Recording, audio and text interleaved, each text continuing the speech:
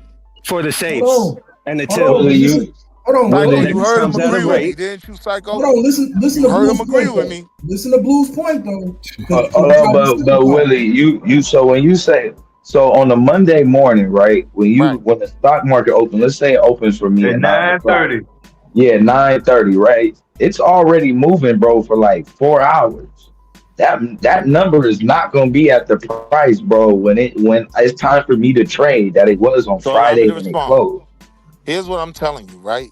Even the Now, hold on, before you respond, I want you to remember. No, I want you to remember what you said. Come on, you said, man. You said, no, nigga, you said it's the same number that it closes out on Friday. That's the same number that it opened out on Monday. Every time. That's what you said. Correct. Okay, keep going. And so what happens is you have these pre-market orders. So these pre-market orders are already on the books. All these people are saying, orders, market order, right? Limit order, right? They've already put their numbers in. So now it opens at the same price that it opened at on Friday. By the time you can get a bet in, right? It's already tanked, right? So then my nigga, so hold on, stop right there. No disrespect. But do you see how to the average investor then what you represented is completely fucking wrong? No. Yes, because to the average no. listen, to the average investor, this is simple fundamentals. To the average investor then, by the time you're able to trade, it's already too late. This is literally what you just explained. Yeah, nigga finna be watching this money go down for about 2 hours before he can touch it. You gotta keep you gotta keep it a buck. No, you gotta keep it a buck. You just brought up. I've done it. I don't know what he's doing right now. I know for real life. In the aftermarket, and I got caught in the morning. Like, damn, I'm trying to get out of this. I would actually agree with the last point that you made, Anon. That's the point that Blue making, bro. But wait, that's the point that Blue is making. Anon, no. That's not the point that was being made. No, that is 1,000,000% the point. Hold on. I actually brought it up. You gotta know that you gotta do this. You gotta know that you gotta do this. Because y'all gonna claim I've been talking this whole time, and I haven't said nothing. Or just a cat right? panel. What the claim was that stocks are still being traded on Saturday and Sunday. What I'm saying is, no, they are not. That was the fundamental thing, right, that we were dealing with, that I was disagreeing with. Now, to your point, yes, the retail investor is fucked if you don't have an order in early. Now, even if you're a retail investor, right, and you put in a limit order, right, as that market tanks, your limit order might be triggered, correct? Yeah, if you got a stop loss. All right, so you know what I'm talking about, right? Everybody else don't get it. Because I've been trying to keep it simple, but niggas, this is what happens with that crypto. How easy it is for me to answer this question. I'm saying, though, Anon, with that crypto conversation, everybody talks over the audience's head. Everybody talks real fast and makes a bunch of statements, and then a bunch of dudes that just nod their head. That makes no. So crypto's no good then. So that's why I'm dealing with the fundamentals, right? If I there, right? Is crypto good or not? So like right now, if you set your stop loss is actually technical as well. Yeah, you can set your stops on crypto, bro, and you can literally be making money all day, not even looking at the screen because of how volatility. You can make money off it going up, make money off it going down. Blue, you my guy. I named you Haplogroup Blue, right? Like, I respect your intellect. But you're making bad arguments on this topic because you're not dealing with the fundamentals. Everything y'all are talking about. You literally disagree with his point. You literally disagree. No, first off, you literally disagree with his points. How is he making bad arguments? Hold on, watch this. I'm just going to tell you his two arguments. His first argument was you need volatility to increase the velocity. Wasn't his first argument. Hold on. You need volatility to increase the velocity or the level of return on investment. All you gotta do is let me finish, my guy. Then you can do the rest. Right? When you niggas gonna let me finish? Nigga, when you stop lying. How about this? When you stop lying, man. Now let me finish. Hey, I be muting out, letting you roll and everything. Nigga, just letting you spill when your you stop spill. saying you, because when you only talking to one claim you motherfucker, put on me as my brother. What did I lie about that I said? You'll always be my brother, bro. Stop being. What did I lie about? First, you said the price was gonna be the same Friday morning, even though when I'm able to trade, the price ain't gonna be the Yes, same. that's gonna be the opening price. Yeah. I'm saying hold on. To the point. All right, Will, go ahead, bro. Go ahead. To the point where I agree with you, right? You're not gonna get the opening price. That's the nuance. But nothing I said was a lie. If it closed at $58 on Friday, it's gonna open at $58, and then it's gonna immediately move in a Yeah, but when we having this conversation, we not talking about. Can I land? I don't even need 30. I don't even need 30. I'm gonna tell you where you. No, I'm gonna tell you where you lied. No, I'm gonna tell you where you lied. Good. Go ahead and land, and I'm gonna tell you where you lied. Go ahead and land. I'm gonna tell you where you lied. So what I'm saying is the pre-market orders are gonna determine what happens in the first few minutes of trading. But when that stock opens up, it opens up at the price it closed at on the last business day. By the time the retail investor gets to make a move, yes, Blue is right? You're not an institutional investor, so you're not going to get the priority. So when you want to sell, it already went from 70 to 50. That was never my argument. My argument was that the stocks are trading on Saturday. They are not. So I'm saying if we take it slow, we can agree on more than we disagree with. But when you said I was a liar, Okay, legally. This right. Hold on. Okay, right so to legally you. they may not be I'm gonna give it right to you, Blue. I'm gonna give it right to you. Where you was a liar when you said people ain't letting you land. I sat here and listened to everybody let you get it off, bro. Pause, right? But I sat here and let everybody allow you to finish. So it's not fair to say that people are not letting you land. And so when I called you a liar, that's what I was talking about. Go ahead, Blue. See? But you wasn't talking about the topic. Yeah. And I respect that, brother. But I mean, you though bringing institutional investors and what time they can invest in when we talk about niggas trying to make $1 million off $100 in Bitcoin, like it's crazy work. Because it's like, bro, we aren't institutional investors; we're retail investors. Correct. That's why I was trying to keep the conversation there, right? Yeah. So when you say that you can that the market is that I'm gonna have the same price on Monday, I'm not. Hold on. Y'all injected an investor class that doesn't really apply to us. When you talking about institutional investors, when you're talking about institutional investors, you're talking about Nelson Peltz, right? They control the market. I'll explain it better, Blue. You're talking about market makers. And when you were trying to discredit Bitcoin, you trying to talk about the volatility of foreign exchange. Hey, bro, please don't talk while I'm on the panel. No disrespect, bro. Thank you, Anon. Well, wait a minute. Hold on. All this is centered around me. Y'all ain't giving me no credit for it. Give credit where credit's due, then. You don't want no interrupting? Give credit where credit's due. Hold on, let me give you the deal. No, I told you when Mamdani was elected that the market was going in the shitter, and it's going to the shitter, ain't it? I got the. I told you. I'm not talking to him at all, bro. Are you kidding me? Y'all talking about Bitcoin? Y'all talking about Bitcoin? Why y'all talking about Bitcoin? We're not even talking about. Is that the mayor of New York? How about Johnny just became mayor, huh? Hey, if you listen to my voice on that clip, I talked about the market. I said the market's going in the shitter. That's where it went this week, didn't it? Didn't it go down the toilet this week? That nigga is the mayor of New York. I never even talked to you. I don't want to be disrespectful, bro. Like, come on, fam. Like, let us finish this. We haven't been talking about Bitcoin for the last. Nigga just blamed the mayor of New York for the economy. I can't do this, bro. Like, I was like, no. Psycho had a show that I was on Saturday when we talked about Mamdani beside Trump. I told y'all the market was going in the shitter. And y'all didn't believe me. Hey, my nigga, y'all didn't believe me. My guy, so what's up, bro? Hey, come what on, we discussing right now? We discussing protection against the market that's crashing. Right. Hey, Willie, I'm about to kill this nigga. Shut up, bro. Oh, now you on my side. Yes, because you talking about he made sense. I never said he made No, I didn't say he made sense. I said I said I don't know. I guess he be right about a lot of this shit he say. I just don't know where it applies in the And I'm also conversation. hooking up Psycho with money too. I just don't be knowing where to Psycho put up these with facts. money too. They be Shout out to the chat. And the people that are contributing to the show. And Psycho. Memphis, you a sucker. Hey, stop talking about Memphis, bro. What you doing, bro? What you doing, fam? That's bro, man. Chill out, man.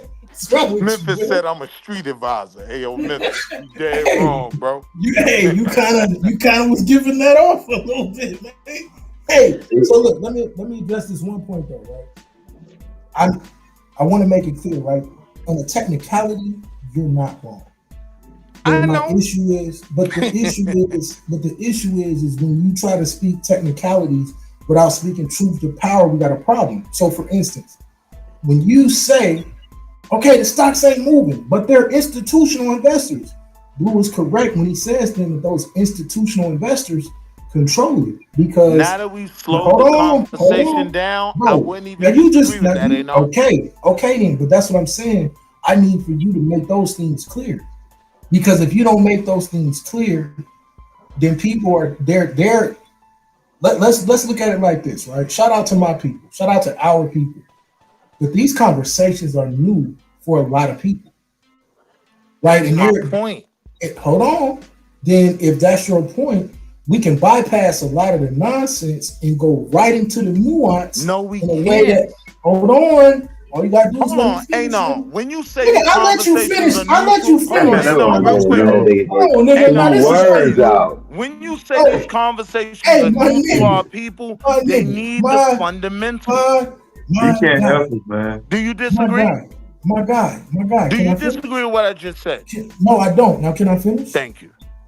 But there is a way to have the conversation, just how we just did, right? There's a way to say, that the market is going to close at 100 and open at 100, but that may not matter for you if institutional investors make the market move. I explained that well. No, you didn't explain it till I got up here. No, I did, brother. 1,000,000% you did not explain that till I got up here. You had a nigga thinking he had a track Monday morning. You had a nigga thinking he had a chance Monday morning. Let me talk to Stop. Stop when I'm done. To pre-market trading. Talk when I'm finished. Because you did not. Hey, y'all gonna stop violating me like I'm some kind of sucker? Like because you just don't stop, man. You just don't stop. I be keeping it cool. I clearly gave you time to talk, so it's not fair. You've been arguing the same dude for an hour. You keep saying y'all. It's like, man, shut your goofy ass up. You don't know what we talking about, Dad. Leave Dev alone, Go bro. ahead, That's bro. That's OG. Bro. Don't talk to Dev like that, bro. Yeah, man. What's wrong with you? He's just happy to be able to get that off without Dad being on the button. Just let him get that off. You know what I'm saying? He just happy to Come on, Willie, man. You know where he at. You know better than that, Willie. Talking that. Hey, yo, Blue, you a sucker, B. I already knew it. That was. I didn't say, yeah, figure it on the button. He say, none of y'all in the morning. That's exactly what you don't know shit. Yeah, go get it off. We'll see you tomorrow, Q. But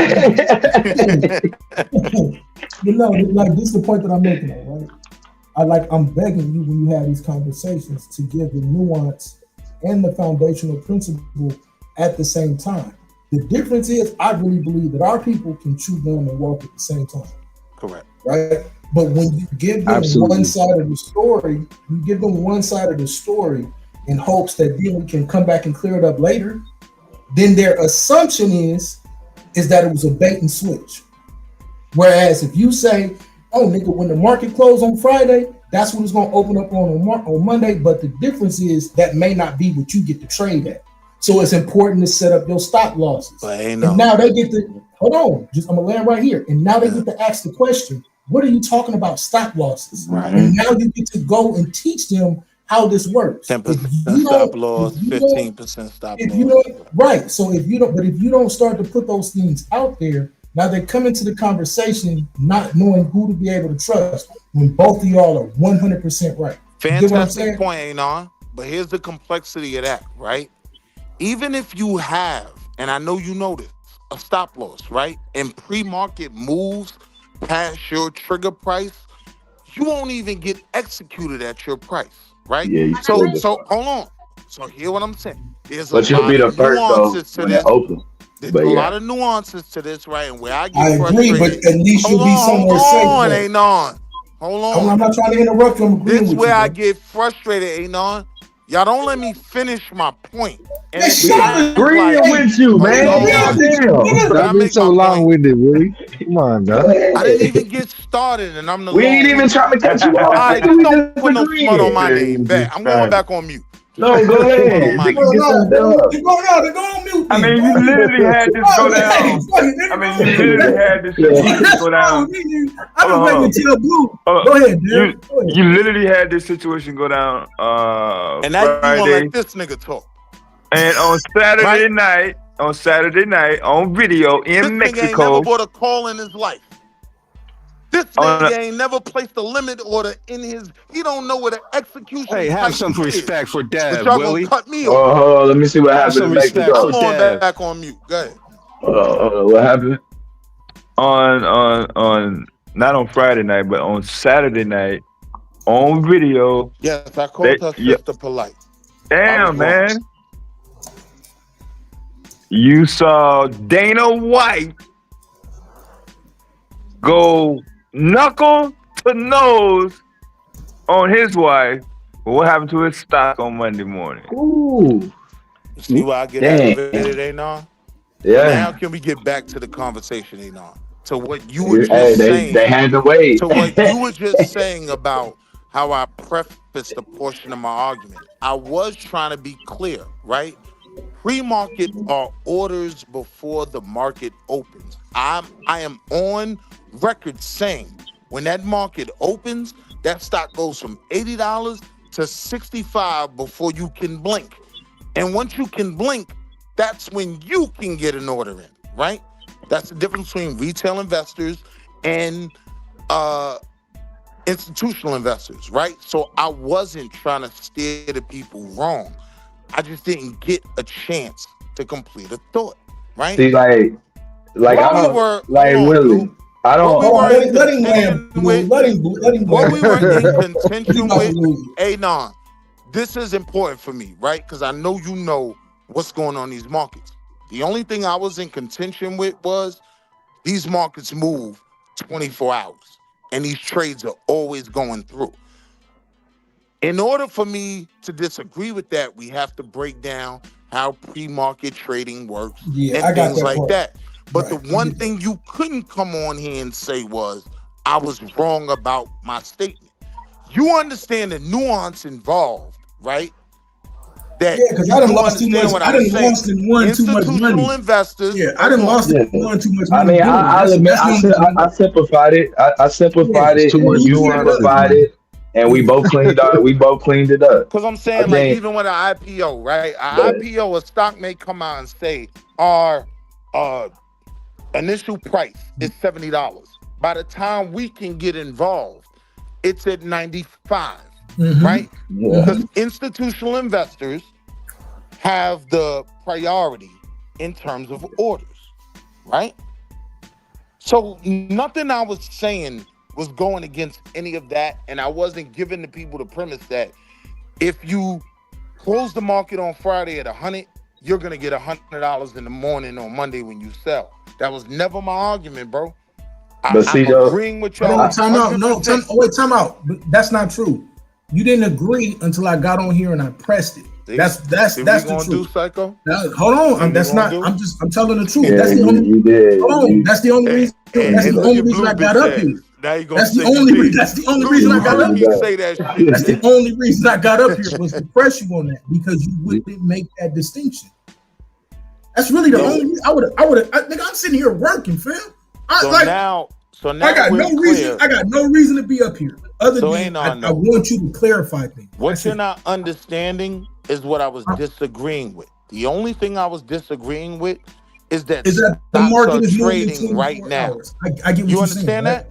I get Yeah, that, but technically, hold on, but technically, they are right. No, we they're just not. Hold on. We're just not seeing it because you Keep just it fundamental, admitted. bro. Hold on, we can't keep it fundamental. Yes, we can. Hold on. That's the way to teach the You people. don't even know. You don't even know Pre-order the rest. markets are being You don't made, but even know no the rest of my transactions are being executed. statement. It's You that don't simple. even, my guy. You don't even know the rest of my statement. I'm saying it's simple. This is what I'm saying. You can't keep it quote unquote fundamental without at least giving a note for a caveat of saying there are nuances to this. That's what I'm saying. I'm not even saying that there are nuances. I'm being direct, right? Pre-market trading does exist, but those trades aren't being executed on Saturday. That was all I said. But regardless, Tell me if you disagree with that. Do you disagree with that? Hold on, but wait. Anon, do you disagree with that? Nobody does. The point was, hold on, we already. The point though is that you were making it seem like, bro, like nigga, Monday morning. If There's your no shit, effect on the weekend. Exactly. yeah, bro, like you would be able to catch it by Monday morning. When you got up here, you let people know that. Well, actually, Monday morning you might be fucked already. That's because y'all weren't listening to me. So what I said was, bro, we weren't. I listened to you argue with Blue. Let me recap. Remember I that listened to you argue with Blue. Hey, yo, if I'm wrong, you forgetting I'll the die point, on the point. Willie. Let But me Willie, hold clarify. on, If I'm wrong, hold up, Blue, real quick. Willie, If let I'm me wrong, I'll land, die bro. on the You point. ain't. Hold What on, I bro. said was Friday's God close damn. is going to be Monday morning's open. But all right, bro, I don't want to get stuck on that point. Will determine where you get to buy in. And I was gonna say, damn, I agree, damn. That ain't even all the way when I was 100% making that true. point, But I don't even feel like going there Yeah. right now. I'm just trying to deal with this other point right now. But I agree with what you're saying, damn. And I don't want to stick on it too because like the point of it was, bro, was that you were making it. Yeah, and you were making it seem like, bro, because of you could study these different companies, you could almost guarantee what it was gonna be the next day. Like, bro, and my point was, bro, anything can happen and you could be fucked up. Yeah, but no, I disagree with that. So here's one of the things you can't disagree with it when you disagree. How do you disagree with that? Now, let's People go. go bankrupt every day in the goddamn market. Directed something at me. I can disagree if I can. Somebody gonna wake up bankrupt Monday morning and you saying you disagree. I'm saying you can calculate what the probability is whether the stock will go up and down. So if I know, right, that NVIDIA has a contract with Apple and Apple has sold more laptops than ever before, right? It is a high probability they're going to need to buy more semiconductors from Taiwan Semi. They're going to need to buy more chips from NVIDIA, right? So and if I look at that market, if I look at the chart and it don't match up, bro, y'all do this shit to me every time. I'm just gonna cut out of it. I mean, bro, we've heard it 1,000, bro. Like, I get it. I already get it. You think that you can look at the numbers? Disagrees with me. This is what we saying is, bro. That's not a guarantee. Wall Street. That's not a guarantee. I don't know how you getting around that. That's not a guarantee. Let's be clear, right? You're not Michael Douglas. And this disclaimer needs to be made with the careers some of us have, right? There is no guarantee in the market. I agree. Okay, then. Price Thank you. Not today's price, right? So now that we've been clear on that, if the question is that I can't diagnose where a stock is going by understanding what the company is doing, that's goofy. Right? You could be wrong. You said what? It ain't got nothing to do with what you know, motherfucker. Yes. Yeah, you could be wrong. Yes. Like I look at, I do chart analysis. I can look at a chart and be wrong. Don't know nothing about the market, nigga. This is when I get specific, right? So when I talk about how I brought clients IMAX and I press them, buy more stock before they give this earnings report, because I knew in the earnings report they had just signed a deal with AMC. They were going to be in 50 more theaters, right, across the nation. This was going to increase their revenue. They are going to increase their Bro, you sound earnings like my boss when projection. he was telling Hold me on. about Meso Hold Blast on. and how the stem They are going cells and to, they did change y'all the niggas stem let cells. And his everybody ass else lost talk, 20 man. bands. Y'all would have let And his Domo ass talk lost for 20 30 minutes bands. before anybody cut him off. Like, bro, But like y'all I want to get it, make bro. claims on what You I'm not me, saying. bro. You've You Y'all want not to already me, make said, bro. claims on bro. what I'm saying without You even already talking said about it. you gave us this Bro, goddamn story 5 times, number one, bro. In this Y'all one just get conversation. mad at me, man. I get it, bro. And I'm not saying you wrong. I've done that. This my point. He's right It's though. He's not not a wrong. guarantee, bro. It's Nothing not. is guaranteed in Okay investing, then. though. Yes, so we agree on that. The point is, So bro, let's That's move is why I past it's said that. cap, hold on. Brendan. It's about your formula, number one. That's number one. Everybody's formula don't work for everybody. The formula that you use when you go into the market to make money ain't the same formula that's gonna work for me. So It may what be would you because of believe my. my formula is? I mean, you just Dumb studying. shit. I You don't just know. study. Like You just going by you whatever the sit So I there can company and news explain is it, putting right? out hey, and you know shit. One what of the your most I formula don't is? profitable know. times to You know own a what your stock formula is is? prior Your to formula a is to sit one of the there and most hope that the profitable stock goes times in to the own a direction that stock you want it to go. is prior to a You know where I can merger and find peaches in a acquisition jar? Yes, or and it's also one of the prior most to a diabolical. strong earnings Over report. there, eh? Yeah, and it can also Am be, I bro. wrong? How do you know if they're gonna have a strong earnings? Because through research, I can find out, right? Oh my God, bro. You asked me a question, So Master. everybody's waiting on the wait. So everybody else is waiting on the earnings report except for Willie. Okay. That's what So you you telling asked me? me a question, can I answer, right? Because So here's I just how. want to know: are you the So only I one that's got you. not waiting on the No, on no. the goddamn And I'll report? explain. Anybody who read the Barons this weekend has a heads up on what's going to happen in the market, right? Look This at ain't the some shit I bearings, just made up. This is Yeah. shit I Wow, bro. researched. That's a bro. The financial bearings were periodical, literally. like a offshoot of the Wall Street Journal for those who don't know what the Listen, Barron's No, here's the here's Barron's the They is not were. an problem. offshoot of the Wall Street Journal. You don't know what the fuck you talking about. Here's the It's a problem, though. separate Okay, publication. cool. I hear you, though, Will. But here's the Yeah, bro. problem, But they right? can hurt Here's you, the bro. here's the problem, though. Blue made an excellent point, right? He's saying that. Nah, And he's Blue a saying, op. He ain't make no hold good on, point. okay, bro. All right, that's cool, right? But the point that he's making, though, too, is like just because they have a good earnings report, there are companies that still drop after good earnings report, Yeah, you especially ain't gave like out no goddamn guaranteed information, nigga. Got you. What the right. fuck Hey, is you nah. talking about? Hold on, let Hey, me land, nah. Hold bro. I on. let you land. I let If you you're land, dealing bro. with I let fundamentals, you land, is you that a goofy. norm? Hey, don't ask me no questions till I land, Right. bro. He It's gonna like run from that. I'm not gonna run from Yeah, nothing, bro. bro. This is what I'm saying. Going Like up it's and down for a disrespectful. market is the norm. I'll show you when SNDL did it. Matter of Nah, that's fact, not what I was asking. with their earnings was I was excellent. saying Guess if you what they own a did? stock The market prior tanked. to a earnings report where they say we are increasing, right, our projections for the next quarter. Brendan, I'm going against everything Is this it nigga talking normal, about. ain't on, for that stock to go down? I'm If they're not Yeah, increasing recommending nothing. if projections. people, it depends on who ready to make their money. Yeah, Look, depending if on it who want go to get up, their bro, bread. and It it's a really bunch of hold people ready on. to take their money out, yeah, it's gonna go down. Hold on, and let me make it even clearer, bro. It depends on it. Like if you really wanted to be serious, if we talking about, because now we talking about from a KPI, from a key point indicator perspective, we would have to be a part of that company and somehow figure out the actual investor profiles, right? Because you can start to make determinations off of investor profiles. So it's really going to depend on the investor profile. If they got a bunch of investors, let me finish, bro. If they got a bunch of investors that are like, okay, I'm trying to get out of this thing once I hit a certain number, yeah, bro, that shit is gonna drop. Right? So that's what I'm saying. Like, hold on, nigga.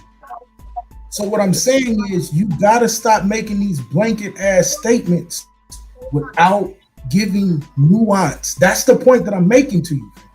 It is really like he only So what trying to I'm tell saying one is the side of the nuance story. that y'all are It's like, adding bro, their stock is market. 100% You false, you said right? stop, but So bro, I'm you said saying this, stops for the right? market going up too. You know that, right? El Domo, you there?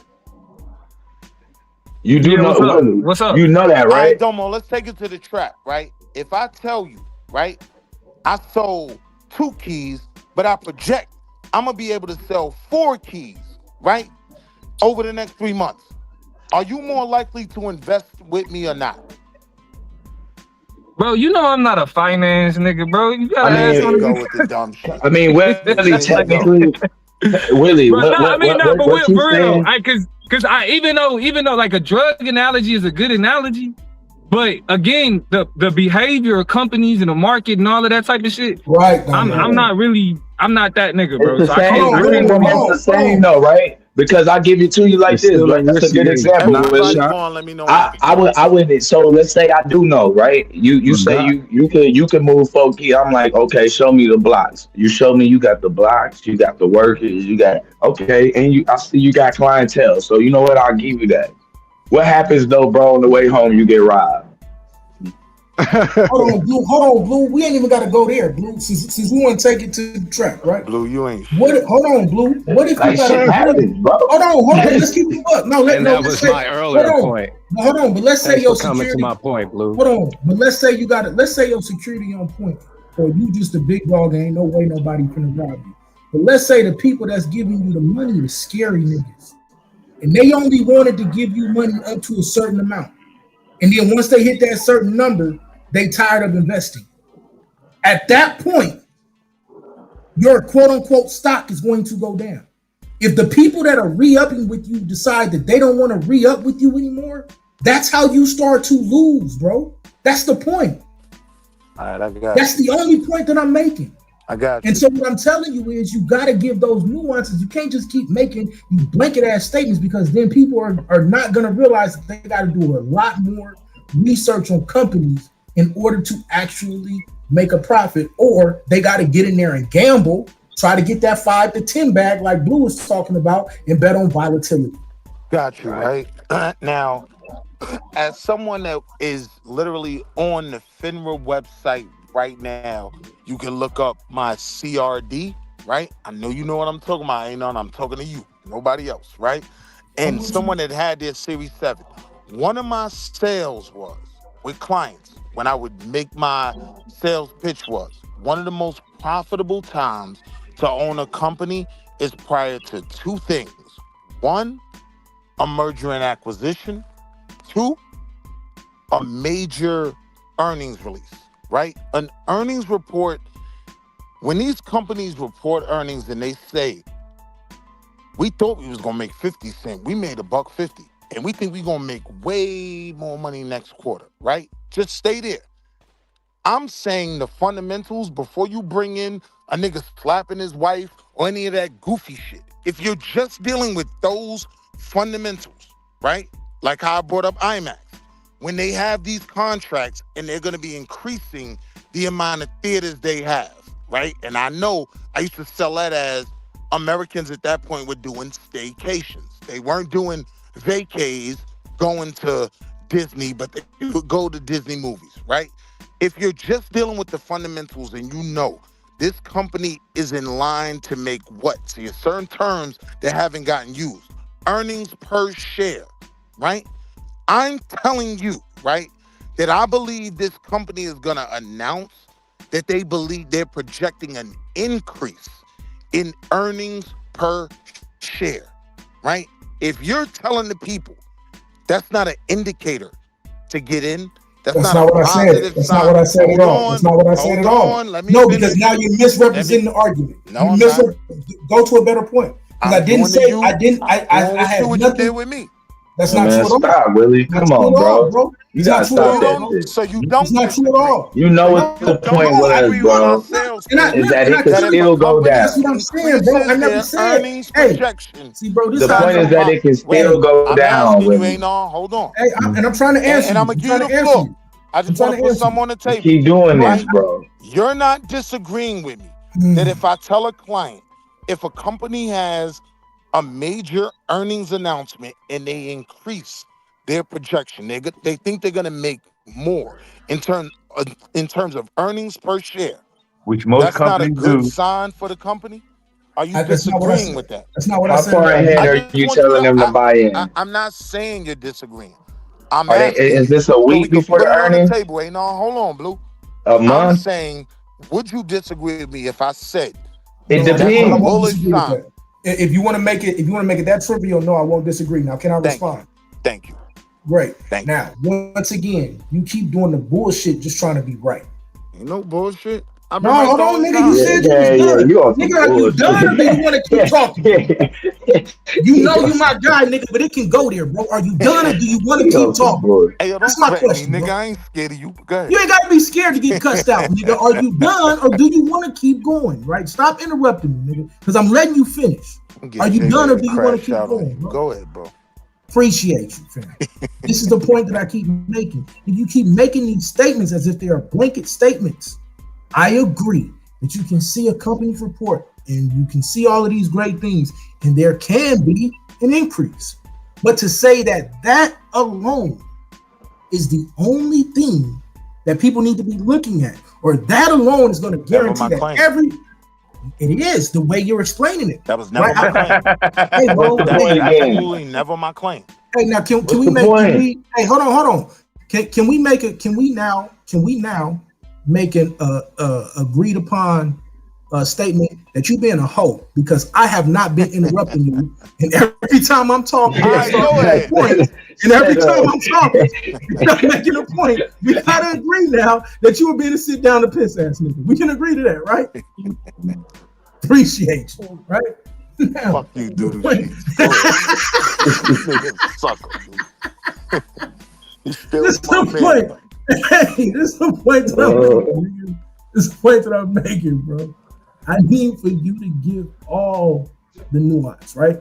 Stop just like because when you're making these points, it sounds good on the surface, but when Blue is bringing up the counter argument, his counter argument is correct. Like that, we don't know for sure that this company is gonna have this amazing, robust growth. We can't guarantee that. Can we say that we can see? And then this is the reason why you keep dealing with one specific company as well. That's the other point I want to point out. You keep dealing with the IMAX situation, right? But you won't bring up other companies who make certain announcements over on. Right, and then none of that shit happens. Exactly is in reality. Right. Out of 100% of the businesses that say, boom, I'm going to pay this to be called a business. And all those businesses, most of them don't make a profit. I bought that up. I pointed out my losses too. I bought up A1 Solutions, right? Look the company up. They were supposed to get a contract with Tesla. Tesla made their own batteries. Company. Yeah, I remember A1 Solutions. Right? I remember. Talk to me. Yeah. Everything was supposed to be perfect, bro. And then out of nowhere, last second, they didn't sign the contract. So I bought that up, right? I was never making it. I was never making it like it's this blanket thing that it's always gonna go well. But I'm dealing with fundamentals. If you're looking for a company to invest in, right? If a company has a strong earnings report and they are increasing their earnings per share, that is what you want to see in a company. Is chart analysis? Willie, stand on that to the day. Willie, is chart analysis? Is that not a good way to fucking find a good stock? Now here's where it get crazy. I don't deal with candlesticks, bro. And I know you know what I'm talking about when you say wait a minute. That's what I'm saying, though. Hold on. I told you I always focused on catalyst-driven stuff. That's what I'm saying. But what about chart analysis? Will. A lot of people listening to you, Will. Like a lot of people use chart analysis. So you saying that's not a valuable source? I never ever said that, right? So, but this is what I'm saying. But whoa. What I would say, no, hold on. Let me slow you down. I wasn't saying. Because you're making it seem like, bro, there's nothing that can be implied to the crypto market, bro. That's fine. We ain't even talking about crypto. We ain't even nowhere. We are. No, that was the whole purpose. We are. Hey, real quick, hold on, real quick. What's a candlestick? Is that what he said? Yeah, what's a candlestick? A candlestick. Like you got two ways. Yeah, you got two ways that like you could look at a chart. So you'll see one where it's just like a squiggly line, and then you'll see one where it's a bunch of like little dashes, like little bars next to each other. Red and green. Usually. Here's what the candlestick. So those bars are what they call candlesticks. Domo. Right. What does that reflect, though? What does a candlestick reflect? The amount of contracts are buy or sell. Yeah. So you Yeah, you get a better idea. Hold on, Willie. Goddamn, bro. Yeah, because you don't even read. I know. What are you doing? You don't even read charts. Like, what the fuck? I didn't say I don't read charts. You did. The price where you can't lose no more money, I Domo. don't trade on charting. I don't trade Nigga, you on said I don't fuck with You candlesticks. niggas know No, what hold on. But it's some Blue. niggas that don't know about this shit though. So it's like kind of talking over everybody's head. It, bro. Willie, just let Blue explain this part. Bro. Then you can go. Then you can be famous again. Nigga, shut the fuck up. He's talking about squiggly lines, my nigga. Hey, Right, but I'm asking, what do those lines reflect? So Domo, very simply, they Damn, indicate. you said let the other dude talk, yo. Yo, Domo, you listen to me? Damn. Hey, could you like chill out? I think it's a great. Are you gonna die? If you're able to answer this question, you will become expert. Hey, boy, you better be right. That's all I know. That's why I deal with crackers, man. You better be right, Willie. Go ahead, man. That's why you deal with what? I'm simply saying, Domo, right? What Niggas ain't smart enough to know nothing about what you talking about. That's what you just said. All right, so again, You Domo, literally just said that shit on a panel, maxed out with niggas. All right, so again, Domo, when niggas are talking about you ain't denied, right? When niggas are talking about candlesticks, they're talking about charting.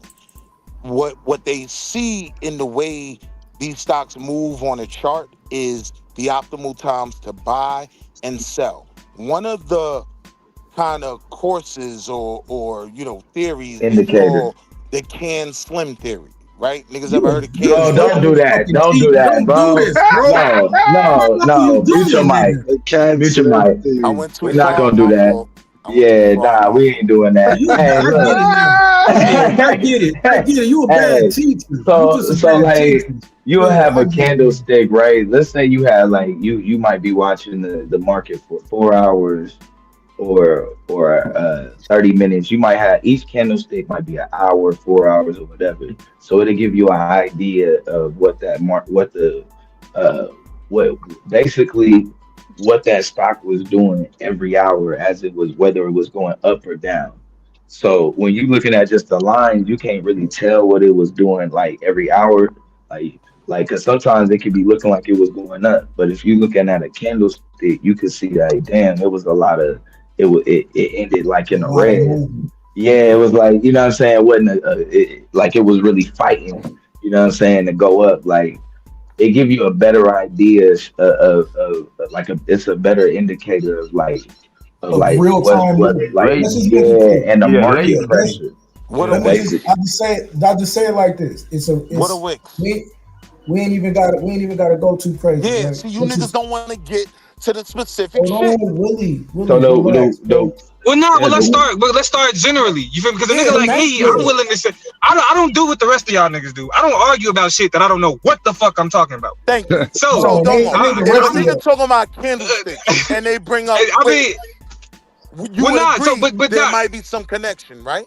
Hey, bro, I got my hand. I gotta act like we in school. Can I talk? I got my. This nigga said he got his hand raised. Yeah, like I don't understand. Like what the fuck is we doing, bro? God damn, nigga, like this crazy at this point. Here's the simple thing, right? Like simplicity of the joint. Wall Street Willie. Y'all keep blaming me. I'm falling. Yeah, ain't not in Blue are my finance niggas. So ain't not like so Blue kind of gave. I kind of understood what Blue was saying. Yeah, and I'm just gonna simplify what Blue said, bro. That's your financial advisor, Domo. No, he said it's Are you gonna cry and say yes? Now, if you want to play nigga, it is. Yeah. Hey, look, now I'm gonna keep it a buck with you. I'm the closest nigga to a Series 7 on here, nigga. Well, you know what? I don't know what you did in your real life. I gave away my Series 7. Yeah, I don't say that. Hold on, nigga. I have my okay, 7, bro. I have my. He can't stand nobody else talking. I'm not a 63 nigga. I have my 66. I used to go to school with niggas like that. Hey, Will, I'm gonna give you one more chance. I'm gonna give you one more chance. Separate classrooms. I'm gonna give you. I gave my 7 away. He only doing this because we on the internet. And then I went immediately into the position of trying to clarify that.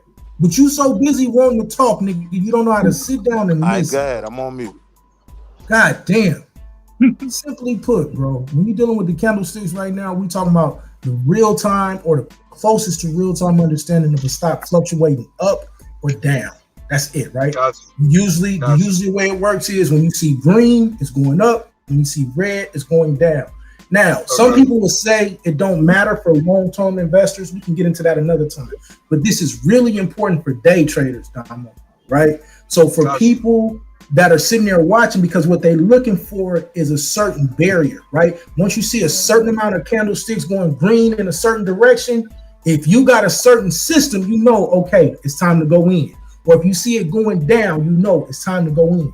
And then once it goes past a certain barrier low, okay, now that's my stop loss. I'm taking my 100 or my 200 or my 2,000 for the day, and I'm done. That's where day trading requires you to be extremely disciplined. And honestly, it's almost like you taking a picture. So let me ask this follow-up question. Why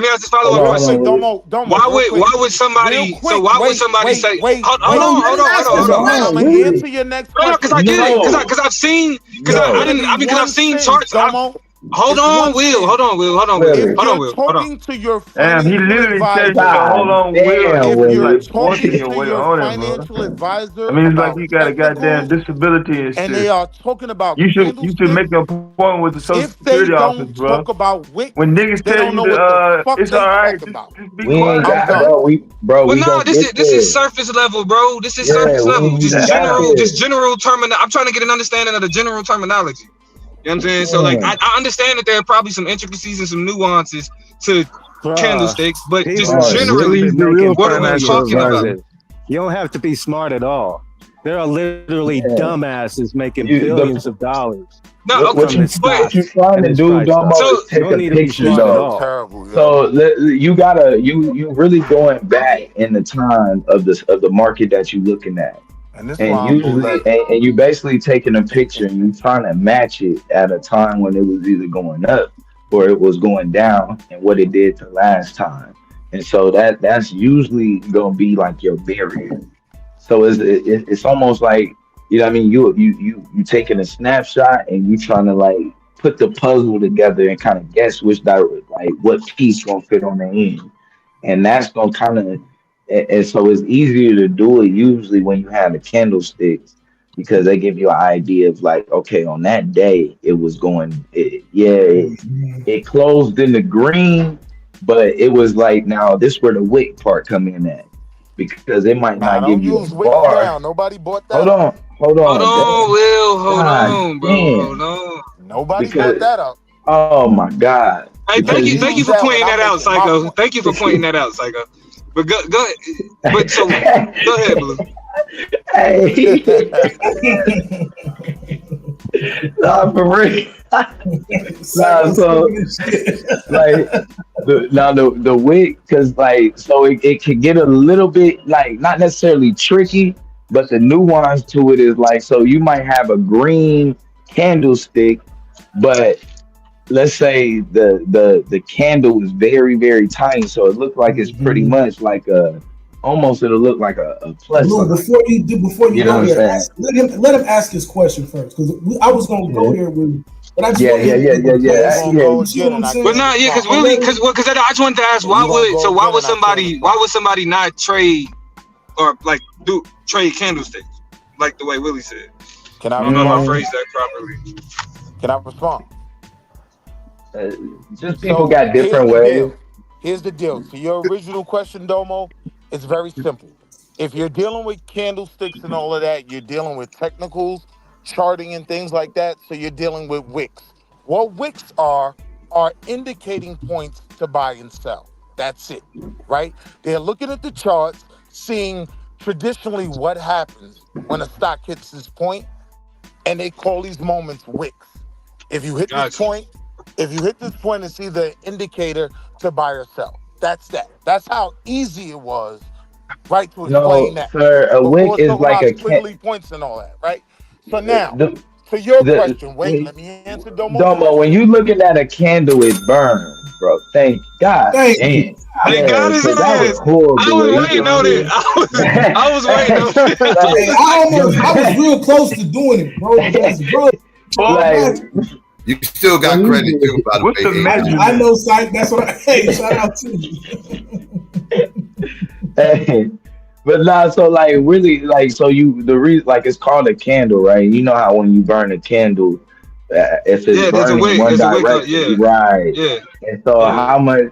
So basically, a wick can show both directions. It could be burning both, either going down or going up, and now that can determine the buying pressure. So like if let's say that it was the it kept hitting $33 and like going down, hitting $33 and then going down, you will see like a long wick that'll just consistent like, one. you know what I'm saying? Yeah, you'll see like a long wick of where it hit $33 and went down. Drop or consistent Yeah. drop. And it'll give you an idea, like, okay, so $33 right now is the selling pressure. So you looking for it to get over that, or you know what I mean, that might be your line. Where but that'll be based off of history though. 9 times out of 10. Now let me say this last part, right, and then we clarify this because people been hopping on here trying to call people scammers and all this shit lately. None of this is financial advice. Let's go ahead and start setting these goddamn I'm glad you said. Because this is surface level. This is surface level. The reason I gotta FAQ. do it, Damo, because the hall monitors just started to show up lately, right? Yeah. And so The niggas real gotta FCC, like niggas gotta really start to be careful, right? So none of this financial advice. If anything, this should be sparking you to go and do your own research and go learn or join a group where you can practice with other people, right? Just get that out there. Now, the other part, because you asked a great question, why wouldn't people use it? A few reasons, but we'll just be real simple. One, they don't trust the wicks. Like, they don't trust them. They feel like they got a better system, right? The other reason is it won't matter to them because they are long-term investors. So they could really care less, right? So in their opinion, I bought Coca-Cola. I know Coca-Cola is a great company. Even if it drops today, I'm just going to buy more stock when it drops. I'm gonna buy the dip and wait for it to go back up. Even if it takes another 100 years. Yeah, even if it takes a whole nother millennium, nigga, if they can live that long, right? Right. So that's the point, though, right? Like, so either you have another system, and there are millions. I said there are at least I know of at least 100 different systems that people use to determine how they're going to invest, right?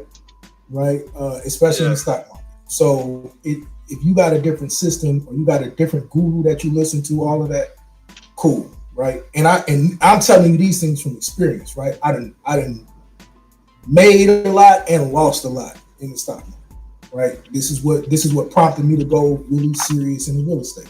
So I love it if you're gonna do it. Like, I watched Blue go from not understanding it to basically being a day trader at this point, and I love it, right? Because you can really learn what to do, but take the time to research it. That's just I wish I could put it on the screen. Like, it's easier to really, if you can see it, you know what I'm saying, like what you're looking at. To explain it, it really make more sense. But I mean, it's something though. I use the wigs because that's how I learned how to read a chart. But I think I seen Aaron say he used, I don't even know what he said he used. That's something I'll look into. My damn self. Damn, ain't that gonna have to look through a goddamn actual book? Nah, I'll be honest with you. It's at least for me. I gotta do it.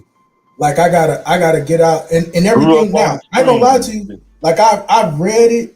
I've read different things, but real life fold out perspective. The book I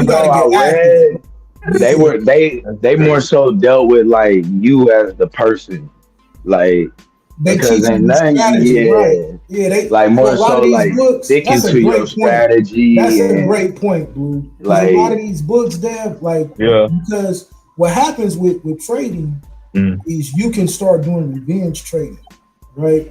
And people don't understand this. You can get mad because you took an L and then you're trying to fight back, right? Yep. Or you could make 100, right? Go down 50, and instead of being satisfied with your 50 today, and then know that tomorrow you still gonna come back and make 100 or 200, you can try to do too much and just go all the way down. So a lot of these books are really talking to you about the psychology of trading, and teaching you not to treat it like gambling. Right. Because that's really like make sure you create your system, you find your system, and you stick by your system. Stick by like your that's system. what they not gonna really put you on they shit. They just gonna tell you find some shit that works for you and stick to that. Because as long as you stick to that, whether you say that I'm gonna get out if I go up 10% and I'm gonna get out if I go down 10%, no matter what happens, that's what your shit is. It don't matter, and you just walk away and be happy with that. Like it don't matter when you turn around, that shit go up that another sounds good in 200%. theory. Yeah.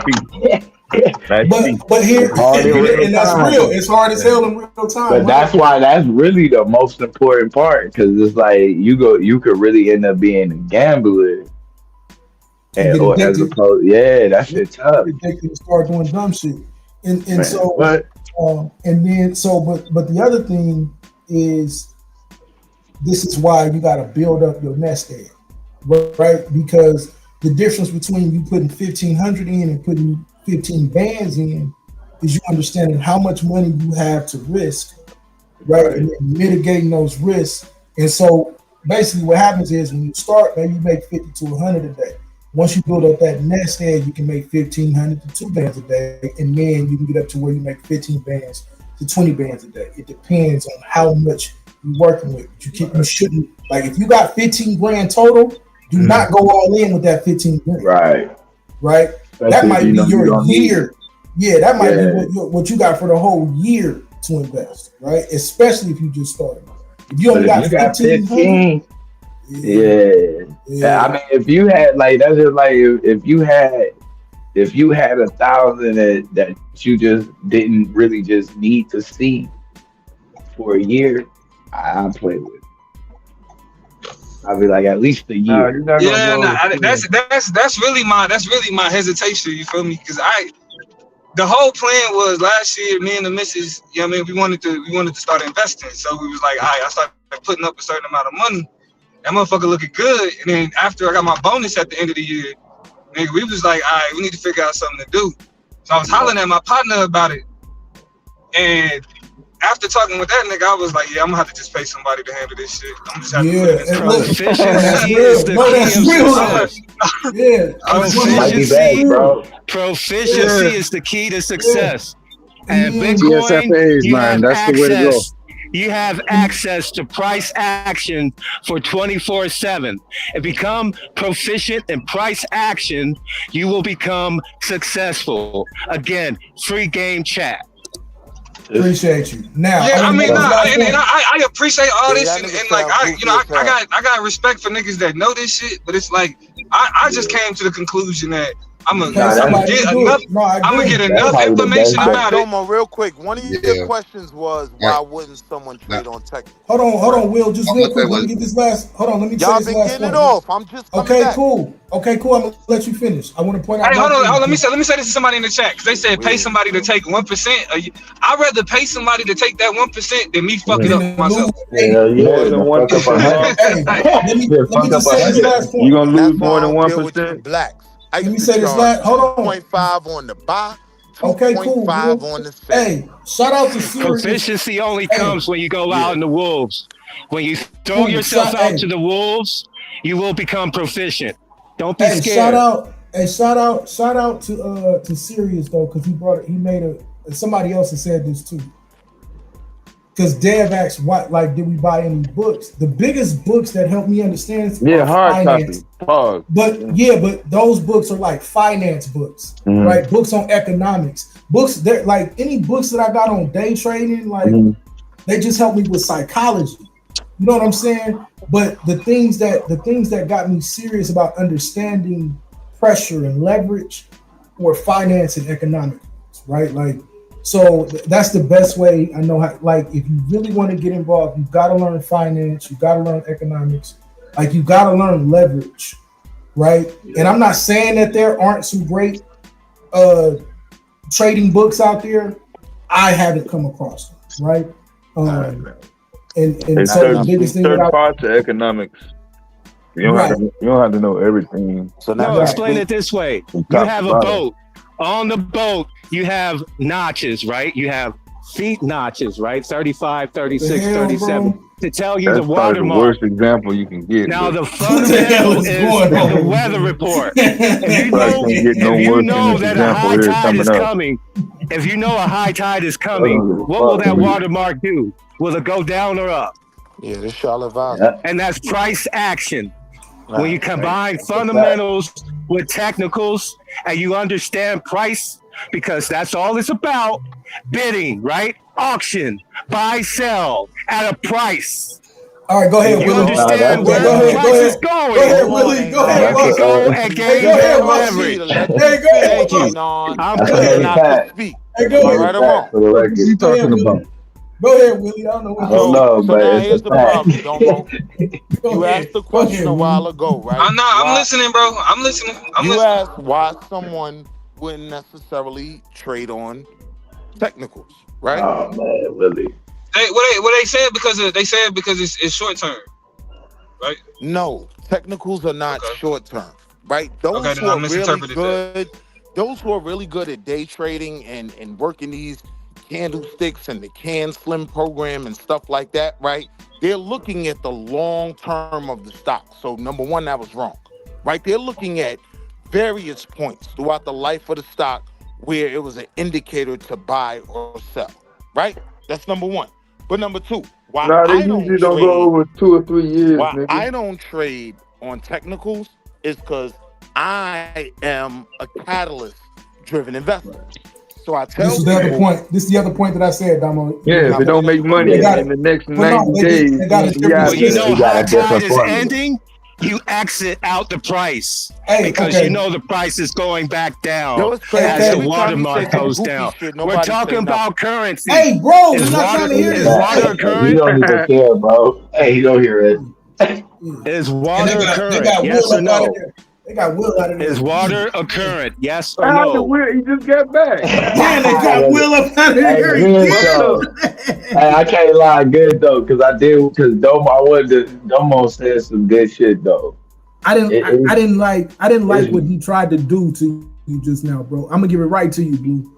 Oh yeah, yeah. Remember, we gave you basically 3 different points. One, if they're a day trader, right, or if they're a long-term investor. But the other one, and the other major point in what he said, he's a catalyst investor, is they got a different system. Yeah. Right. And so everybody's gonna have their system, bro. And so that's why I agree. I suggest people spend a year under people that are doing this thing. Yeah. Right. Get under somebody that's on like Instagram, YouTube, and find a person Become that you proficient. like. Find a person that you like, and then watch. But don't just do that either, though. Respect my Hold breath, on. right? Because I'm Hold only on. gonna Don't get just 2 seconds. I'm gonna get dropped. So All right, hold on. bro. Respect Can my I breath. just Let me finish this last package second? this shit up. Can I just Hold finish? on. Just let me, Number one, don't. bro. Just let me finish By this you last saying point. that, do that mean everybody else on the panel shut the fuck up? Hey, I promise you, bro. So If niggas not they gonna get respect you, my bread. if they get you again, I'll help you come back up, Because niggas bro. saying here capping, my nigga. And I'm That's not. just to get you back on the panel. That don't mean everybody. You ain't paid money for everybody else to shut the fuck up. Yeah, I nigga. know. Shut Yeah, your goofy ass up. hey, come on. You This is the don't know last nothing point. about Nobody This is the last point. mad, Hey, nigga. this is the last point, though, Damo. Yeah. And this comes with anything, right? Don't just listen to the person because they say they good. Go look at all the people that are in that community as well. You know this, but I'm saying this to the public. Oh yeah, right? I don't trust finance shit, so I'm very skeptical about niggas. Yeah, like, you know what I'm saying? Be extremely skeptical, and then you want what's called social proof, right? That's one of the main reasons I don't tell people, because at terms as anonymous Hebrew, I don't give no social proof. Now, who I am in my real life, yeah, you know what I'm saying? I'll open up, I'll show you what it is. I'll bring niggas to fix and flips. It don't matter to me, right? But don't, unless that person is transparent, like don't trust them, right? And they gotta have about investment vehicles. If you understand the nuts and bolts of a vehicle, go ahead, you understand how far it's gonna go. You Yeah. understand where it's gonna take you. Nuts and bolts. And nuts and bolts are price action. Price action is literally the Greg Popovich learning a basketball. If you No, understand you don't Craig need to know Popovich, how to build a form house of in order to buy a basketball, house. you could go anywhere. But niggas dropping anywhere, any court. It's crazy. Go ahead, Will. I mean, because he random with it though, Let's so start he here, right? in and out. Let's start here, right? Because you don't let me talk. Y'all don't let me One thing talk, any and I'm on the financial panel. advisor that's worth a nickel will tell you is, right? Yeah, hey, yeah, you know Previous- you gotta get it out the mud, bro. On the panel, you gotta get it out the mud. performance. Especially when these finance niggas is talking. Yeah, when these finance niggas is talking, you gotta. I mean, bro ain't been wrong about nothing. I just don't know where to put what he be saying. Is that a debate? That's okay, because that's what Hey, shut up, you nigga! guys surround him, Kev. You can't give it all to him. You can't give it all to him. Hey, it's a fit or a snapback. Hey, but it It's a is free fit? game though. Nah, Hey, snapback. The snapback. Oh yeah, I need one of them. I need one. I need one of them. What you talking about, nigga? Yeah, you gotta send me one of those for drop. I did. Oh, Hey, bro, I need one of them. Brilliant conversation, but I've been wanting to show this cats. Hey, hold on. Do you understand the type of? I got J's, red J's, blue, black J's. Nigga, what is I'm you finna be flamed up. Look at that bad one I'm there. finna be flamed up. I got I'm ghosting red. I've been looking at too. Hey, Blue, that ain't even my color. You feel me? But still, That's your color. Red. No, that's I'm finna put on. I'm be flamed up though. Why? I got something for that. Full Chicago Bulls. I got something just excuse my hair. So it's the red and black snapback, and it says 2026 season 1 on the back. And I guess people don't like trucker hats. I love a good trucker hat, so I got trucker hats too. Y'all niggas don't know how to dress, nigga. Yeah, that shit went out in 2002. Excuse me, Domo, what was that? I'm sorry. I didn't think you heard me. My fault. I didn't think you heard me. My fault. This nigga got 6 trucker Kansas City hats right now. Just give Psycho your address, and we will ship. Hey, yo. Tell me what. Yeah, I need that for sure. For sure, I need that. They're very good quality. The only thing is I didn't have enough time to get the patch, so they did like the stitching on there. But next time I'll do the patch. I just wanted to get them before the season started. So that looks fire. Yes, they're good. All Domo gonna do is you gotta turn the camera. Right. I'm curving the shit, nigga. Hey, you gotta turn the camera. I'm damn near 40, nigga. Respectful. You gotta turn the camera. I'm damn near 40, bro. I'm curving the shit out of that motherfucker. Look, I need more hats. I need more hats I can wear in LA without getting shot at. You know what I'm saying? So that's perfect. I'm gonna sit right here. So the colors don't matter. Real Willie and be a living billboard while y'all talk finance. Just leave her up Send Psycho your address debaters because I want to get y'all hats. Some people better choose the trucker hat, okay? Because I ordered a bunch of these too. Yeah. But just let Psycho know which one you want. The red and black. I'll get the truckers. I'm gonna get both. Whichever one you want. I'm just kidding. But yes, I will ship them right I'm now. gonna go ahead and try to do both of them. You want both? Yeah, just say both and I'll send you both. And first come, first serve until I run out. I want to too. Yo, y'all tripping. This lit. Look, brother. I'm gonna have to, Brother Moses talking about getting Taz getting your dumb t-shirts. I need these niggas don't read. That's what I need. These niggas don't read. What's that new nigga, man? What's the new nigga? It's anecdotal. It's anecdotal is crazy. Who is that? Who is that? The lucky nigga. Yeah, lucky. That nigga said. I wasn't able to catch his. I wasn't able to catch. I was like, what? The shirt gonna say fundamentally. Oh, nigga, you don't get no shirt. You gotta join the league, nigga. You be doing too much talking out you. Hey, you know you my guy, bro. You supposed to be here debating, or you supposed to have a debate channel like reviewing debates. I almost want to jump in. Willie is media, bro. To cook you on this topic. I'm gonna start cranking it up. Willie is media, bro. What y'all want to do? Like what the debate reviews on mine? Oh my bad. I see some. Yeah, we can do that on your. I'm sorry. Yeah. No, I don't think I can put debaters, y'all, because I ain't trying to sell nothing. We not trying to sell nothing. We giving debaters hats, but maybe eventually. Right now. Hey, hold on. Hey, hold on. Where Hey, Madon at? I was trying to set up my first debate. Where Hey, Madon you can at? even, hey, Angel, hey, send them to me. I sell them bitches. Hey, I sell them for everybody. They're good too. They're good. They're the flat brim. They're good quality. I sell them to send you the money back. No Just like a payment thing. You seen it, Taz? Yeah, I see it. I don't want that shit. Oh, yeah. You said you don't want it? Already. I got that shit on my belt already. I don't need that emblem nowhere else. Everybody appreciate it. Let me know. Come on, Taz. Here you go. Go get the belt, Taz. Finally go get the fucking emblem. Y'all finally Don't get your worry. fucking copy of it. Well, look, there's my copy. You see it, nigga? If I wore it on a fucking head, Oh man. Hey, don't none of that count, nigga. You the preseason champ. I gotta get one of those. Hey, that don't count. That don't count. Yeah. Like I said, I definitely need both of them, though. I definitely need both hats. As of February 22nd, that don't. This is for everybody, okay? Everybody. Debater. Hey, can I say one thing real quick? Hey, bro, y'all better learn what the hell is going on. Stop saying that you're gonna take this man's belt. Nigga, he won that belt in the tournament. You're not gonna get that belt. Nigga, that's his forever. Right? Unless you want to put some money up against it. You know nigga, we'll buy you another one, nigga, but that's still gonna be his. Nigga, I'll go in and niggas say 300 versus the Oh, y'all retired that belt? Nah, nigga, that belt cost more than that. Right? I thought the belt was more than that. That belt Hey, yo. I'm gonna win anyway. I don't. You know What y'all talking about? What y'all talking about doing for MVP, Angel? What y'all talking about doing for MVP? Because you know I'm gonna get it. So I'm trying to figure out what y'all talking about with that. You know what the prize It ain't gonna be you. What the is a trophy? Is it a belt? What's the? I'm saying we gotta tell you already. It's gonna be a surprise. That's how you know it ain't gonna be no surprise. It ain't gonna be no surprise for nobody else because I'm gonna get it.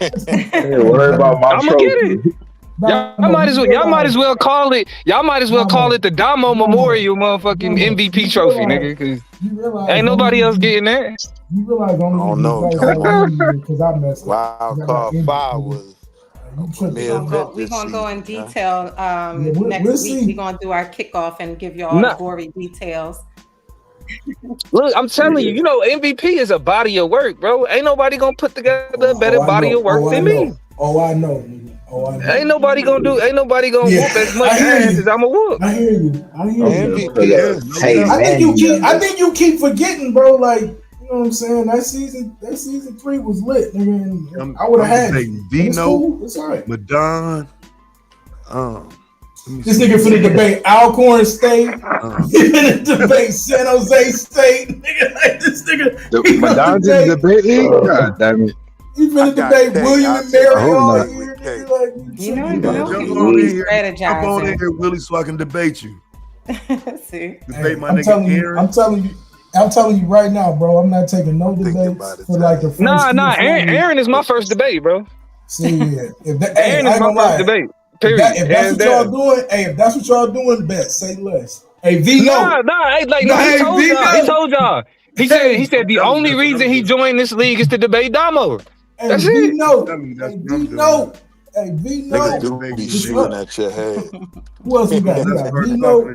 First thing, you want to debate it? Can you pause, nigga? You want to debate that, Taz?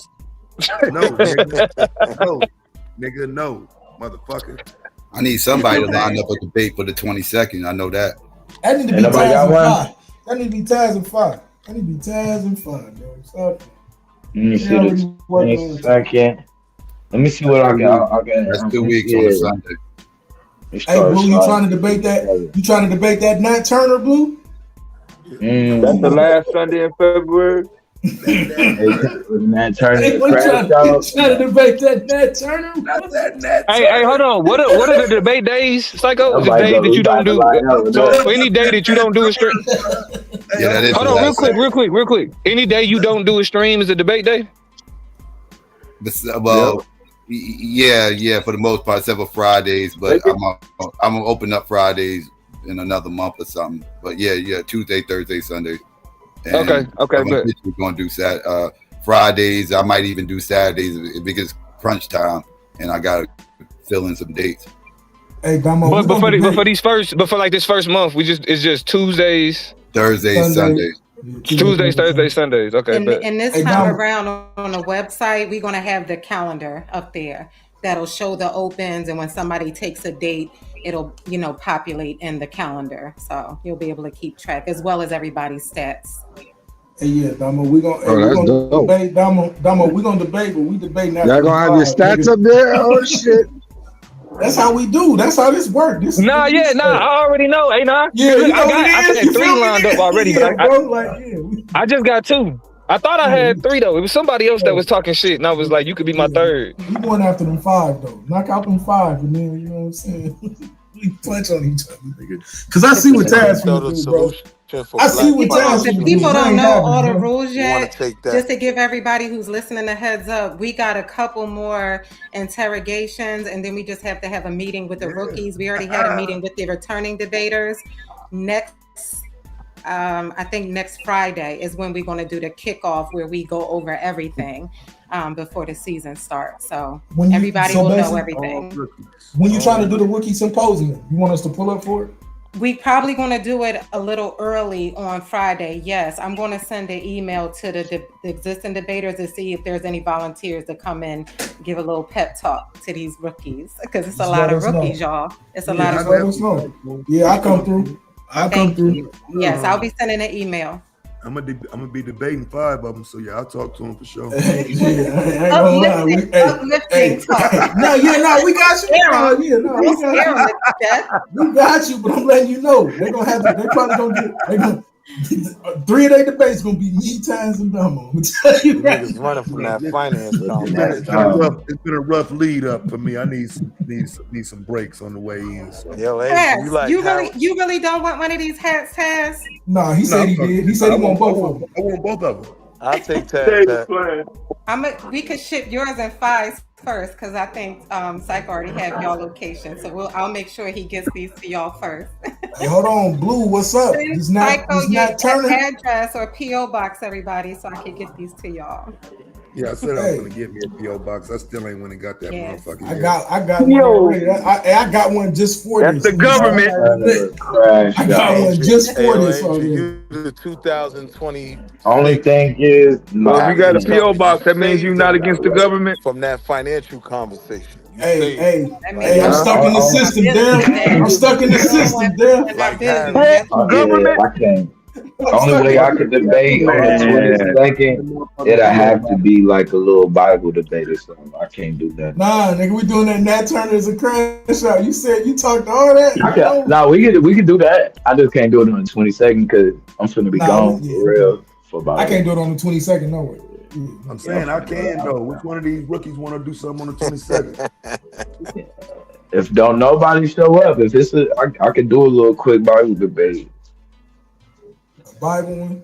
Rookies don't. No, we'll do it. Shit, I'll do shit. What was it? It's Genesis talk about the black finance. I'll take that one with you, Anon. You say what? You say what? Is crypto a solution to black finance? I'll do that too. Issues? You in the league? Look, I can do a little finance debate too. I can put something like that together quick. I'm down for exhibition. Willie did not attempt to join the league. He just panels. Why, you know why, Andrew? Because why, Mr. Mayor? I do respect the debaters that really put in that effort, and I just don't have the time, so I'm not gonna come in there short. I mean, I know my bros do put in work when it comes to making their premises and their debates and their slides and all of that. I just ain't really got the time. But I will take an exhibition. For me, it's that damn PowerPoint. I will take an exhibition in my wheelhouse. So yeah, if you want to be the crypto king, yeah, I'll cook you on that. All right, so here's the thing. How many pages is the Circle 7 Quran? Hold on, I don't even deal with that pamphlet.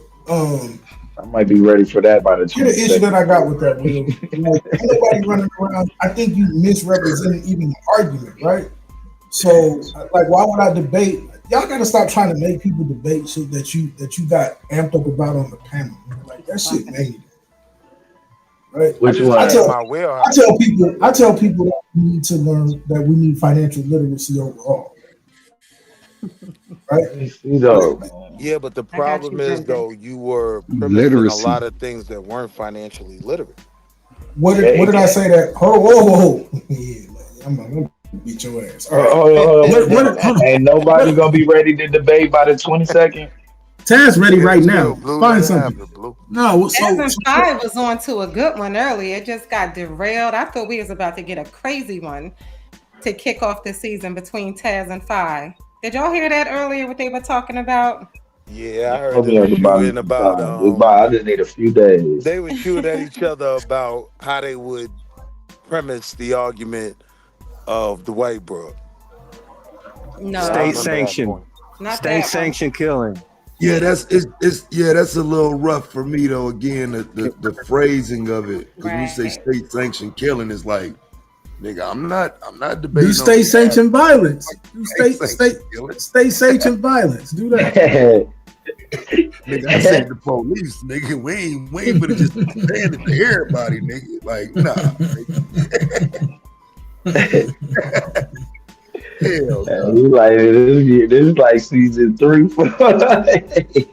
That's and he ain't a rookie no more. You crypto niggas talking financial. When he was big rookie status, that was different. But that nigga ain't no rookie. Like, that nigga done been in that ring 3 times now. That shit over with, nigga. That's for somebody brand new.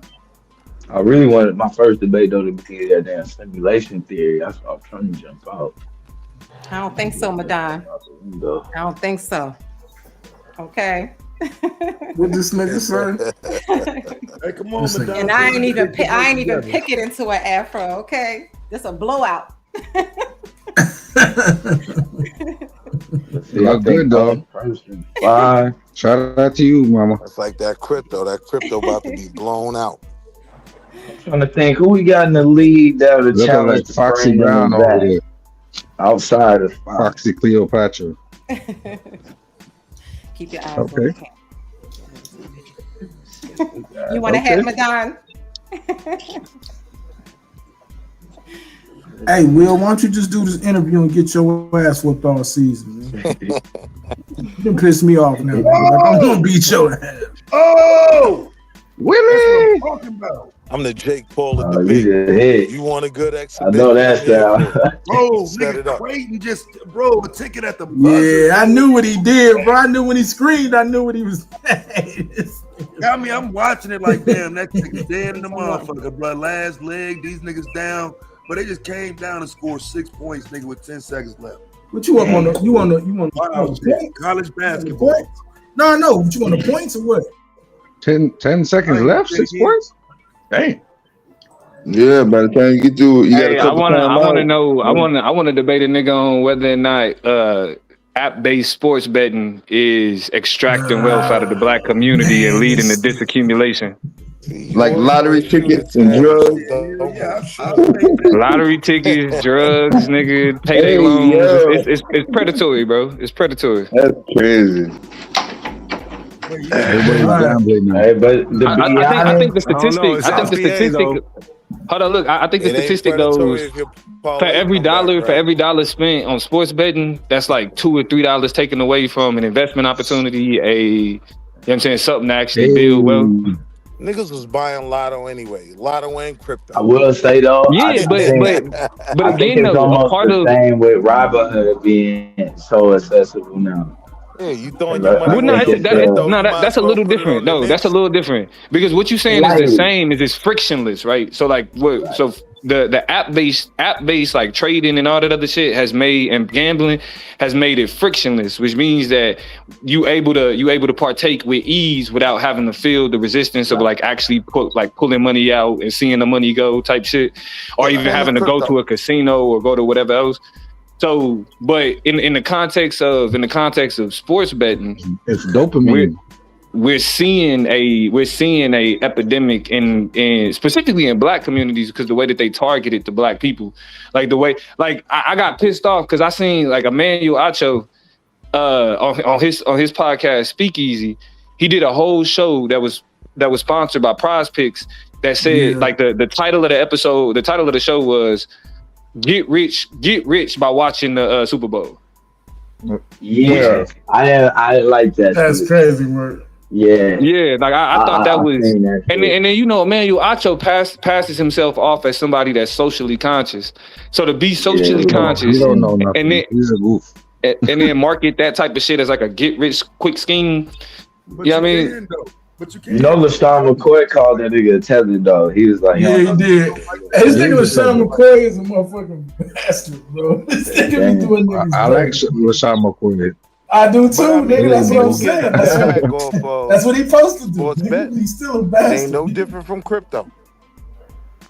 Listen, hey, you know what's different from crypto? I mean, it's the same. Advice, you goddamn drunk. I mean, well, no, not the same. But the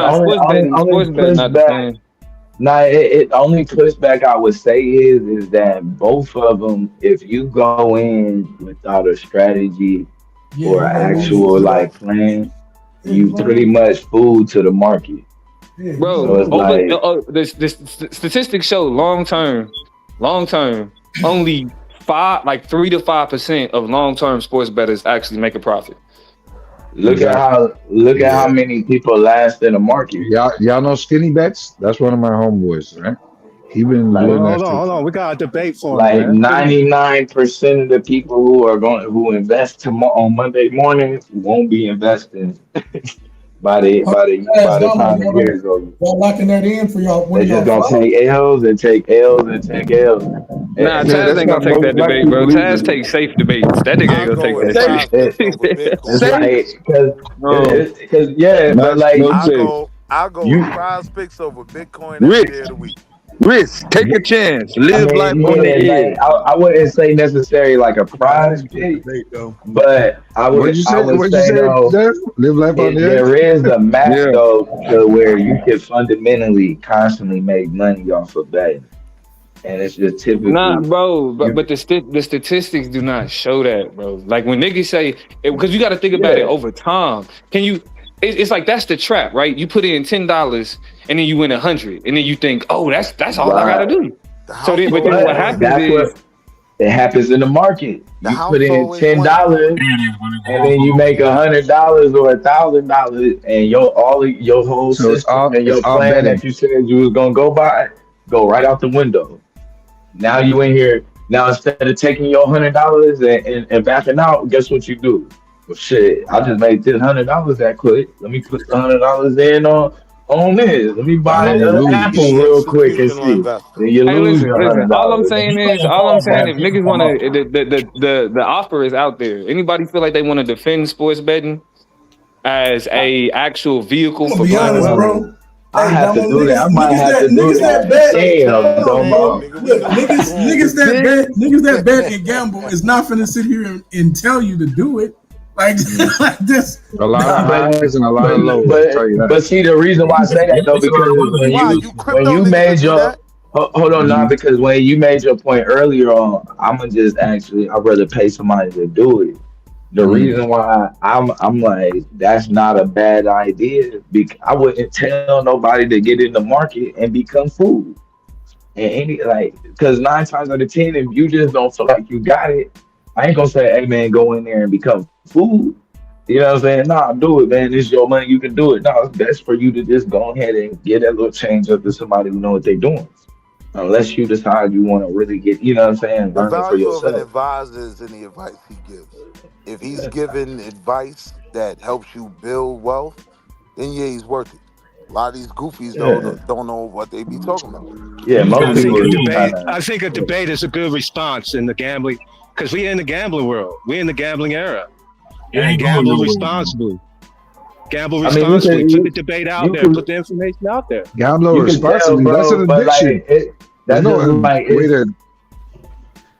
Both of them start out with two combos that you have with people. You have a convo with people who have money already, and then you have the conversation that gets brought with people who just came up or are trying to come up. And those people. What's the difference in the conversation? is what type of stocks they introduce to you, and the same thing with gambling. I wouldn't just do it blindly, but if you putting I something like up Uber next to it, like technology. Wall Street, some shit like that, I would debate that. But I wouldn't debate it just as an open topic. That wouldn't work. That wouldn't be fair to me. Man, Niggas just want these debates. They get like 75 lanes they can go down to like, no, bro, like this me talking to nigga. And we finna center that shit.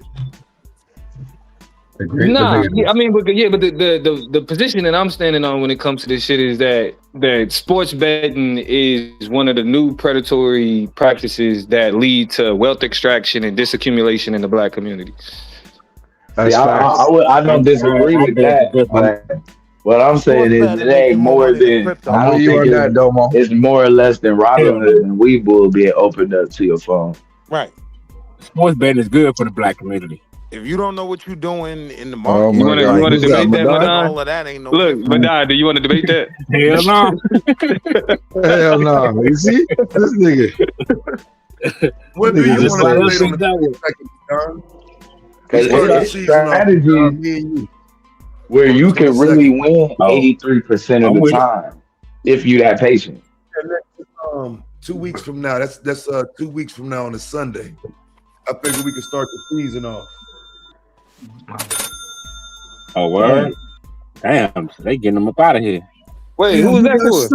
Who got shot? They must have got K. They got Willie, didn't it? They got K and Willie. They got K and Willie. They got random Randy, nigga. Man, they even took out Angel. They even got Angel. Hey, nah, you know I gotta make a grand entrance in this motherfucker.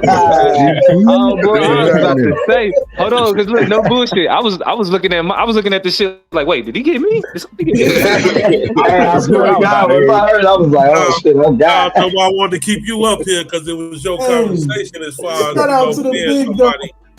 I don't want you to ban nobody, man. You too smart for that, bro. You can do that shit, man, yourself, man. Like A9 kind of said, you know, get up under some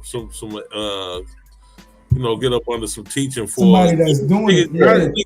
But he gotta want to. I don't think he'll take him. I'm not talking about day trading. You know, it's a difference between trading and investing. Yeah, long-term investing. You talking about something that you're trying to have something for the shorties when they get old. You know what I'm saying? Yeah. When they get older, you know, you 30 days, you'll be ready, nigga. It don't take you that. It ain't gonna take you.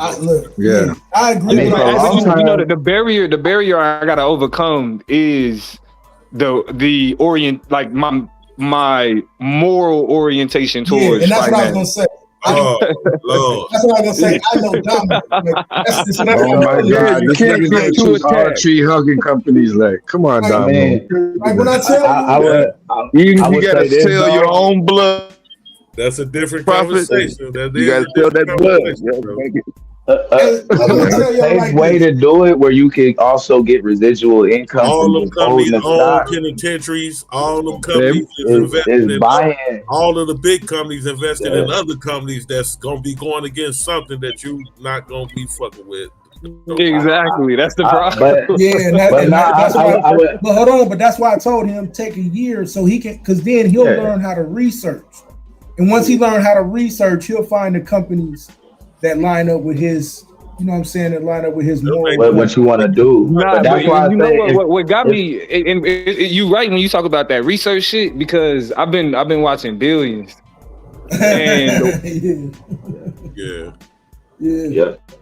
Well, you know, who want to debate should white people be taken off the planet? They you know what it is you know what I'm saying is nigga just ignore that nigga like don't no one want to debate that. No one, you know what I'm saying? So that's what the best hedge fund companies they you know they just specialize in risk management. You know what I'm saying? Nah, I mean, for real, I'm gonna tap in with one of y'all niggas, bro. I'm gonna tap in with one of y'all niggas. I would say though, look into like if y'all looking for something where you kind of got something long term, and you getting residual income, like something like AT&T, they pay out every 3 months for you just holding so many shares. That's a fact. Dividends. Yeah, the dude on Black TV just missed that, bro.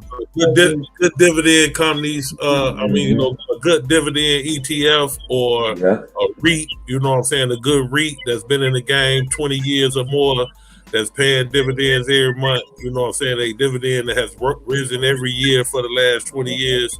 Those like blue chip. You know, just look up like blue chip dividend stocks, shit like that. When you say dividend for the it's index. You know what I'm saying? You can't go wrong with index because it's an average of 7% a year, and like most years it's 20. Like the last couple of years, the motherfuckers been doing 20 to 30%. But right, that's what make it hard for me, bro. Like I know I can get 15. Man, y'all getting swindled. Real estate, you know what I'm saying? Like that's what make it hard for me, bro. Yeah, but 7%. But you're 100% right though. 7%, like when you just inactive. 7% when you inactive is fucking great. Yeah, 7% is good money. Went for some money, for your money working for itself. Yeah. And all you got to do is, and then you got to look up. I want you to look up blue chip dividend stocks, index funds, and I want you to look up dollar cost averaging, and that's gonna be your start right there. You said blue chip is not a. You said blue. Hold on, Madonna. You said blue chip. Blue chip dividend stocks. Dividend stock. And index funds, which is really the stock market, which is like the Fortune 500, like the Fortune 500 companies, NASDAQ. You know what I'm saying? Like S&P shit like that. Yeah, the S&P, NASDAQ. Yeah. Those are indexes, and you buy those. You don't buy into the whole index. You get an ETF that represents that index. So if it's the S&P 500, you'll look at like VOO, VOO. You'll look at like SPY, SPY. Everybody does. So you looking at the whole Fortune 500 companies, which switch out when you're not a Fortune 500 company no more. You're not in the S&P 500 no more. So they only specialize in the Fortune 500 companies. So it's hard to lose. Is it like that? Those are the ones I say average 7% per year. Average on average. But over the last few years, they've been doing like 20%, 30% a year. But on a bad year, you're looking at 7%. You feel me? Yeah. So that's beating a savings account, because even a high interest savings account is 4% right now. Yeah. So, all right, and then I want you to look up at dividends. This is not financial. You know what a dividend? I take care of you already. Look up dividend. Look up blue chip dividends, because those are the ones that pay you for owning the stock. So you getting paid out, you know what I'm saying? With a REIT, you getting paid out every month. With other dividend stocks, you're getting paid out every quarter, which is every week. You know what a dividend is, right, Damo? You figure you got to divide something. Right. Yeah. No, yeah. I mean, I have a very surface level understanding. Yeah. So when the company making money, they give you like a couple cents every month. Everybody else get paid, you get paid. Every quarter, you getting paid. So it's a scam, Domo. So what you do is with that is you can see even you reinvest it. So you set it on automatic reinvest. So as soon as they GQ, I'm gonna give you my math, bro, and we're gonna wrap. Okay. I'm gonna give you my math. It's hard having these conversations with the peanut gallery involved. So no. I'm not asking for no specifics. I'm just saying this generalizer. This general talk. His number. He said he's gonna give you his number. And GQ for sure. You right. Yeah, y'all already on the chat. Cause look, I gain when I hear y'all niggas talk like this, I gain a little bit of respect. Cause when y'all niggas talk politics, y'all be sounding dumb as hell. So like this shit is like, these niggas know what they talking about, bro. When it comes to these finance, this nigga GQ sound like motherfucking Warren Buffett, nigga. Except for Madonna, but I already went off on Madonna last night about trying to talk about economics. About my politics, it's the same shit with this surface level shit. You know what I'm saying? Common sense. No one cares, man. So So the other one is dollar cost averaging. Look that up before you even start doing anything. Just look up dollar cost averaging. That way you get a better understanding of how you want to approach investing in the market. Hey, the way he cussed Madonna out last night. Who did that? Damn. That's why I ain't get no goddamn sleep last night. That's because you need a woman in your life. You need your woman, nigga. You need a life. Get a life, my nigga. That's what you need to be working on. Is that what you were saying last night, or were you crying? Nigga, come on, man. Bro, I'm your god, nigga. I control you. Oh yeah. Domo, I would argue that buy and hold is pretty much. This is what GQ just told him, bro. And so now, even if you're doing buy and hold, why y'all ain't got to get in here and reiterate what niggas? You got to join the league, really. Now we're talking about an income strategy, right? Selling. Yeah, you got a very very way of stating the obvious. Like, you know what I'm saying, Captain Obvious. No, hold on. What Will say? He says you have an amazing grasp of the obvious. Yeah, he got an amazing grasp. Don't steal my line. I'm talking about something specific, an income strategy, right? An income strategy is selling coal, right? Income strategy. You can. All right, good. Oh, you got Aaron, y'all too damn bougie. Y'all too damn bougie with that Discord, bro. Y'all too bougie with that shit. I'm had to. Them niggas stingy as hell. Them niggas stingy as hell. Yeah, now they bougie. They got a whole. They just don't like you. I don't, man. I'm not worried about who like and don't like. I don't take advice from these niggas. Shit, I'm just talking about. I need the elementary shit. Y'all on that advanced shit on the Discord. That's basically what I was just giving you. The element. You know what I'm saying? Yeah. Shout out to the boule. No problem, bro. Shout out to the new boule. The new boule. Yeah, that's that Discord. That Discord they be talking about. That's the new boule. Entertainment ass nigga. Shout out to the new boule, nigga. Nah, you ain't welcome, nigga. Nah, you're not invited. It's all for long term, though. It's all long term, man. We talking 10 years or better. Yeah, man. long term. You know, that's how you want to. That's how the mindset you want on investing, man. It ain't like trading. Trading is a whole different animal. It's like that sports betting. It's like that sports betting you were talking about. And that's what I said. But that's what I said earlier. That's what I was saying earlier. Yeah, that's what I was saying earlier. But see that's what. But I'm looking more for the long term shit. I'm not really trying to do like I'm comfortable. I don't need no get rich quick shit. You know what I'm saying? I just need something. You get some shit where they pay you for holding it and they make money and you be straight. So you remember what's called the accumulation phase. That's generational wealth. That's why the crackers got the Trump on us. That Bitcoin, you gotta get into something where you gotta pay no taxes. Bitcoin, because that ain't a bad one, but most of the other shit, that can that's trying to get rich quick. Any financial advisor that's worth a nickel, they're gonna more tell importantly you is capital preservation. You're in your accumulation phase. Sound like white preservation to me, right? You said I'm in my accumulation phase. You're in your accumulation phase. Man, Harriet Tubman about to be on the $20 bill, fam. What you talking about? Hey, you're in your accumulation phase. The accumulation phase. Randy Watson. Give it up for Randy Watson. Randy. No, talk. You're making a good point. You're making a good point here. Go ahead. I'm trying too hard, man. You say it. Back in my boule bag, and I'm gonna wait to talk to white people. Man, stop crying and say what you saying. I tried with you, Negroes. All right, bro, get out of here. Shut up, bro. I'm about to pay your ass off of you. I was making that point though about the phases of life you're in. That should determine how you invest. Tell him why he's there.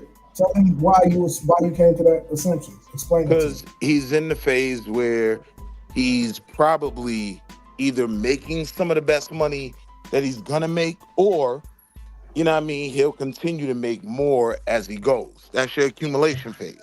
So that's when you're starting to put that money away for retirement, right?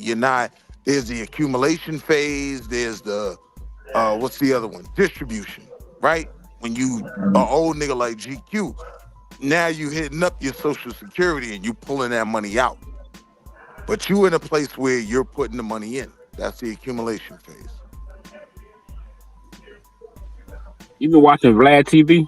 Willie? No, nigga, that's basic. You sound like that white dude on there. Nigga, that's basic. That's basic financial literature. Nigga. That's basic. That's basic finance 101. Nigga, they teach you the different phases, right? Now, but you can increase that. You can change the age of that by how much wealth you accumulate. So correct with the right investment. Yeah, with the right, or just going out here and earn. Or with the right income, right? Yeah, right income, right. And we agree with that. Invest or earn your ass off, right? That's what it is. Hey, bro, stop saying niggas is really pushing crypto though. Like even the argument that was being had was about the blockchain, right? So I think you gotta be a little bit more sincere about the arguments that you're trying to create, especially when it comes to me. My only issue with that conversation is right. Everybody starts talking real fast and saying nothing. If I'm breaking down what I'm talking about in terms of creating a portfolio and preparing for retirement, I can go very slow. I can make it all make sense, right? Even when I was talking about income strategy in terms of selling calls, right? Out the money. I would explain to someone simply, watch how easy it is. A call option is an option for someone to buy their stock from you at a certain price. So if I'm a buy and hold guy, I own the stock. I got 100 shares of Apple. I can sell Psycho a contract where he can say, I can buy you out at 120, right? Now, as long as the stock is above 120, no, below 120, right? Yeah, below with a call, right? It makes no sense for him to exercise the call, right? Why would he buy the stock from me at 120 if it's trading at 90, right? So this is something you could do and just hold the stock and keep selling calls out the money. A call is a contract. It expires at a certain point. When it expires, you just keep the premium. Cool. Now you talking about how debate. Easy I break it down though? Yep. So you want to debate. So let's debate, is America adopting blockchain technology? Oh, man. You really want to do that as an exhibition? I'll take that. I want to debate A-Non. Hold on. And so you'll be the negative. You're saying that America is not in the process of absolutely adopting. Not. Okay. Yeah, let's debate that. And I know where you would go to with it. Man, hold on. This go to the fact that because I know where you're going to go already. I'm prepared.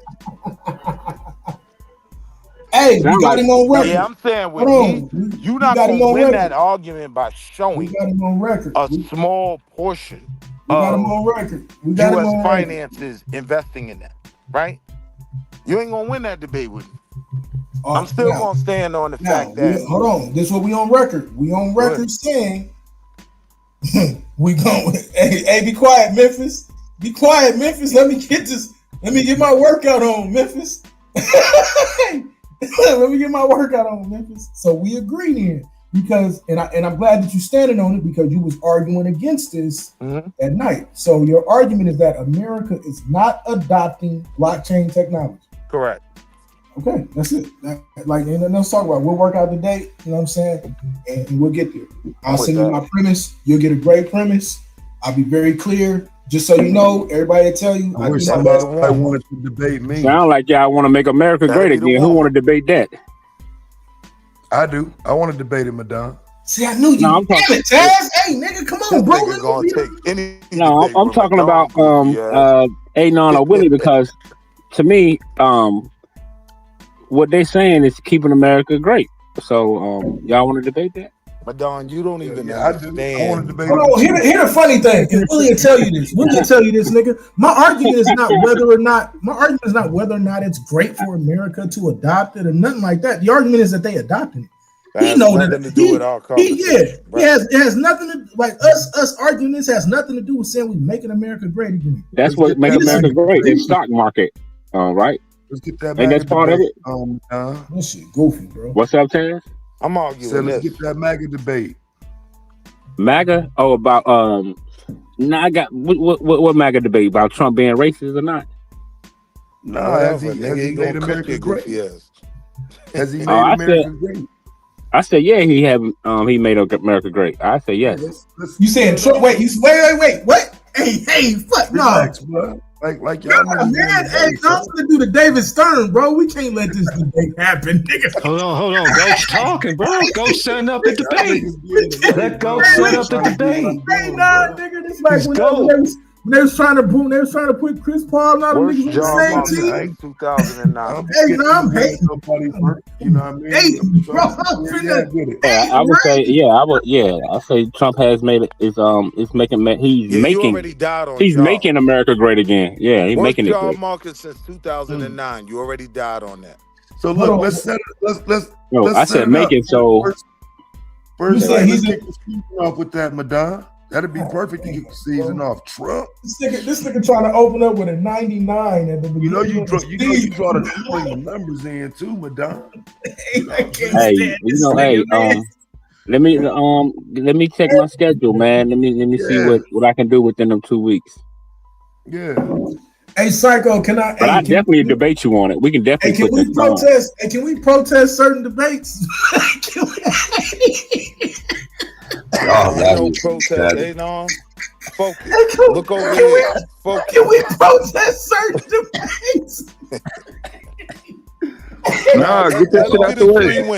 Let him get his free win. Submitting the protest right now. Nah, nigga, you don't run for me though. Right? When you're saying that about you, nigga. When you're saying that America is adopting blockchain and Bitcoin as a form. No, nigga. See, you're messing up. Say nothing about no Bitcoin. Y'all proving my argument. Y'all proving my argument. So keep going, nigga. So what was your premise? Nigga, I literally said that America is adopting blockchain technology. That's what I just said. No, nigga, when you say what I just said. My argument has nothing to do with Bitcoin. Well, you're saying blockchain, right? So yes. So you would have to prove that, right? And I'm going to. So what I'm saying is, here's the funny thing. I just proved it the other night. That's why I'm surprised you even taking this. Yeah, because that can't be proven because it's not true. Okay. You would have to show me treasury sales done through blockchain. No, I don't. You can't show me war zones where banking infrastructure has collapsed. Bitcoin allows residents to move, store, and access funds, which is critical for survival. Yeah, Hashtag Syria. America doing that. Hashtag Syria. And they're not. The only country that's Psycho, I'm allowing them to prove my point, Psycho. Listen to these niggas, Psycho. That in any large scale was El Salvador. And look at how you got to that prove worked your out for point them. on the You're clock. going to die on that. You got to prove your point on the clock, fam. And part of my strategy, I'm gonna take clips. I'm gonna take snippets from all the shit y'all been saying and use them in my debate as well. Hey Willie, do me a favor, bro. 20 seconds, bro. Hey, bro, do me a favor. Hey, just interview Willie. I want this one to count, bro. Come on, bro. Just interview, bro. All you gotta do is knock out 5 debates. You got time for that. Come on, buddy. I ain't gonna lie, I do want to do it, but man, hey, you need me to fill it? You need me to get on there and fill out all the forms for you, bro? Nah, you ain't gotta do all that. Just take the exhibition. Let me Jake Paul you real quick, and then I might you, bro. join Ain't no time. Nah, you gotta do it before the time run out. You running out of time, brother. So for the record, going nowhere. No, I want this to count. I want this to count. Don't worry about my draft. You could always take that exhibition. I want this to count for season 1. Are you going to sign the contract? Oh, the contract signed. Let's deal with this fight. Listen, I'm gonna tell you one of my main points. Right, as of December 2025, the U.S. financial system is adopting blockchain for tokenizing real-world assets through the Canton Network. And we talked about this. The DTCC, the Depository Trust and Clearing Corporation, announced in December 25, right? So I want to know how you deal with just that point. Cool. Right? Like that's and that's just one point. That's just one point. Appreciate this ammunition y'all giving me. Appreciate it. Go ahead. Keep going. You niggas know DTC right? But DTC knows me, right? They send me emails. I'm telling you, ain't none of this money moving through blockchain. It's moving with what's known as a Swift code. Does anybody know what a Swift code is? It's not the argument, buddy. No, it is the argument. Let it happen. I'm saying the billions of dollars that are moved regularly, they're not moved through blockchain, right? They're moved through the wiring system. Swift code. That's a great argument, bro. I know. That's a great argument. Yeah. I know. Just Willie, for the debate. So Willie, what is America doing to make these things you're talking about better? Not a goddamn thing. The fuck is you talking about? Like, America is not all in crypto. If anything, America is simply trying to regulate crypto. That's a fact. Why? Why are they trying to regulate it? Why are they trying to regulate it? Why? Because niggas like you is dumb as a motherfucker, and these crypto companies is taking niggas for everything. Trump coin. I never been invested in crypto. But here's the point though. When you're dealing with Trump coin, when you're dealing with what's the little nigga in Africa that's getting sued right now for his endorsement of Bitcoin, right? Who are you talking about? What's the little nigga running around Africa from Ohio? You talking about ISO Speed? He's being sued right now, right? That's crazy work. Yeah. That's what niggas don't know. You gonna bring up the young guy? He's you being silly nigga. Hey nigga, hold on. Let me ask you a question. Hold on. You think that's going to affect our debate? Yeah, absolutely. If I argue with it, well. Wait, time out. What's just so I'm clear? What's blockchain technology? It's a different way of moving funds and currency. Gotcha. Okay. It's technology. All right. Gotcha. But when you say that America is adopting this, you have to. I have to what? You got raptured. Yeah, they got him on up out of here. The Took him back to Walmart. White Jesus came and took your Scully off. Hold on. It is not at all. You said I gotta prove what? I'm saying no money. No. You said I gotta prove what? America is moving around right now is through blockchain. The argument is that they are adopting the technology. That's the argument. Yeah. So why did Trump say he wanted to take over Bitcoin and make America like the base of it? Because he wanted to hustle goofy niggas like you. That's no, I'm answer the question, bro. The better question is, what was the need for the Clarity Act? Yeah. What was the need for the Clarity Act? Right. The fact that it's a bunch of bullshit Bitcoins out here that have no clarity. Right? You don't know what what you mean, no foundation, no back end? What are you talking about? I'm saying you don't know what backs it. You don't know what it's valued by. What the Clarity Act is trying to do is establish accepted models of Bitcoin and blockchain. Yeah. So what Trump is doing is pretty much the right thing to do, huh? No, goofy nigga. Yes, it is, man. He rather than China and all these other nations take over, he want America to take over it. Or be like the right-hand partner of it. No. That goofy niggas like you would fall for buying. I'm not falling for it. Trump is making America great, and y'all see it, and I see it. So, but to this conversation, how did Trump coin make America great? Trump coin made America broke. And how is that? And he just came out with it. Hello? Earth to Willie. You know Kramer do that shit every morning. You know Kramer, he affects the market by 5%, bro, up or down. Yeah. And where Kramer be getting his information from? He's an insider. Exactly, bro. So he be helping out his fucking buddies. When his buddies need a 5% change up or 5% shift down, what do? Come on and tell you some bullshit in the morning. But see, here's the problem, Blue.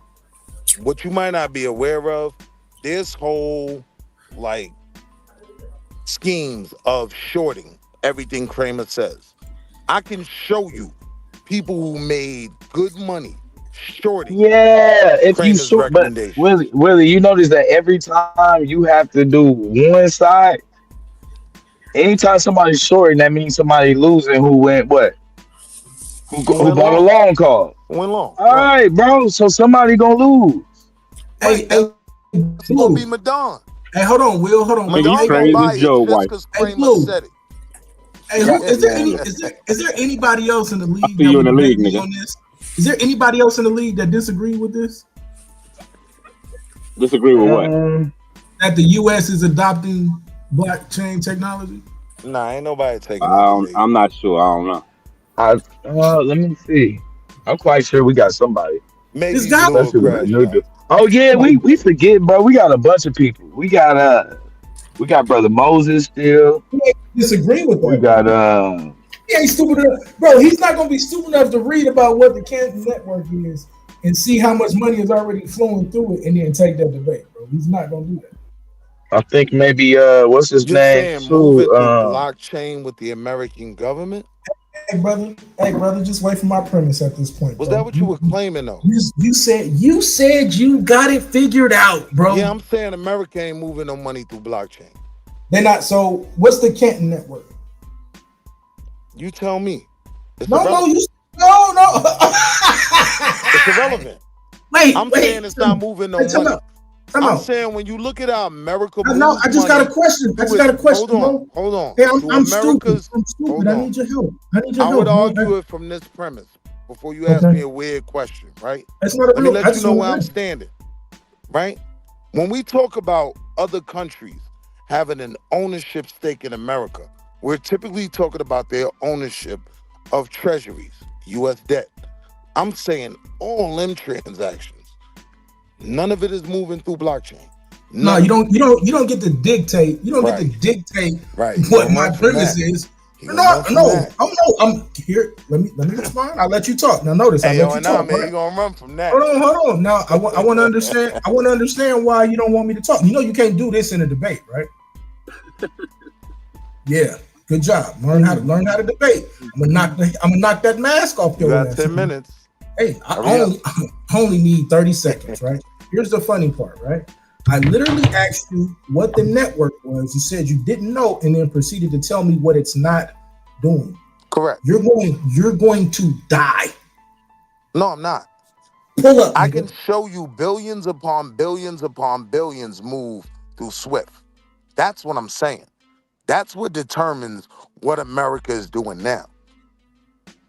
I'm saying even America's involvement in crypto and blockchain, it's like if you put it on a nominal level, you talking 0.5 at tops. No, it's not dictating shit. Yeah, I just one more. I'm asking the same question again. Yeah. Do you know what the Canton Network is? I know what a SWIFT code is. Okay, here's how you spell it: CANTON. Don't back out the debate, nigga. Don't back out the debate. I just told you I don't know nothing about that. Don't back out the debate. For displaced populations, Bitcoin enables refugees to carry their life savings across borders in a digital wallet, escaping the risks of physical theft or confiscation. Hold on, relax. My only question to you ain't on would be, this is what you would have to qualify.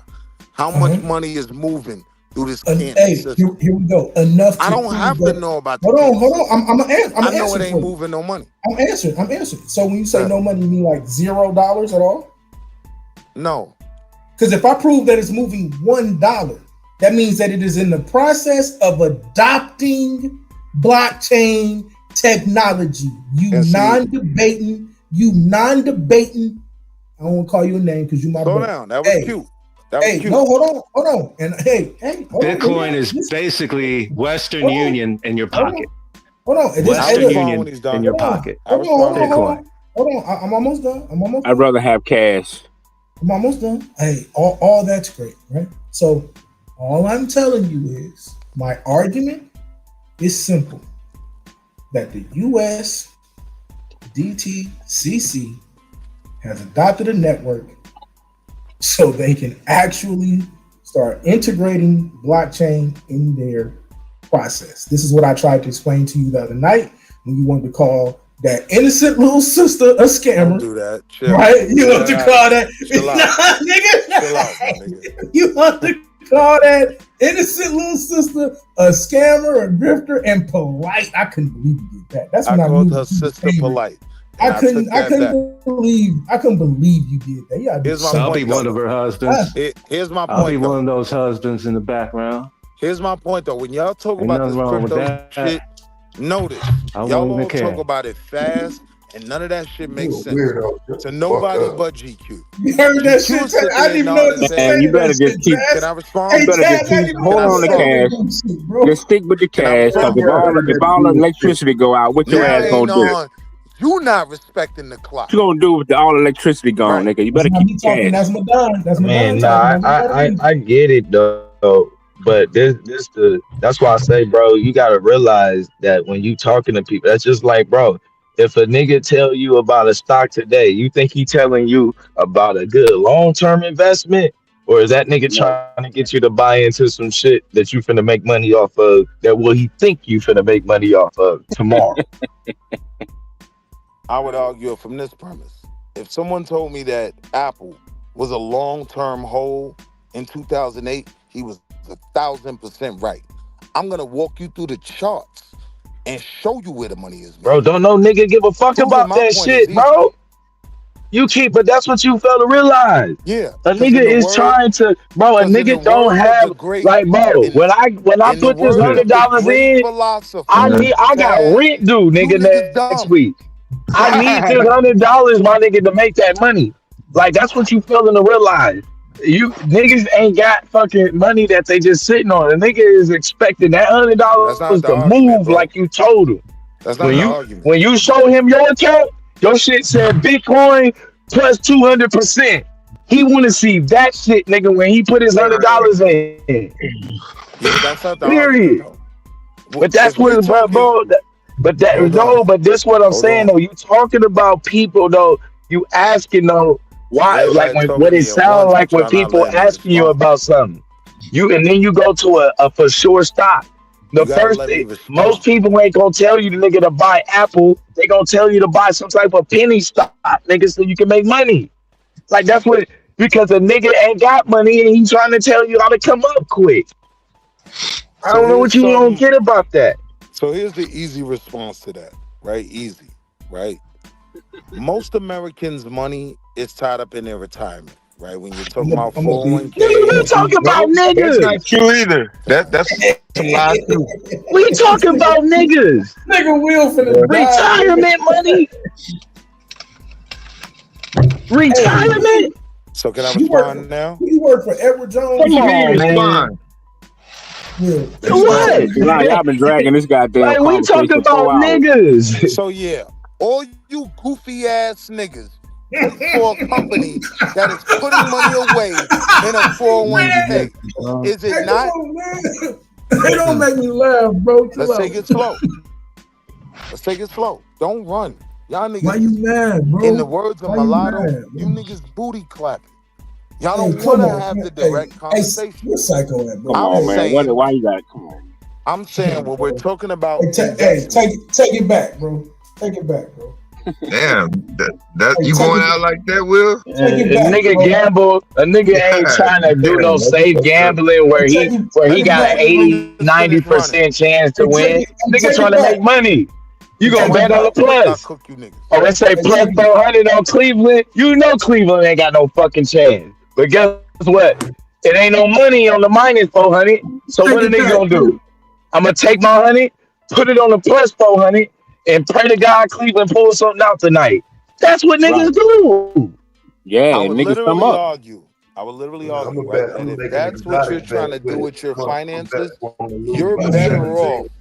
You're better off putting your money with what's one of them companies. I'm gonna bet for them to lose by 17, nigga. Yeah, you're better off putting your money with Prize Picks if you're looking for a quick hit.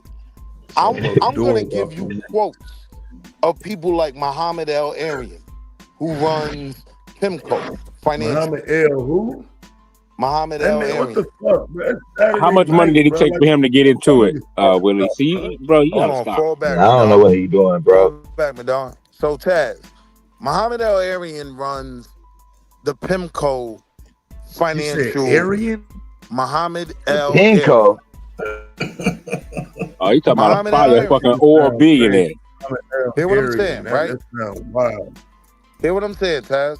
Somebody said that mutual funds weren't assets, right? That was goofy. That was weird. A lot. Ask him what do that got to do with black folks?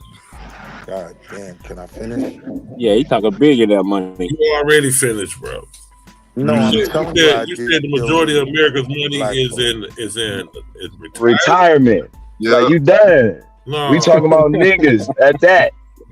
And most of the Americans is living check to check. Like what retirement? Like a Vietnam vet. Check the check like a Vietnam vet, nigga.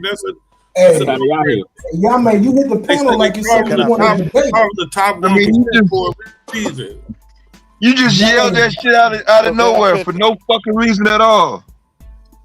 If we are talking about investment, right, which is what I thought the topic was, nobody can question that the majority of investment money is in retirement savings.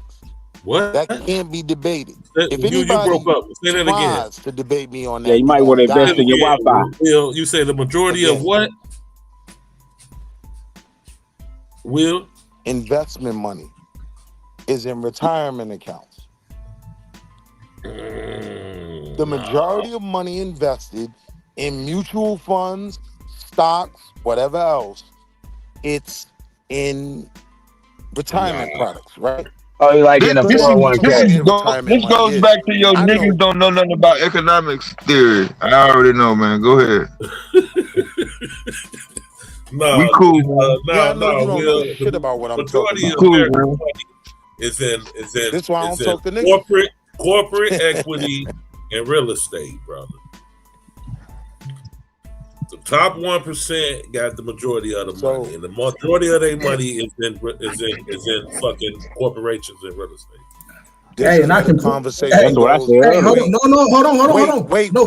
This is literally. Hey, no, I'm gonna go this time. Now I'm gonna crash. I'm gonna literally be hurt, the numbers. Right? All right, you niggas will make the argument that we talking about niggas, but now GQ. I'm talking about over. I'm talking about Americans, niggas. Now he brings up the top overall, 1%. yeah. But wait, I was criticized for not talking to niggas, right? This is where the conversation gets all over the place, right? You're not finna get no brownie points, man. I don't know what kind of point you're trying to make. Hold on. In your argument about the top 1%, is that niggas? Right. So I'm not even gonna be disingenuous like you would disagree with that, right? So now, when I'm saying that investment dollars to average people, the majority of it is invested in retirement savings. You can't When you say average people, what do you mean when you say average people? Yeah, now Willie's right on that. Hold on. When you say average people, what do you mean? Niggas He is not correct. No, yes, you know that shit bad, but yes, he is. Most people are using their retirements to invest in stocks and shit. That's not a lot. No. That's false. Yes. It's false. How's that false? Nigga, that's not false, nigga. Bold-faced lie, nigga. How's that false? Put your money up, nigga. Hold on, put your house fall up. back. Put your house up and shut your Hold mouth on, up. fall My back, bad, go ahead. Whoever said that was false, how was that false? Most motherfuckers don't have no goddamn retirement, nigga. Yeah. That's stupid as a motherfucker. But the reality is, right? The average person's God damn, I can't respond to nothing. You saying it's in retirement? I don't. You're right. You have to show that. Yeah, I can show that. Yeah, that is true. How do you show that? I can show that by showing the assets under management of companies like PIMCO. Companies? Can I finish? Because I'm going to show it. Yeah, because most companies you work with. Chill, Madon. Once I said those names. I don't know if I want to invest in PIMCO, though. Once I said those names, you knew you died, right? We're talking about where retirement savings are. First off, nigga, you ain't talking to me about this, and no, I didn't die. Don't get cooked, nigga. I'm trying to let you talk. Yeah, Willie's cooking right now. Keep cooking, Willie. Shut up and finish before I start talking about real estate, nigga. All right, so can I finish, right? If we're talking about the average employee in America, right? Most of us have 401ks, right? It's a lot of stupid niggas who aren't most even. of us. Yeah, that's nah, a lot of most people, man. Damn, everybody in my job. Tripping, bro. Go ahead. You have to show that. Because even A9 said real estate, that just, if you really think about it, the biggest investment most people got is in their home. So can I finish my point? And then not only that, when you saying investors, Can I finish my point before anybody only including us or everybody? See, that's what y'all do. Y'all cut me off and act like. Go ahead, Will. Go ahead. Don't start crying about it. Go ahead, bro. Finish your point. So we were talking about investment, right? If you look at where the wealth of investment money is, it's in these companies like Vanguard and PIMCO who have mutual funds, right? Most retirement plans are invested in mutual funds. I know you niggas don't even know where your 401k money is. I do. And I can walk you through it slowly. So now, if I'm talking about investment funds, right? And I'm talking about these billion-dollar companies like Vanguard who sell mutual funds. Yeah, you're not going to show me Acorn or whatever goofy-ass shit you niggas is investing in that can compare to the money that Vanguard and PIMCO have. I don't even have to try to make that argument. If we slightly pull back the veil, you niggas will see how goofy y'all sound. The fact is, when it comes to retirement, most of the money, the overwhelming majority, is in retirement accounts, and most of those retirement accounts. See, now you moving your argument, like you keep switching up your argument. No, he's not moving his argument. Hey, Madon, who was talking about? I'm not moving nothing. Y'all aren't letting me land, right? So what I'm saying is how I would prove that most of the money is in because his last accounts. point, that's what I said. So now you changed it though, right? Like, so, because now what you're clarifying is that it's in retirement accounts and it's coming from retirement accounts. I never changed nothing. Well, you did. That's why, like, no, I don't know if you be okay, bro. I ain't gonna argue. That was my whole statement. You changed. No, yeah, that was his whole statement. That was my whole statement. Hey, Madon, bro. Yeah. Worry about the whole time. Worry about losing the tab. Worry about losing the tab.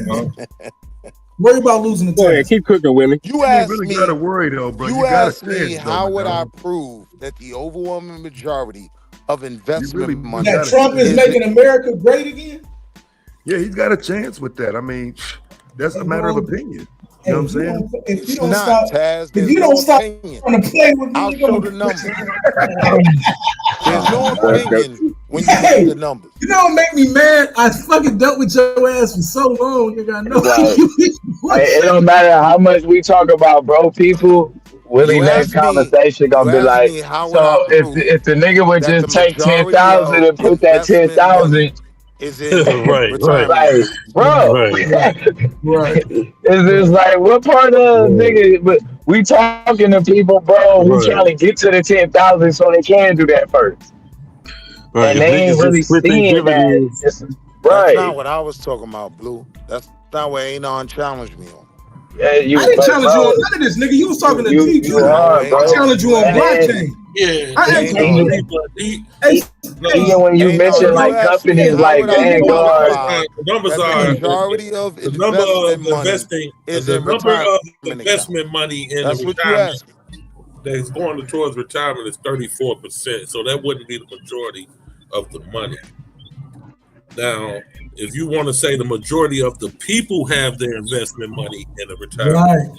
Right, exactly, GQ, and that's why I say he moved the argument. That's exactly what I said. You see, he says shit and don't listen. It's technically 54%. It's technically 54%. But only 34% to the 1%. Right? No. When he's talking about anything outside of that 34%, you're talking about the wealthy. If you're talking about investments outside of mutual funds, you're talking about real estate. You're talking about different things like that, private equity, right? Niggas ain't got private equity. You're talking about insurance. Exactly. But which is why they in Bitcoin and buying penny stock. That's what you failing to realize. No, his point. The point that Will is trying to make, and you don't know how to make it. Right. No, I do know how to make it. Hey, Y'all just not letting me make it. You question that. So no, now I you gonna make my point. Explain it. And not Bitcoin. Explain it. I keep saying Bitcoin. First off, little guy, relax. I question your first statement, nigga. Hey, yo, GQ, you know when you break out the little guy, you know I got him. Go ahead. No, that means you're cooked, right? I question your first statement. This is why GQ even went and clarified, right? Now you cleaned it up, you clarified it. So yeah, we can't argue the second point, right? But this point that you were trying to make, what you were saying about agree I won the first point. What was the second point? No, I didn't agree that you. Everybody got this get rich quick scheme. Ain't that I literally. What the fuck are you talking about? Yeah, chill, Madonna. Random shit. I want to be relevant ass nigga. Yo, look, Anon, you said right. Hold on, Willie. Let me deal with something that's relevant. Hold on, Willie. Hold on, bro. Let me deal with Where's Waldo. Nah, you keep cutting me off, bro. Hey, hold on. What you want to debate? Do that in the debate. What you want to debate about finance, Madonna? Now you want to talk to Madonna. See the nigga running. Stay on Willie, man. Stay with Willie. Stay on topic. Hold on. You want to run to the goofiest nigga on the planet. Hold on. Taz already did that. Hey, but look, hold on. Hold on.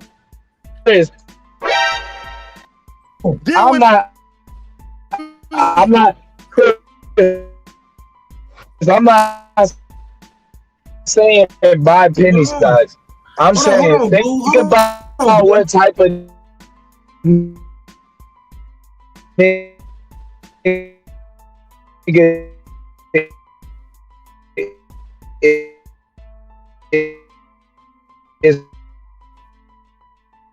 that's somebody else. Willie, relax. But everybody don't know what you talk about. Willie, don't know what you talk about. Cool. That's great, Willie. Let me make. There's one topic I know. You don't need to help. All right. Hey, put him down for 10 minutes. Yeah.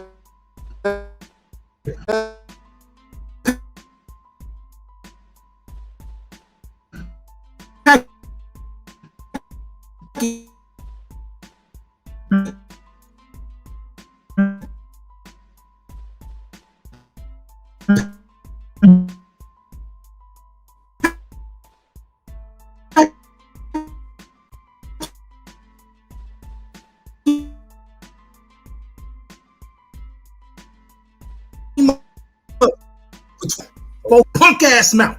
What do you want to debate about finance, nigga?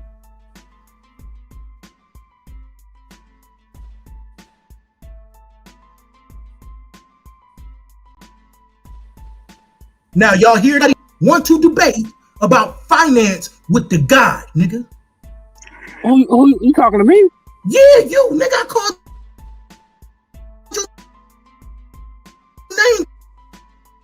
Ain't no finance. I can steal that shit. If you want to debate, we can debate. But I'm not debating no finance. That's a boring ass. That's a boring ass topic. That's a boring ass debate. Everybody gonna be with the goddamn shit. Not with me. Not with me. Made America great.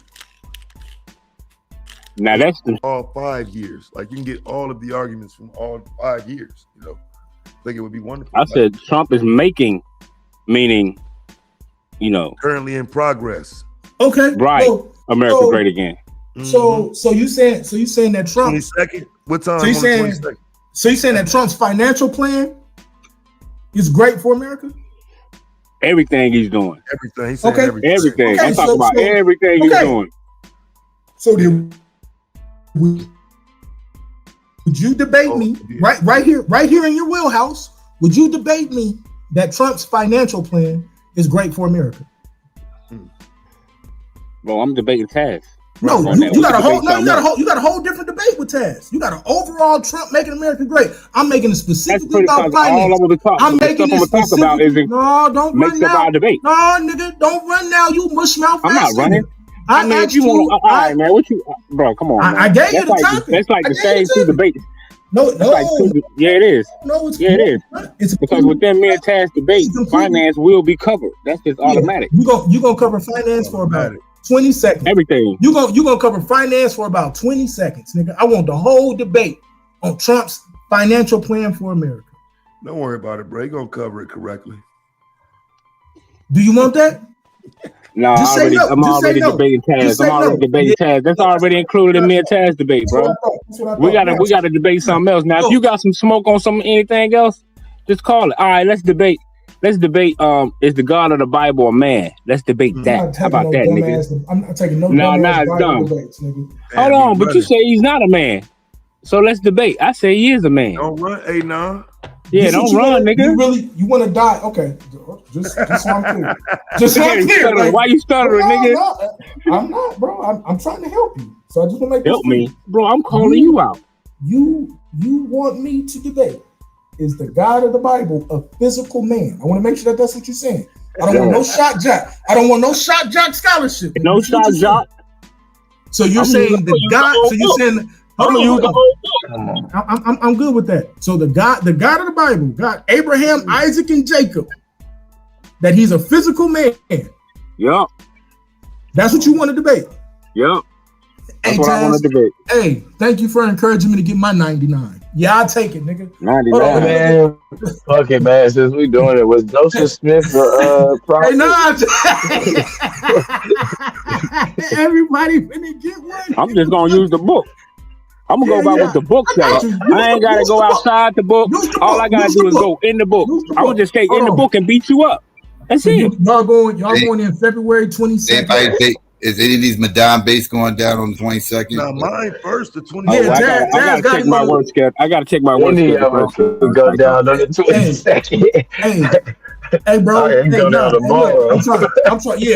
I'm trying to set my schedule, bro. Like, I know my schedule for the rest of the year right now, right? So I'm sorry, you need to go ahead and log in or do whatever. Let's lock in these dates, bro.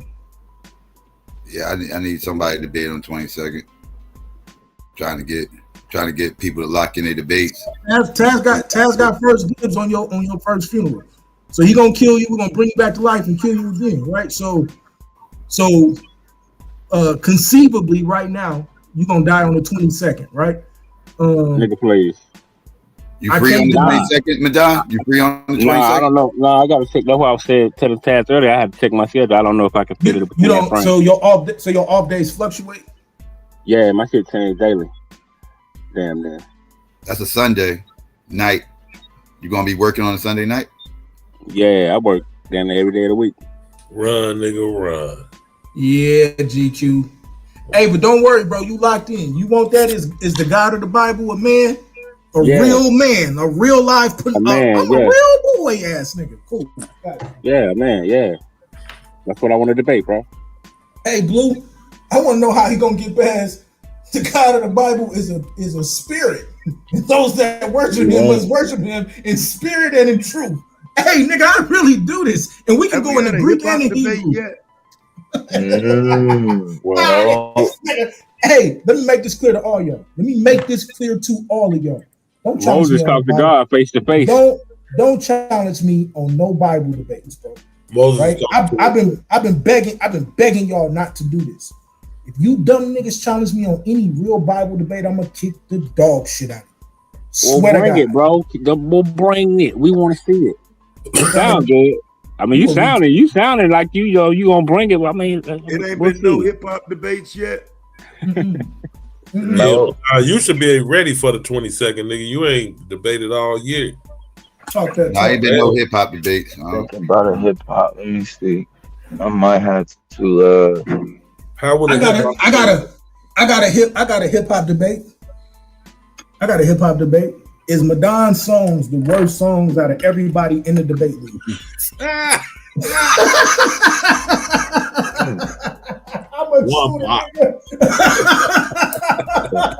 a shooter, nigga.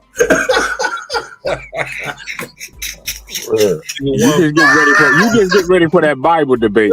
I'm already ready for it, bro. That's easy. Yeah, you just get ready for that. You know what's funny? I got a whole class on that, bro. It's too easy. I don't know why the hell you did this shit. Well, I'm just going by what the book say. No, you're not. You're going off. Yeah, that's what the book tell us. So I don't know how you gonna get around with the book. Oh, I got you. I guess you're gonna change. I guess you're gonna change some verses. We're not gonna get around it. We're gonna walk right through it. We're gonna walk right to it. We're gonna walk right to it. He gonna go get me somebody's commentary and all this. So we got Fi, we got Rio, we got Blue. Who else in the league got music? Oh yeah, man! If I could clean up my damn song I did with Bobby. I said Rio. We got Rio. I'm so frustrated with that shit. I finished that song, bro. The day he gave me the beat, I just can't get that shit to sound right. Man, I guarantee you that Madonna is the trashiest debater in the debate. You got experience with the shit though, Blue. I've been working on this goddamn song for 2 months. Hey. Oh yeah, KOT. You right, Angel KOT. KOT go crazy too. Hey, I fucked it down. Let's line it up then. Right, and then let's line it up then. Let's see. Let's line it up and see, nigga. Well, who got the best music? Yeah, I got them niggas. I got them niggas beat. Hey, look, bro, I'm gonna tell you right now, bro. Hey, Madonna, you so trash. I ain't been in the studio. League versus. I'll cook you right now.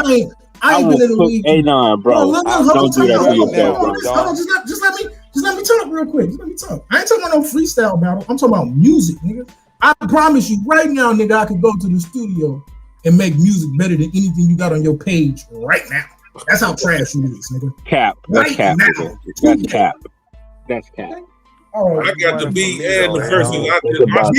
My problem is all technicals, Blue. You ran for me to talk to Madonna? Oh no, nigga. I tried to set the debate. Started sounding robotic. So I had to settle on a Bible debate. Nigga. All I was asking you to do was let me set debates that matter in the league. You don't listen though. Picture me rolling frozen. I got too many frequencies. Here we go again. Niggas gonna make me put another dub on she wanna. I thought he was spitting. Ain't no my fault. Taz, how that hip hop debate look? Like what the influence of it is, or who is better, or how that go? Well, I mean, it depends. I mean, because it could go any type of way. Like that could be the East Coast, West Coast thing, or was the beef necessary, or who's the better pioneer, LL, or you know what I'm saying? Was Run DMC trash? Was C. Dolores Tucker right in her criticism of him? Okay, wait. The Run DMC Psycho, you funny as hell, Psycho. The Run DMC slander is about to stop. I will not host no Run DMC slander debate. If y'all seriously, if y'all do debate hip hop, I got one request. Please don't make it who's better between this person and that person. Like, that's a little dry. I ain't gonna lie, bro. I was gonna say who win in the verses. I like that impact. Trash though. I like that. Hey, but look, just to expand the idea though, what about that as a debate? What? Nigga, a versus. Yeah, LL. I was thinking about that. That's what I was just thinking about. I don't know how to be judged. I got cannabis. I got cannabis all day. That's why I'm like, I don't know how I'm gonna get my honey. I got 50 versus LL in the verse. Subjective as hell too. That's completely subjective. I sure want to do a verse though. In Rio or something. 50 versus LL. 5-0. I don't even want to bring that conversation back up. I know. They're trolling each other. Y'all motherfuckers that night. Y'all made me go to my motherfucking hip hop channel and put a poll out, and fucking 50. I think he won like 57% to like 43 or something. It was like 600 votes. Like 600 votes. Right. Yeah, he won like. That's because of the new generation. That's all that is.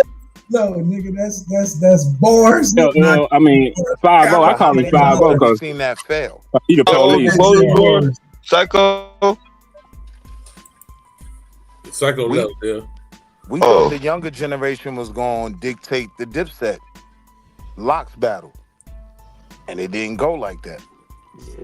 With somebody 50 can't fuck with LL, bro. Like a topic surrounding maybe like I agree with you with that, but the Billboard charts and shit like that. You should know whenever you on Madonna's side, you in danger, GQ. No, I agree. Nigga, you on the Astro plane when you agree with me. Fuck, I go to the end of the world saying that 50 is not fucking with LL, bro. Hell In the no. verses? I don't know. Fuck no. I mean, if you put him up there on the verses, he fuck around and win. He gonna run out. Say depending on, but we talking about body of work, and we talking about verses, bro. That's it. I'm talking about the verses. He gonna run out though. He gonna run out of tracks? Hell yeah. You think so? Hell yeah. He gonna end up gassing. Doing this shit since the 80s. Hold on, been doing this shit since the 80s. Hold on, just let me say this. There's only so much time in the verses. You telling me that 50 don't got enough tracks to fill up the entire time? Yeah, 50 ain't got 20 tracks? Now the thing is though, the only thing that will beat the more relevant artist is a better performance, right? That's what you saw with the Lox and Dipset. Dipset had the more later hits, right? That's what you saw with No Limit. No, Lox had some hits though, bro. It started getting ugly. Y'all didn't get to witness LL. That's what that is. Hold on. Do this. So the Lox predated Dipset, right? But here, nigga, I know what I'm saying is even when they started to go into the body of work, nigga, the Lox went crazy, nigga. That's the point, because they had a better stage performance. But when you I'm just talking about body of work. I'm talking about the tracks that they started dropping. When them niggas was like, they ain't got no song for the women, and they just went through this nigga Johnny Kidd got Grammys. Nigga, like, bro, they just started running track. Like, what are you talking about? Yeah. I need a ride or die chick. I'm with you. Yeah, bro. I get the point you're making. When you think about it. But this is the argument, though. The more relevant artist typically gets an advantage in the verses, right? If you had the newest songs, you usually have an advantage. That's cap. That's cap. Go ahead. Yeah, that's right, Willie. So, Dev, if that's cap, give me an example of an artist with older music that won a verses. The Lox, Dipset. Dipset had the more. Only one. What you talking about, baby? And that ain't even my generation, nigga. So again, shut the fuck up, because you don't know what you're talking about. Like, my point is this, right? right? That's right. Shut the fuck up. The reason why the Lox you don't even listen to your own generation. The reason why No Limit beat Cash Money, they were better on stage. They had a better stage performance. That's the caveat to having more relevant music. It's kind of understood that the dude with the latest singles, right, they have an advantage. More of the crowd will know their music. More of the crowd will sing along, right? Yeah, name. Give me 16 bars from 50 right now. Go. You can't name them. No Limit came out before. Yeah, I'm talking about the 50 Cent thing. Of any song. The more recent artists. Correct. No Limit. Who want to debate whether blacks should be joining today's military? Oh shit! Who want to debate that? I'm staying out of the way. I'm going. Moses Malone. Moses, the affirmative or the negative on that? The great military debate. Which side? Where he at? I might fuck with that. What side you on with that, Moses? I'm here for that one. No, he's saying they shouldn't. Yeah, no, he look like he a uniform nigga. He in the military? Let him say what he's saying on. Yeah, he a better. Taz monkey ass, you never know. He No, might throw it. Taz gonna say no. Taz gonna say no. You already know what Taz. I'm saying they should. I'm saying they should. You saying black people should join today's They military? have to take either side of that argument. Shit. Hey, you goddamn hypocrite, nigga. You done gave me so much. We done had knockdown drag outs, nigga, with you calling me everything but a child of God for being in the military. And now you gonna argue for me? Now you gonna argue for me? He'll take either side of that motherfucker. You know why that nigga got the belt? Why that nigga got the belt, ain't man? I can't. I think it's a strong argument on the other side. You know what I'm saying? I would like to lay it out. It's a strong argument that I think the argument lay out. So I would. I think we may have to take it, but I want you to take the other side. That might be our plan. What's Moses' side? Moses is gonna say. Well, I thought he was gonna say yeah because he's a veteran. Yeah, Dad was in the military. Look at him. My argument is I could argue either way. I could argue. Nigga, please, they begged to get me in the military. They needed somebody to go see what the land. We call that nigga, they wanted me to. Somebody go see what the land was. Hey, GQ, nigga, they wanted me to be special ops. They wanted me to be special ops, nigga. That is what we call a 1A. What we call a 1A, a one-way ticket. Yeah, your special ops. But then a simple argument is: is that PTSD worth the GI Bill? Is it worth getting your college paid? It might not be worth that GI Bill, but it's damn sure worth that goddamn monthly pension. But then you also got to factor in all the homeless. Hey, now I was in the military as well. That's right. But then you also got to factor in what side you taking homeless. now, though? What side you want to take on the debate? You talking about either way now? Come on, what side you taking? Moses. He tiptoeing. That's what Moses do. That's your no, I hear you. Hey, it's a great debate. Really, like you can argue either way. Right? You can argue either way. I ain't denying that. The great U.S. military debate? Yeah, should you not join? Yeah. If I had to argue it, I would argue. You want to sell that package? My babies. Yeah, he's proud to be an American. That's crazy. That's crazy work, nigga. Hey, they really be playing that shit. You gonna sell that package? A system that pushes them forward into bigger endeavors. Absolutely.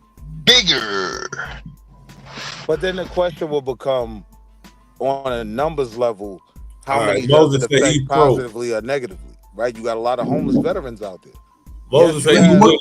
What percentage of that? What percentage of that is black people, and then what percentage of that represents how does that compare? Hold on, but how many does that compare to the other brothers who have gone on to do amazing things because of their? I got you, but I would argue that on a corporate level, the amount of niggas that's getting hired, right, because of their military experience. Nigga, 1,000,000%. Yeah, bro. How many black people you think it is in corporate America, Will? Not a lot. That's my point. In terms of managerial positions, and again, any position, goddamn mail boy, that's a corporate employee. But that's not what I'm talking about, right? Because if you're gonna be a mailroom nigga, you could have just stayed in America and sold drugs. You ain't have to go to Afghanistan and kill babies. No, there's no medical benefit. In the mailroom. No so medical that's your benefit. argument. Yeah, you died right there. I see why you don't debate. No. How many babies was killed in Afghanistan? In what year? By who? You tell me, nigga. You shot. Oh, you made. Damn. Hold on. So I dare you. Hold on. No, I'm gonna pack you up right now. Come on, nigga. Let's go. You wanted it. No, you wanted this work, nigga. So goof ass nigga. Goof ass nigga. I done been to Afghanistan twice. Tell me where I was deployed to and how many babies I killed. Dumbass nigga, go. You was in Fallujah and it was 26 babies. I got your motherfucking.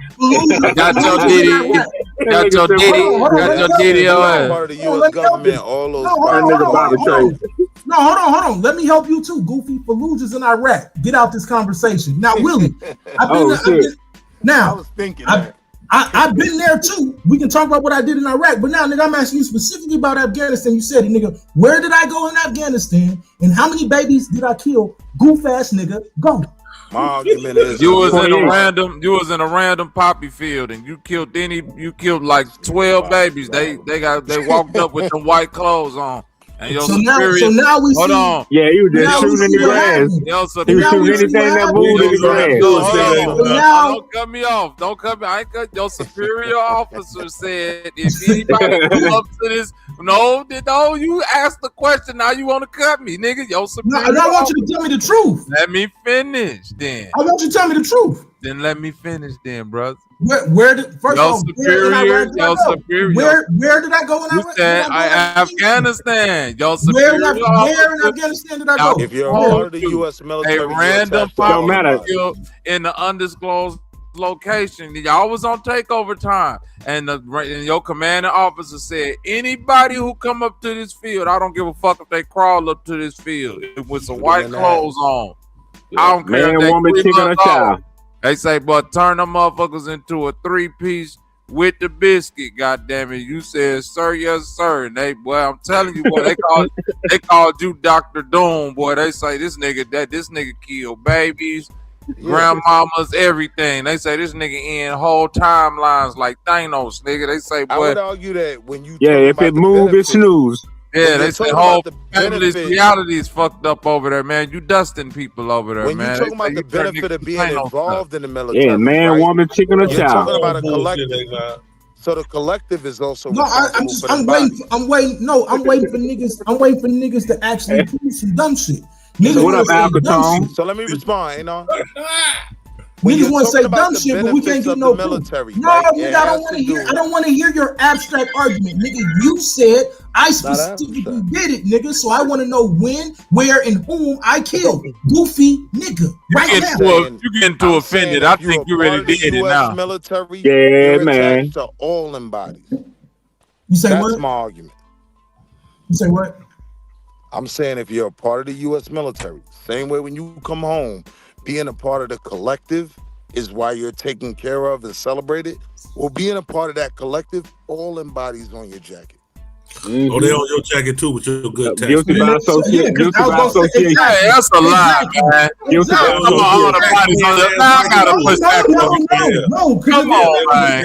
No, if we playing a collective, in the mail room ain't got bodies on their jacket. No, nigga, you playing a collective game. You funding all them babies. If you playing a collective game, that ain't my game. No, nigga, hold on. You let him go. So if you playing a collective game, I don't care if you working. If you playing a collective game, then you paid the salary, nigga. You funded it.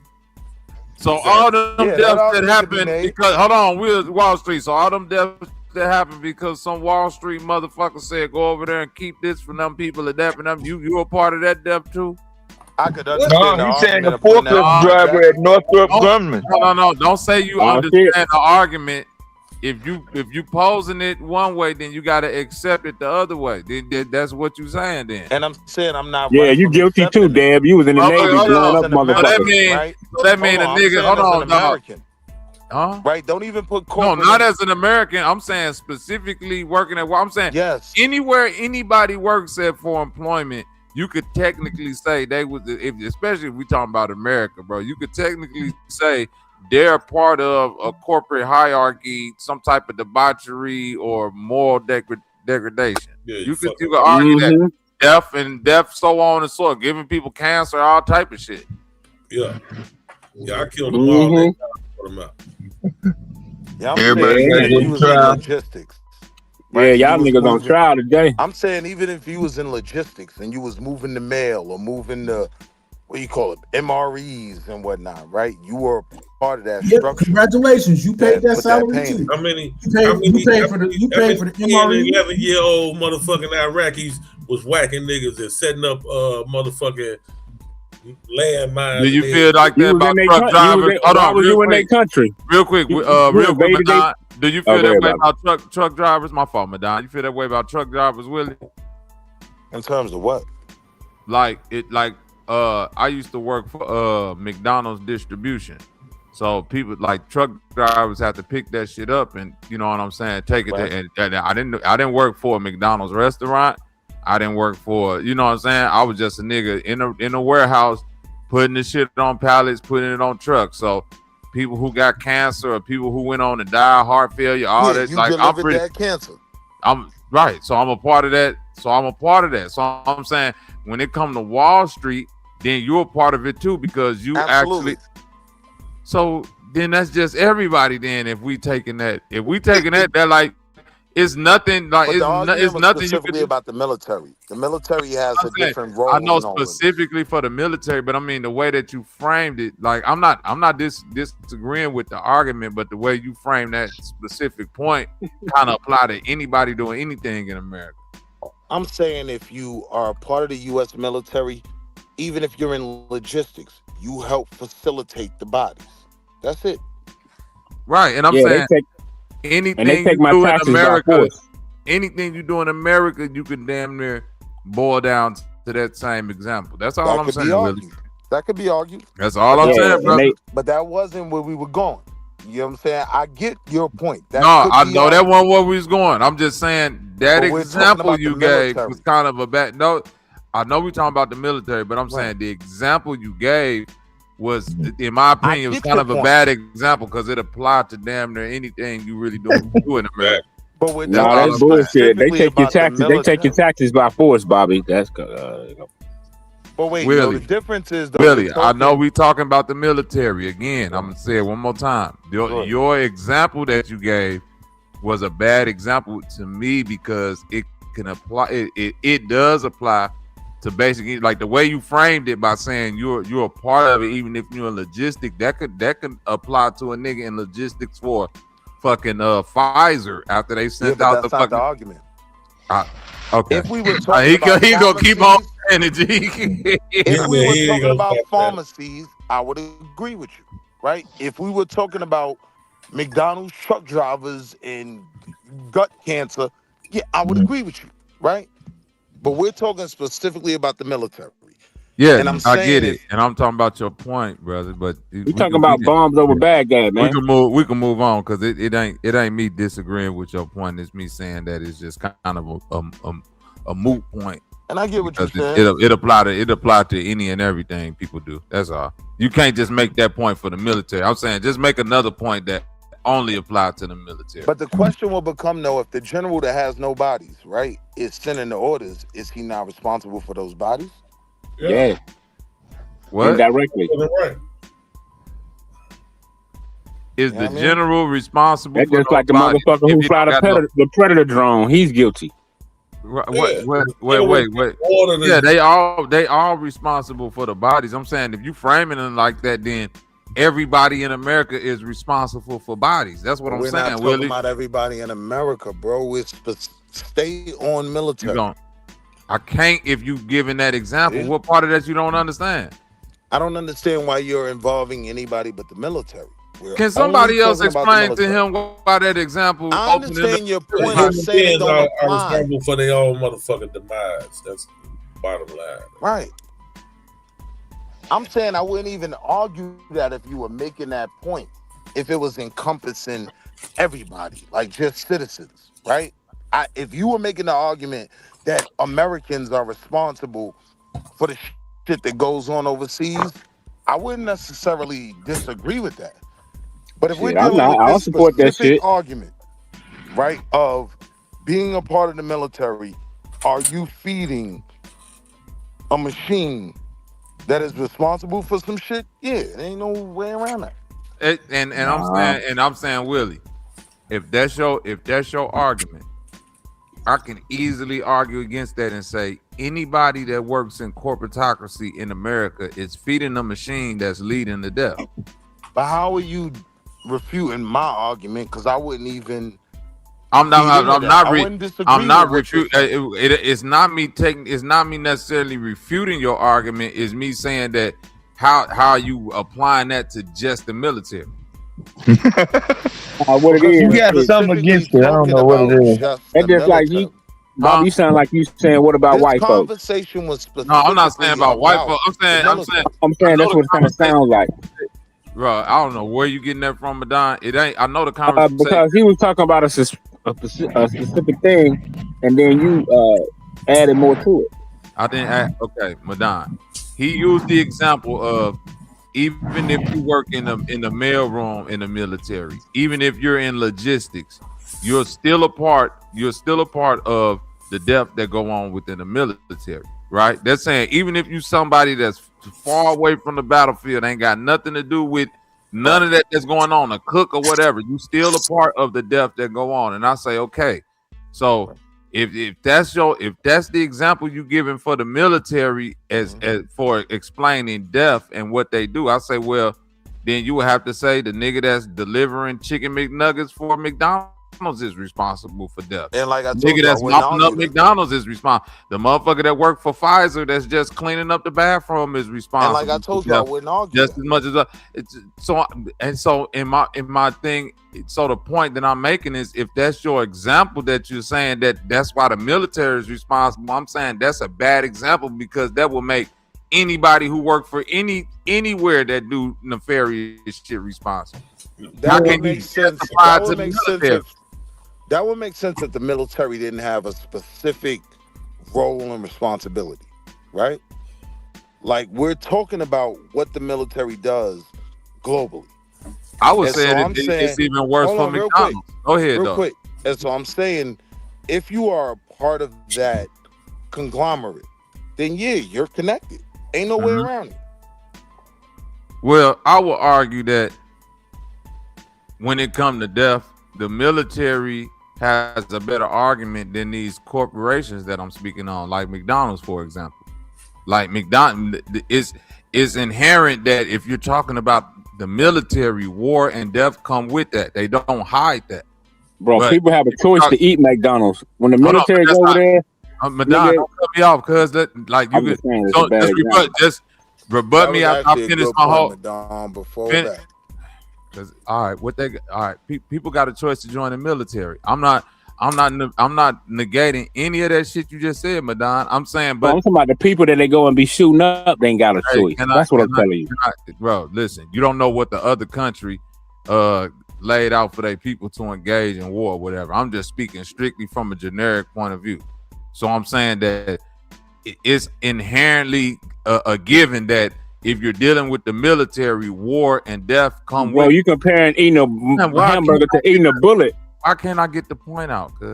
Because you compare eating hamburgers to eating bullets. That's fine. Once I make the point, then maybe it'll make more sense instead of you keep on cutting it off. So basically what I'm saying is the death that come along with the cancer and all that shit that come along with McDonald's is not inherent. You're not expecting to die from just eating food.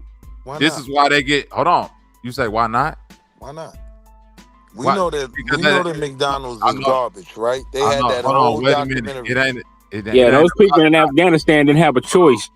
It was an invasion, bro. It ain't about it being garbage food. It's about food not inherently supposed to be something that lead to your death. That's what I'm saying. The military inherently is something that people understand death come with that. When it comes to certain things in America, this is why corporations get sued when it comes to mass death, cancers, and shit they give out, because that's not something that's supposed to come along with it. Motherfucker create a product in America, and 10 years later, after so many millions of people then develop a cancer and start dying, they say, oh, we painted it or we coated it with some type of chemical that we weren't supposed to. My bad. That death. I gotta do a wellness check. You nah, Bobby, man. What you say? Yeah, ain't none tripping. That nigga but Bobby, but we'll see where your argument fail is. People got a choice. I don't fuck with niggas. I don't fuck with niggas who do this type of shit. Damn, what I do? I know you think it's funny, you fucking hoe ass jean jacket wearing ass nigga. Now it's my fault. I'm talking directly to you. I know Bobby cracking jokes, right? But you me too, bro. What are you talking about? Hold on, wait. No, you the type of nigga. You the type of hoe ass nigga. You the type of hoe ass nigga that don't understand, nigga, that you're not welcome in these conversations, right? Oh, salute, nigga. You wanna jump in and find friends, nigga. That's the problem, nigga. No, the problem is you got triggered off some shit that they said. Chill out, Bobby. And now you crashing. So hey. Hold on. Hey, keep crashing, my nigga. Let's keep it a buck. There have been times where I have crashed. This ain't me crashing. Okay, we was all joking. Hey, now, come on. Hey, now, we was all joking. Hold on. Hey, now, we was all joking about the military, bro. Why is you in your feelings, man? You know, all of us was joking about that shit. Come on, hold on, real quick. Let me. Hey, nah, just his reputation crashed when Trump put that post up about Barack and Michelle Obama. Art, you're right. You're not expected to die when you join the service, but they don't hide it from you that's a possibility. Yeah, you see what I'm saying? They that like when it come to other things that kill you in America, like these corporations and shit, they hide the death from you until they make whatever money, and then they'll just pay out on the back end. No, I just think it's disrespectful. I think it's disrespectful. I think it's disrespectful to play games when niggas is sitting here living off of the sacrifices that certain motherfuckers made. That's just the truth. See, but here's my issue with that. Fuck what them niggas talking about. Nigga, I whacked everything. When you were fighting for our freedom, to be whacked, nigga, I whacked it. Nigga, fuck I never. What you saying? Hey, now you were fighting for our freedom. Hold on. I'm not ashamed. Hold on, GQ. I never said that I didn't get busy. I never said that. As you shouldn't be, GQ. Only issue I got is when niggas say niggas was killing babies, because niggas have y'all ain't never been there, so you don't understand. Like, a nigga's not gonna purposely go kill no fucking child. I know. Listen, no, hold on. I'm almost finished. Right. But I do got partners. That are really fucked up from that shit. Right, and that's why y'all laughing. So while you laughing and playing, it's really niggas out here that's fucked up from you. Hold on, real quick. Wall Street. Well, no, wait. I gotta answer that. Right what about the people in Afghanistan? My brother, Wall Street. My brother was in Afghanistan. He was in the conflict, and the shit that he told me specifically about how they had to treat the children over there, especially if they, you know what I mean, they felt like they was like their life is like their life bro, is. Listen, so I'm saying, hold on. Real quick. So I'm saying that even though what you're saying is right, like my brother has to deal with this, and a way that he does deal with it is by laughing and playing. So this is how with you. With people that he's close with. With people that he's close with. Wait. People that he's close with, right? Come on. I'm saying period. So niggas don't want to let me talk now. Now I gotta let everybody talk. I ain't saying no, bro. You could talk. I'm just saying you cut me, but go ahead, brother. I ain't that hard pressed up out of it. You see what I'm saying? My question to you would be this: how do you qualify that with someone that acknowledges that what the American military goes around the world and does isn't something that's right with, like, for me, my moral compass? So I'm just not gonna join that, right? Like, but there's no need to qualify it. Who says that everybody that doesn't come back from the military end up all night from the shit that they had to do, right? Who says that everybody joined knowing that they were gonna go to war? Like, these type of assumptions make a ton of weird ass arguments that may not even be the case, right? But then the funny thing, but let me land right here. I don't see you denouncing this country and leaving and going to live anywhere else, right? If it was that polarizing and that devastating for you, you would expatriate right now, leave, and go live in another country. All right, so here's my response to that, right? Thank you. Here's my response to that. Like, no. Like, everything that's being done doesn't necessarily protect my freedoms, rights, and liberties. I didn't say nothing about freedoms. I said nigga, address what I said, because I'm addressing specifically what everybody said. I said if it was that serious for you, if it was that serious, I heard him, Willie. If it was that serious for you, you would expat right now and go live somewhere else. Why? Because you hate it. You hate everything associated with the military. No, it's not that I hate it. No, you do. You just said. What if I'm one of those people that are so? Let me qualify what I'm saying. Y'all act like y'all was fighting for our right. What I'm saying is, I'm one of those people, right? As an American citizen, that's so distraught Right. What the military industrial complex did. You're not hearing what I'm saying. You said you're not hearing what I'm saying. That's not what I said at all. You have a fundamental issue. I'm with saying the military. this. I made a conscious decision not to be a part of that. All I'm now simply that we got saying skin is, in the game, set up the debate. Slow down. All I'm simply saying is, when you make that conscious decision, when you make that conscious decision to be a part of that, you have to accept you're a part. That's not the majority. That's cap too. Or let the man finish. Bro, I ain't even finished. Right, I ain't even finished my point. I'm voting Willie in just for this debate to happen, fam. Come on now. Set up the debate. Most teenagers, kids, black kids, mostly just black call me Don teenagers, King, boys, fam. are not making conscious decisions at the ages of 15 and 16 years old. Conscious about what? They have no idea. Have a fucking That's a lot, what you gonna be conscious about, under nigga? the understanding that we gonna smoke some shit. Nope. Period. The end. Zero. If niggas not admitting to that, then niggas not being real. Like That's the not military is argument, not going though. around. No, that's not the argument. The argument is that you're saying that they are aware of what imperialism is. That they are aware that they are participating in some type of colonization, imperialistic going that military.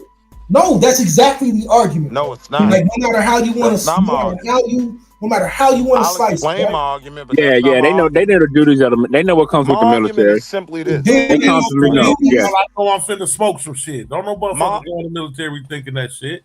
They Go ahead and get that grab that debate. Motherfuckers thinking about free education, GI bills, and they but they know it's a chance of them going to war. Anybody that join the military for that debate. Anybody that join the military knows it's a chance you'll get shipped off the war, bro. Stop the cap. Hold on. A last thing a recruiter tell you is, look, you know you're gonna have to kill some motherfuckers. That's never a conversation. Take that debate. That man, anybody know they going to join the military knows the chance they gonna go to war, bro. You gonna take that debate? The dumbest nigga that joined the military, like for Dev, right? The dumbest nigga that joined the military. What I'm saying is, you go in with the understanding that you are a part of an organization. I got a record, nigga. I wasn't the dumbest nigga that joined the military, nigga. You can't speak on the military. You wasn't in it. And you either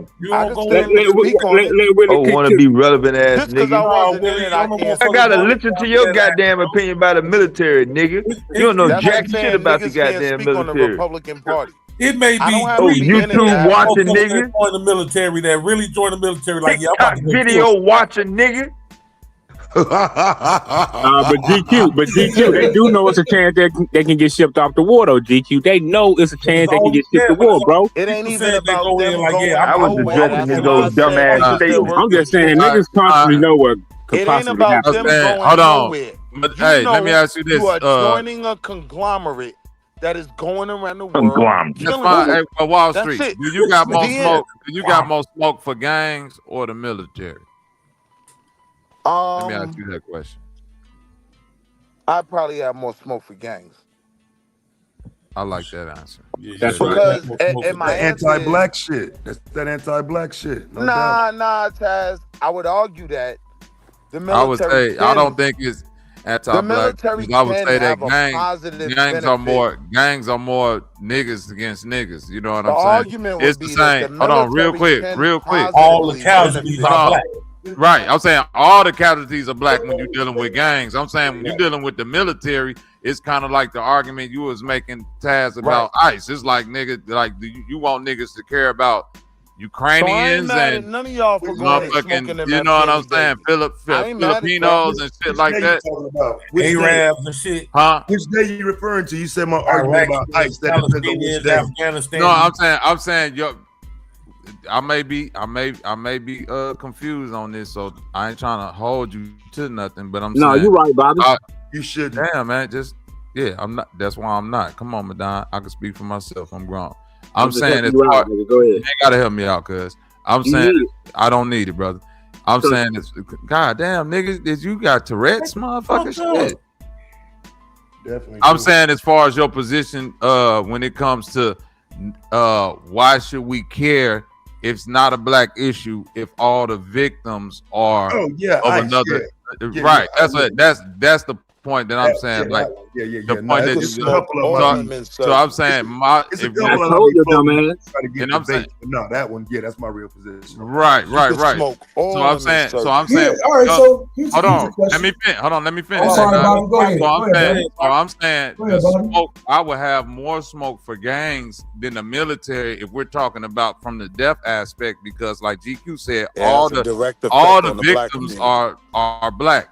Regardless of the positive effects of the gangs, all the victims are black. When it comes to people caping for the military deaths, it's sort of like the ICE situation. Like you really, it's shit you can't relate to. You want to be empathetic towards it, but it's like, what's your real relationship to Koreans or Filipinos or any Iraqis and Afghanistan, Afghanis and shit like the Afghans. Excuse me. My child won't be affected by Anon going to Afghanistan. Correct.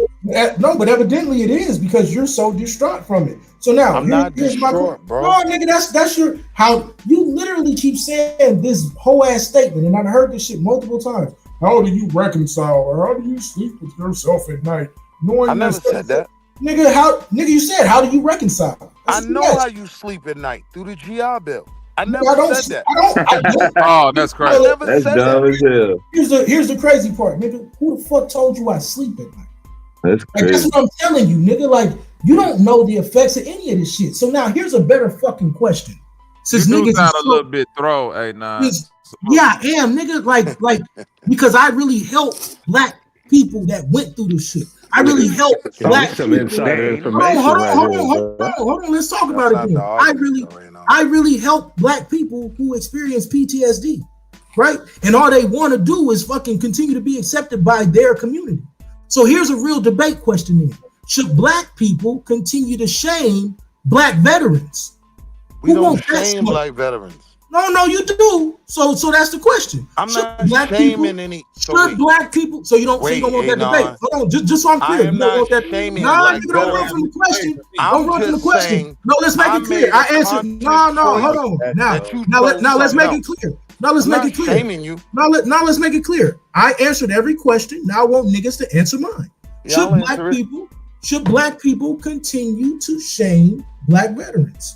One, I don't believe that black people shame black veterans. Because you gonna be shaming your own family. That's cap. I think that's wait. Amazing cap. I don't think ain't nobody saying no black. Hold on, black people don't necessarily shame black veterans. But there is black people shame patriotism. That's crazy. Correct. Can I finish with that? Every time I get halfway through the point, motherfucker, need to see an email. Beat up on me, right, man? Black people don't. In my opinion, I'm trying to land if I get the shit. Because that was valid. Right, I'm saying black people don't necessarily patriotism. God damn, nigga. Fuck it. It's your point now, Wall Street. You got it. God damn. Got their pocketbook in. I know what to do about this shit. All right, here we go. Hey, GQ, do you see what I'm saying? Don't do it, GQ. But God damn, man. I'm trying. He say, nigga, that's a good point, Bobby, because what he was saying. But anyway, black people don't necessarily shame black military vets, but it is a level of shame that we have for anybody that express a level of patriotism, because black people are just kind of inherently against that. So not all black military vets, are just overly patriotic people. But that sentiment do come from a good number of black military vets, to where I can see how you can say that it's shame in the vets, but it's really the patriotism that black people ain't rocking with. Y'all gotta get some examples, man. That's cool. So I'm saying we just running. No. If you stand for the Star Spangled Banner, is that what y'all talking? What y'all talking? You say what? Nobody gives a fuck about. You know what I mean when I say a overly patriotic. There we ain't gotta. Our country. A real flag is hanging in your front yard or something. Liberty. If any nigga who's either a police officer, a CO, been to the military. If I see a flag hanging in front your front yard, I already know what type of time you on. I already know what the conversations with you finna be. I know what it is. God bless you. Hey, nigga, put your weed up around this motherfucker. You hear me? This nigga is this nigga different. He gonna defend a white boy just because he's in the military over a nigga, even if the nigga wrong. So they when gave we me a apply big this ass conversation, I'm not defending a white boy. He's gonna to black defend. This is the patriotic black man that says, I don't give a fuck who sit in the presidency. I'm defending That's the your president. boss. That level of patriotism. Chief, a chief nigga. I'm simply saying this.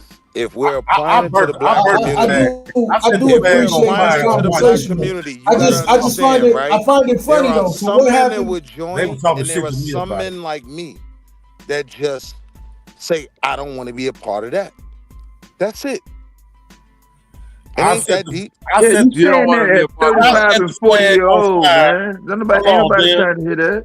Yeah, fuck what Willie talking about. I set the flag on fire on my Facebook page. Niggas was talking crazy to me.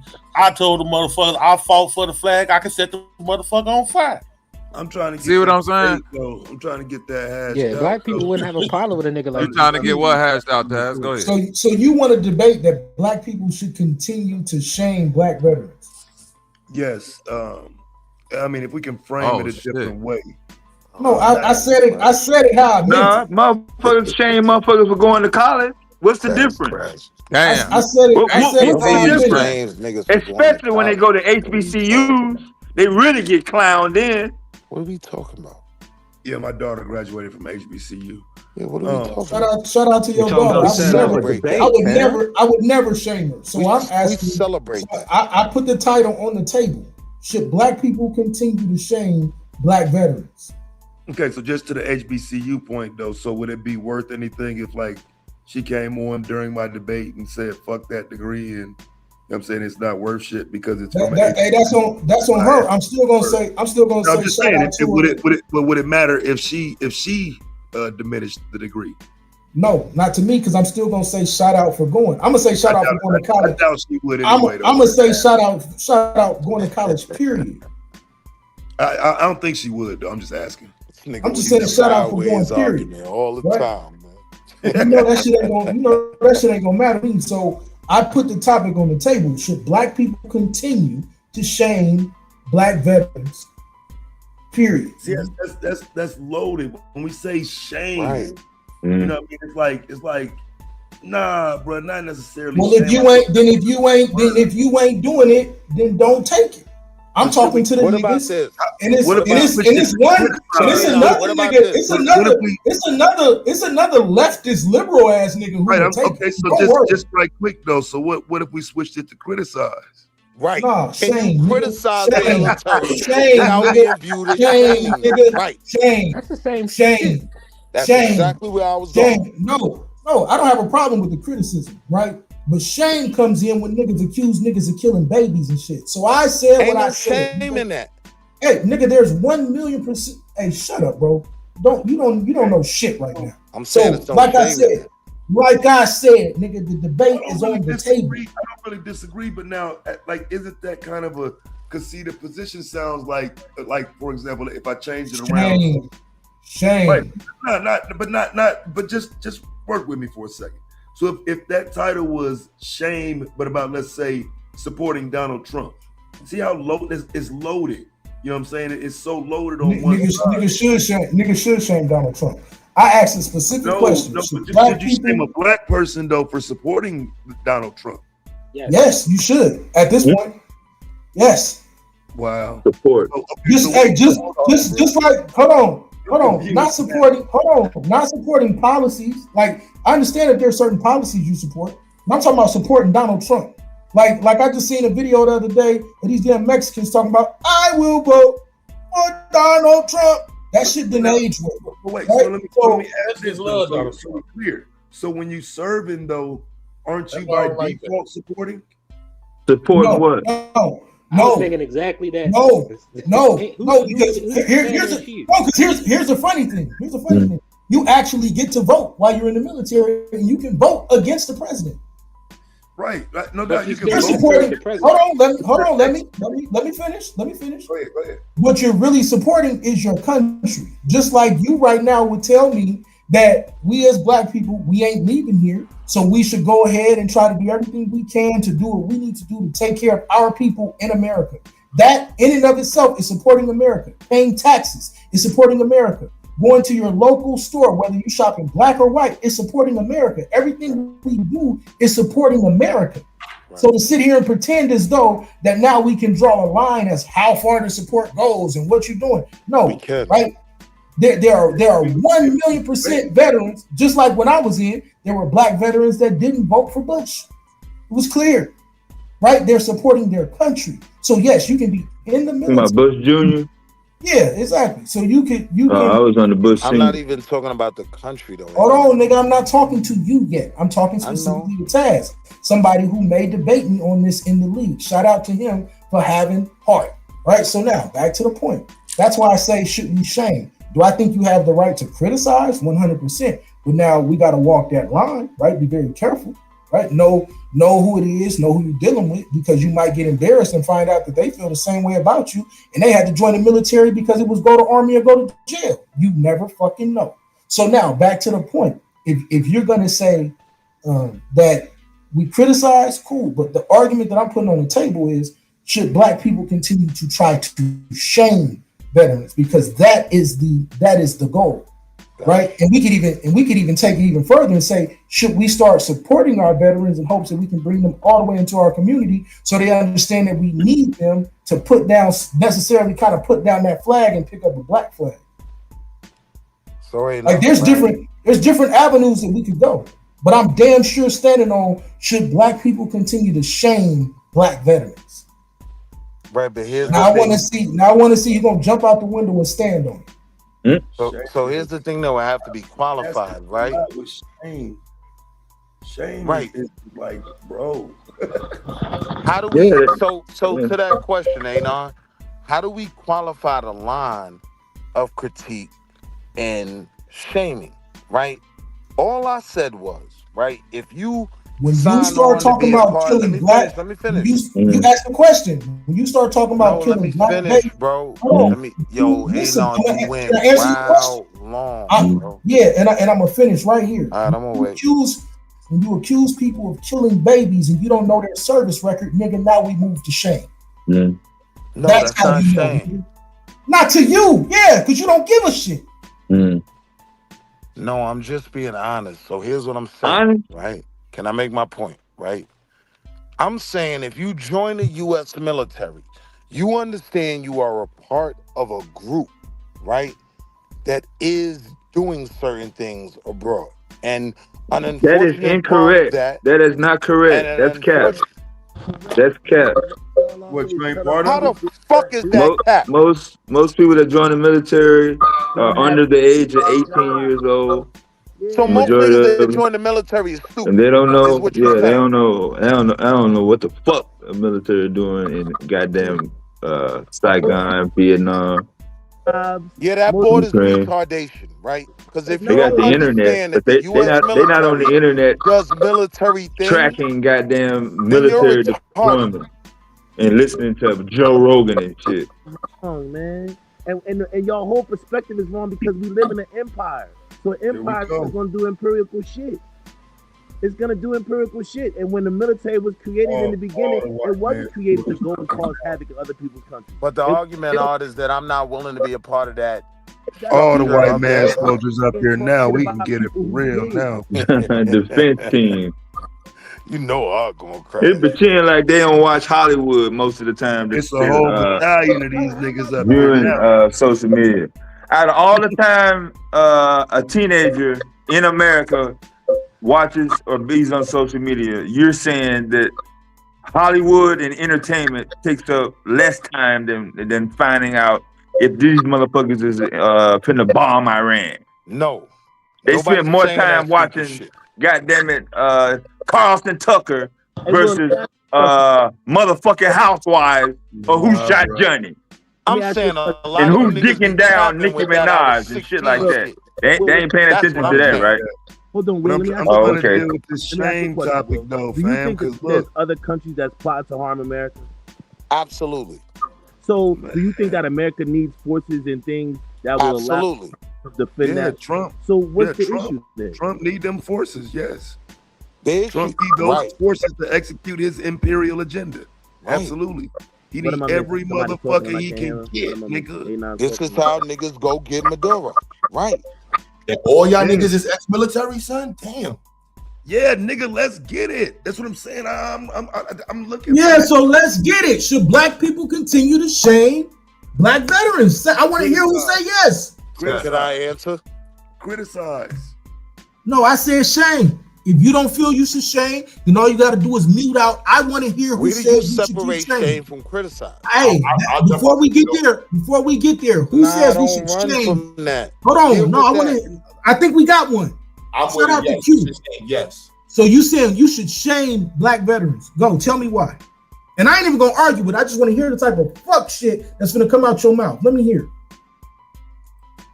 Your position either represents someone who's ignorant of policies and global politics, or someone who's just a blatant mercenary who has no political goals that just wants to get paid in life. Your youth just represents the lack of opportunity that your parents or society provided you. The same excuse drug dealers use. Now we'll get to the fact that you are now. What about the young men? What about the black young men that go to military school, that leave from Citadel or leave from the Naval Academy, that's not from the street, that come from parents that They understood what they were going into it for. They know what they're going into. Once they get to the Citadel, once they get to any military type collegiate school, they understand warfare from the So the argument is just don't deny that, right? They knew what they were going into it for. If you're attached to the U.S. military, you know you are attached to something that is duly served. Everybody don't go in to get the GI Bill. There's people in there who really want to be Rangers. There's people in there who really want to be Delta Force. Right. There's people who really want to be tank commanders. You are whole people. You want to be a bullet for lightning. It's not even about that. It's about they living in a country. They understand that. You guys always come from a race perspective because that's how you observe the world. Some people observe the world being American. Nothing that you have protected us from in the last how we built the world. There's nothing there's no war in the last 100 years. Not one. One that has anything to do with our freedom. Every war we fight has something to do with your freedom outside of No, Vietnam. that's not true, bro. You know that's not true. Like, what do y'all think these wars are about? These wars are about other. Gentlemen. These wars are about corporate interests. That's what they're about. Some of them are about corporate interests. All wars aren't about corporate. Okay, so political interest, right? Like Vietnam wasn't protecting me. You tell us which from the Vietnamese coming in Harlem doing nothing to nobody. Set up the debate. Set up the debate. Wars are about freedom for black people. They use corporations to be the proxy for, but wars are about imperial interests. They're not about corporate. Yeah, but imperial interest isn't about freedom, though. Specifically, it's about imperial. Hold on, Damo, wait. Like, you can't change imperialism. Wait, hold on. You know, imperialism.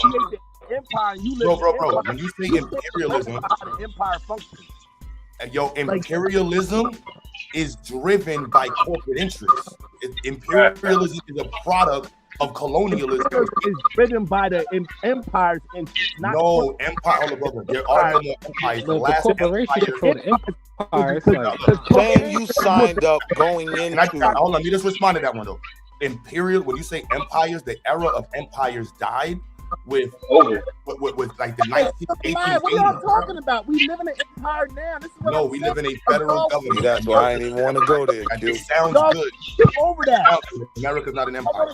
Over that, we still live in an empire. The war that you see, China is a rising empire. Russia's trying to regain themselves as a rising empire. The empire. Okay, but you're using the empire colloquially, though. Because these would be like what China would call itself. What China would call itself a government, right? A form of they have some form of democracy / social hybrid right? communist democracy government.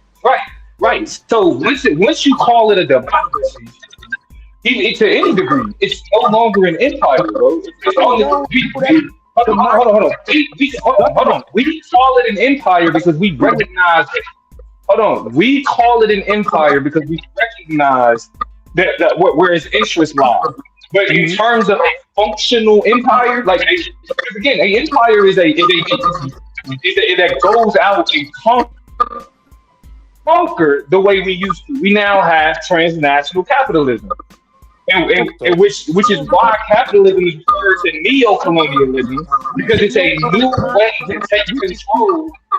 We still go out and conquer. We can use all these new words and all these pseudo ideas of it, but it's still wool imperialism. That means but you signed up to represent that empire. That's what you represent. Hey, I don't know who mic this is. I don't know if it's Art Knight or whatever, but like the my mic is fucked up, Domo. It's definitely my mic. It's definitely. Oh, okay, all right, okay. Because it's hard to, you know what I'm saying? Because it's yeah. But go.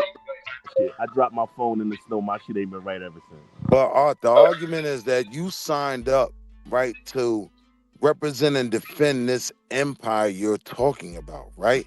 If I accept your claim that it's about this empire that isn't in the best interest of me and mine, that would be my reason not to get involved and sign up for that. Now, if someone signs up for personal reasons, personal gain, GI Bill, to go to college, whatever, no one's shaming them for that, right? But you still contributing though. Just like you're contributing if you go to college, anything you do, you're contributing to transnational capitalism.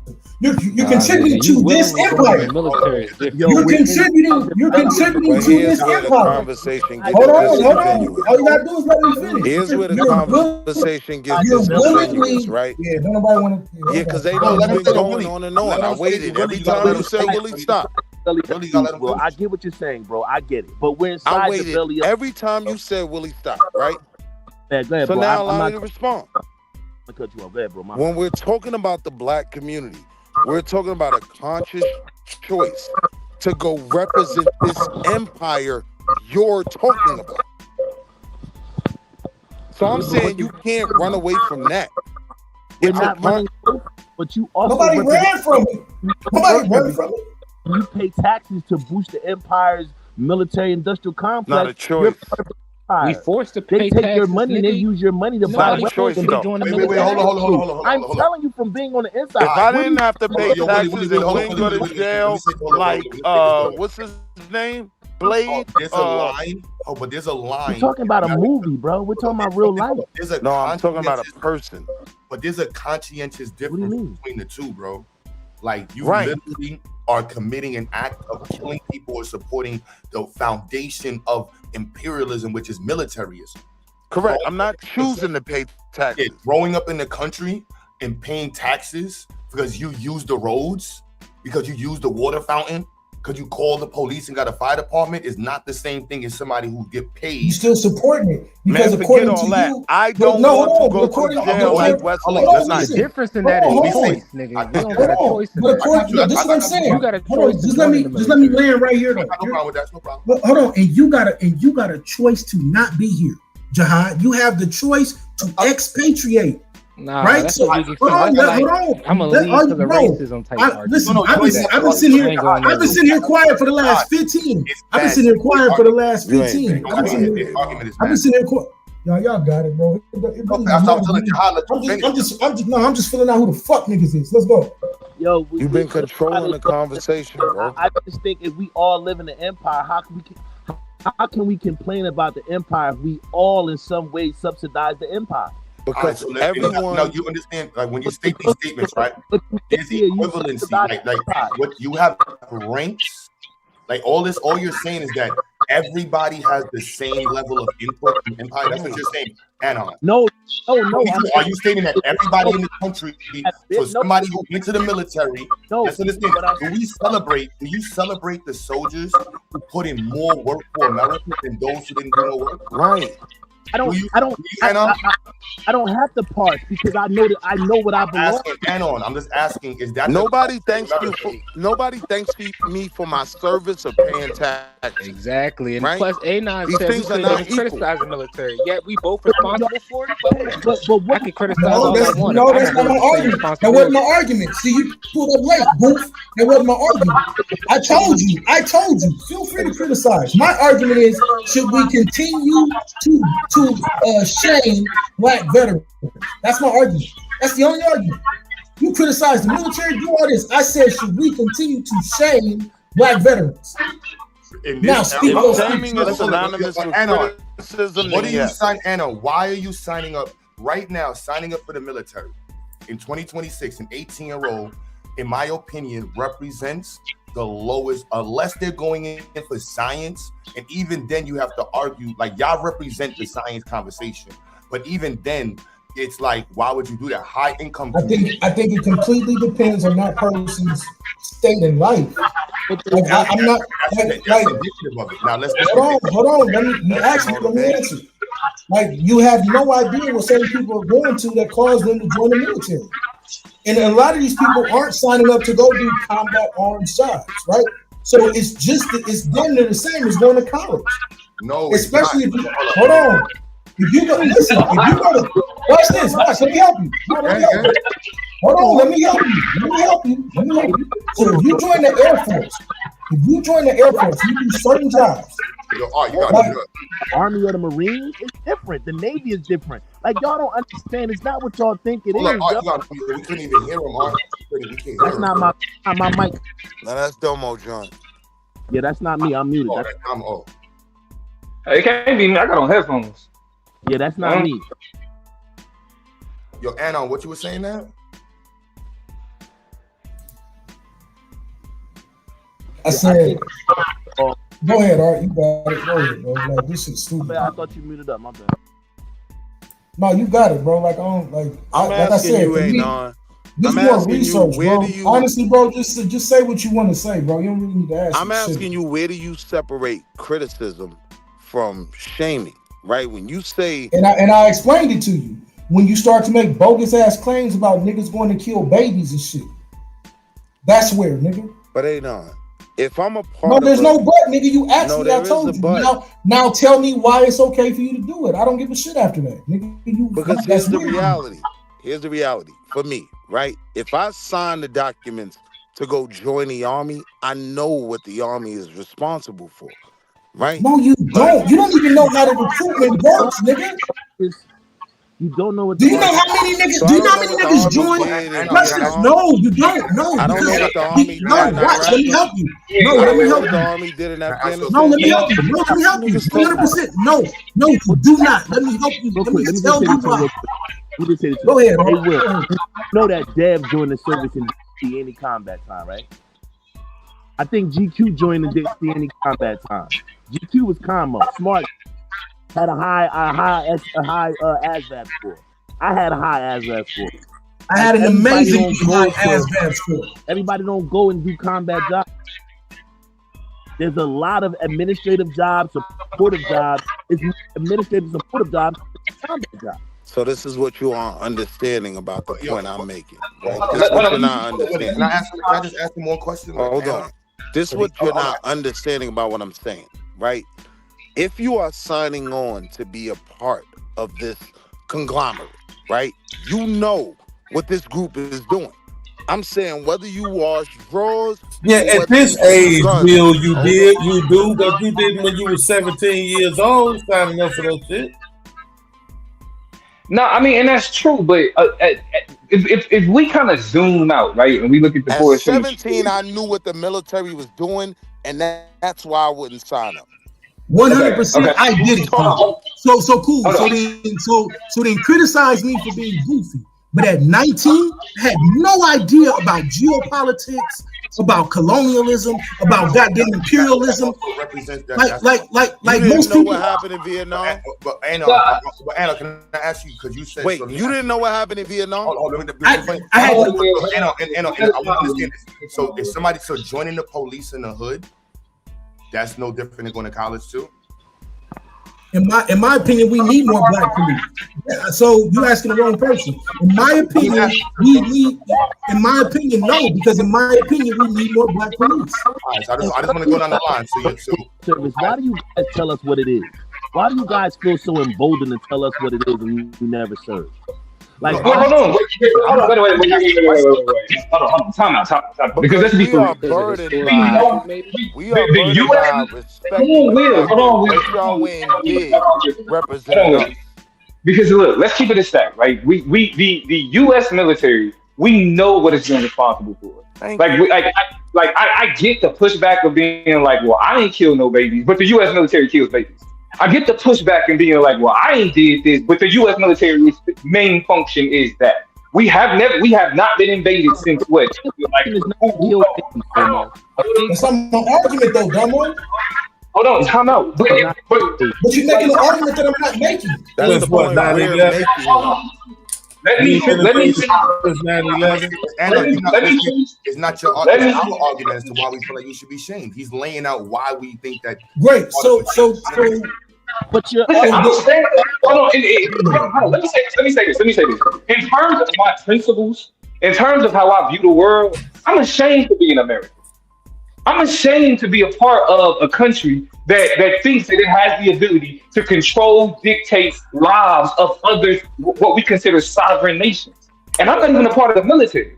I'm saying the fact that my tax dollars go to controlling the resources of other people, of other sovereign people, places that they say not developed. Right, I'm ashamed about the fact that the reason why the economies the south of the border are able to build themselves up to be their own versions of America is because of our involvement in undermining their development. I'm ashamed about the fact that when I see what the United States does overseas and how it manipulates and controls shit overseas, that it's destructive and it goes against the belief that I stand for and in the type of world that I want to live in. So I get that y'all don't that it's like, oh, I haven't personally done these things, but like I was talking about earlier, we are all implicated to some degree because we are citizens, or not even citizens, subjects of the empire. I said period. Yes. So the question is, right? I disagree. Let me kind of I disagree. I'm ashamed. The only reason I disagree with that, because when people try to summarize the levels of citizenry in a colony, it doesn't work like that. You have no. I agree. I agree. That's what I'm saying. Like I don't like no. But we're not in the colony anymore. Citizens' involvement is not the same thing. Is some states you don't even pay income tax. Personal tax gain is federal, and the still gotta pay federal tax. Federal taxes.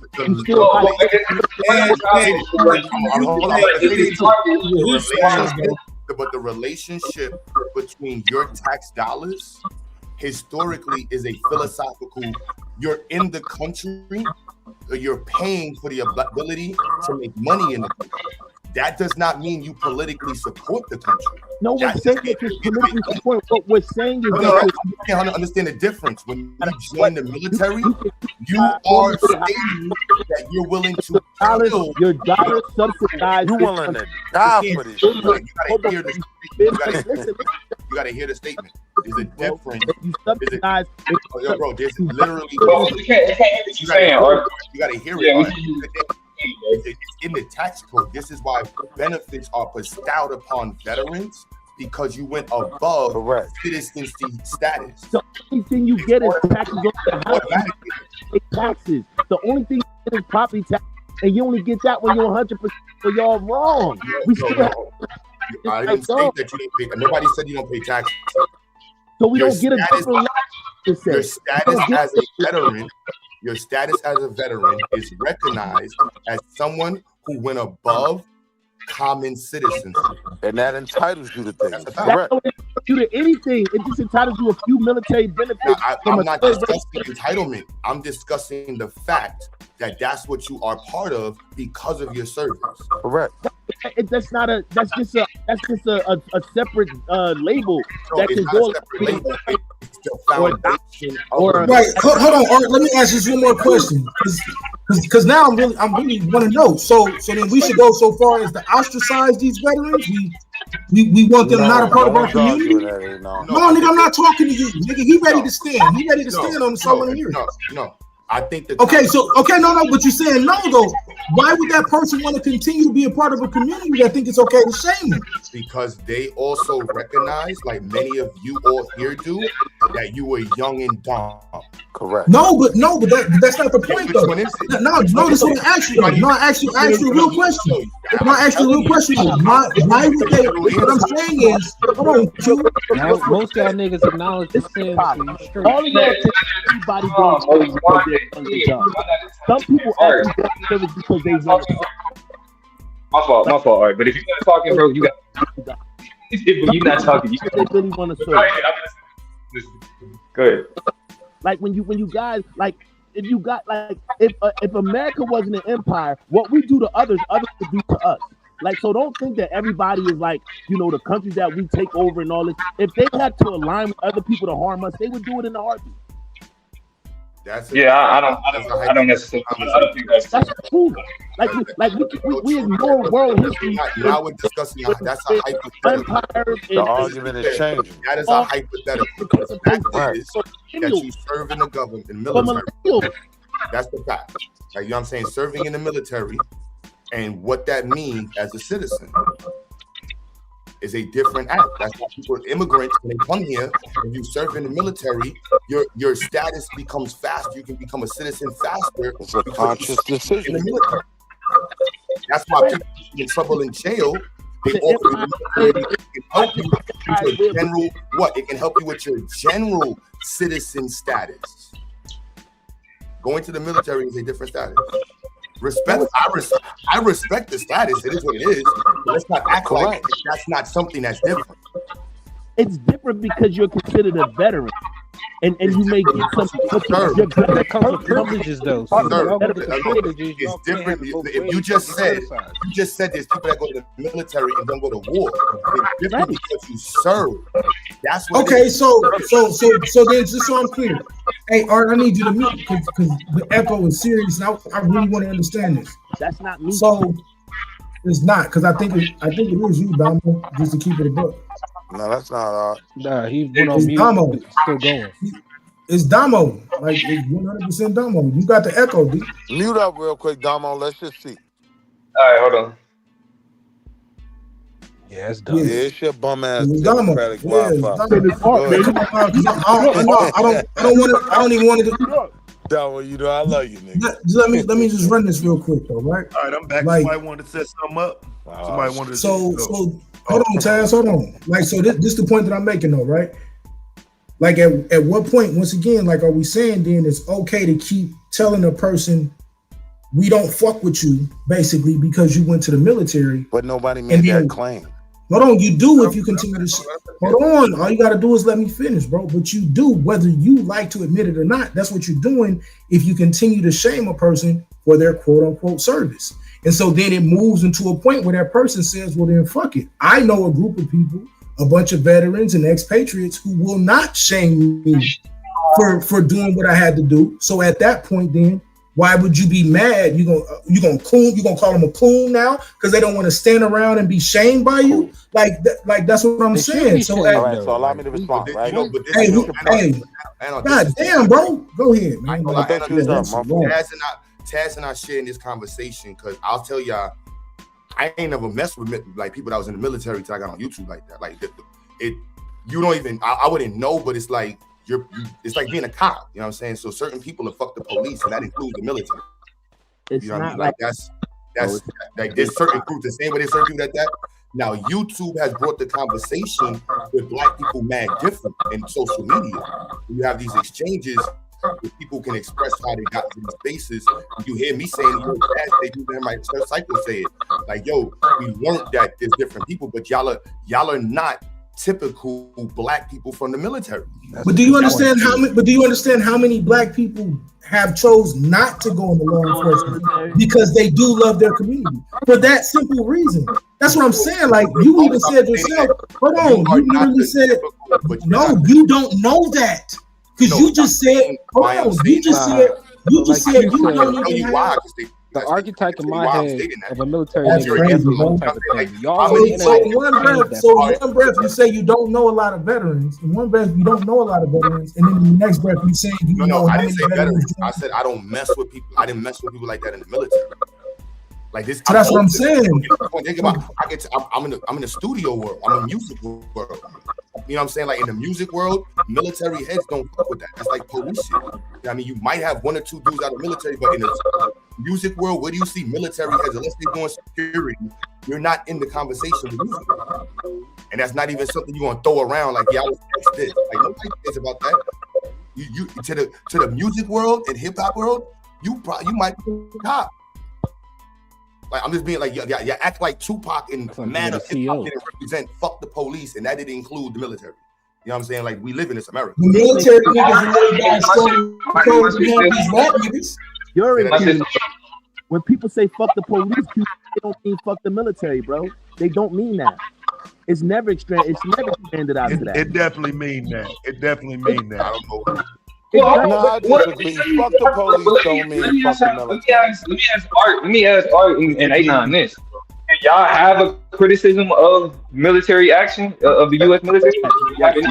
Yes, I do. Yeah, 100%. Yes. Right. And you would recognize that. Even just that criticism, like as a member of the military, you are also implicated in the thing that you criticize. Right. Hold on. That's not the argument. That's not the argument. That is the argument. It is. Nigga, my entire argument. My argument was complete. I know your argument. Let me explain why this is responsive to your argument. Because you're taking it as shame. If you recognize that you also have a similar criticism of the military that we have, then you don't have to recognize it as shame, because you don't have to say that I'm personally responsible. It's like when we talk about as somebody who studies politics and wants to go in the government, right? I think that the idea of reform is like you can't reform white nationalism, you can't reform white supremacy. That's the basis of this shit. However, in order to mitigate the circumstances that we deal with, I involve myself and I've taught myself and I include myself into this white supremacist political structure.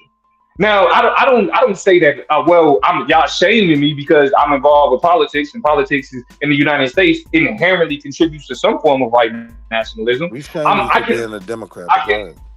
Yeah, that's exactly. But I'm not. The thing is, because I recognize that the criticism is legitimate, regardless of my involvement, I don't have to feel ashamed. I don't have to be shamed by it because I agree with the criticism. I have the so when you take it as being shame, it's like nah, because if we was talking about it outside of you, you wouldn't say, "Well, you shaming me because." 100% disagree. And so let's make it clear how we got here. When niggas decide to tell niggas that they're killing babies and doing all this other shit, right? And let's say, unfortunately, if they was in some type of conflict and that did happen, who's to say that they don't feel horrible or disagree with that, right? And so that's why I asked you specifically, should we shame Black veterans? And he said yes. And there are other people that agree. So you can't sit here and say we stop at criticize, because I openly said, okay, criticism. But my argument and my debate on the table is, should we shame Black veterans? That's completely different. No, there's no but. Either you disagree that we should shame them, or you agree with it. There's no in between. Can I ask you this? I'm the one that made the comment about the kids, right? Hold on, real quick, Q. I'm the one that made the comment about the kids. What I'm saying to you is, right, if you work for L'Oreal, right, who makes Newports and Marlboros, right, you are attached, right, to a conglomerate that is responsible for lung cancer. You can't deny that, right? So I'm saying, going into this military, you know you are a part of an organization that is going to can't tell people what they know and don't know, bro. Like, this shit is asinine. How you don't know that? What branch was in? Perspective, man. It's different. If you was a part of it, you would understand. Like, I just think y'all just giving y'all a personal opinion on it without understanding the true details of it. I think that's the problem. So we don't have the right to do that. What branch you was in? But you that What you branch have you was in? the internals. What branch you was in? I was in the Army. What years? I was in from 1990 to 1998 in the regular Army. Then I did 4 years in the reserves. Who was president? President. I was under Clinton. I was under first Bush. Calm down. And second Bush. Come down. Did you sign your oath? What do you mean that I sign my oath? You don't sign an oath. You raise your arm. You sign a contract. Did you take your oath? Yeah, I took the oath. That I would never agree to that. That's your opinion. That's your life. I'm just saying, but understand. To be clear, I would never agree to fight and be in fighting for the Constitution or the government, or I never would have faith that I am in allegiance with the president. I'm not Democrat or Republican. That's you, bro. That's you, and I can't begrudge you for that. But you also can't begrudge me for joining. No, but that's what separates the two. We can judge each other. We can judge each other. I'm gonna judge you. I'm gonna state that you represent black people who are allegiant with the president. No, I ain't gonna lie, bro. This shit make it's different for me at this point with y'all niggas, bro. That shit crazy, bro. That's what's up. So all the shit, so that's saying like all the shit that niggas really do for their community and shit is fucked them now. Man, fuck y'all niggas, bro. Y'all niggas full of shit. You guys are on some white. How did you jump from one to the other? Like we're not even looking at it like that. That's nigga, because that's a nigga's entire life. That's not your entire life. That's like that. It is like a military is a part of it. Hold on, the military is a part of it, and then the shit that they do for their community is a part of it. Your story. What about drug dealers who turn around? Like what's the deal? Right, and this is why I say, this is why I say we need to be careful about shaming some of them niggas. Why? You don't know what the fuck, because you don't. Now, am I gonna sit here and say, "Oh, I'm happy they sold drugs"? Fuck no. But I'm also gonna take into account the shit that they went through because I know the fucking communities that we come from. But here's where there's no but, nigga. I know the communities that we come from. Am I saying it's okay for them to do that shit? Nah. But now we moving into a space. Hold on, nigga. But now we moving into a space where we're literally taking the veterans and putting them motherfuckers on an island all by themselves. No, you niggas is completely different. You niggas, hold on. I'm almost done. No, fuck that. I'm almost done. Top. I'm gonna tell you, bro, because niggas don't understand what niggas really did for them, right? So now you taking these niggas. Hold on. I'm almost done. You taking these niggas and put them on the same page as the niggas who are shooting our people in the head. They're shooting our brothers and sisters in their standing on their necks and killing them in the middle of the street. You putting them. Oh, that shit. You keep saying you're doing things for me. You're not doing these things for me. You're doing these things for the empire that Art is talking about, right? Do you benefit from it? You can't say. Do you benefit from it? You can't. No, I don't. They shooting us in the head in the street. No. The water's getting muddy. Everybody's getting emotional. Right. So, let. How the fuck is emotional when niggas say, oh, it's not emotional. No, it's not gonna be emotional. Wait. My only thing that I'm saying, GA, is they're using false equivalencies in their opinion to base their what they're saying.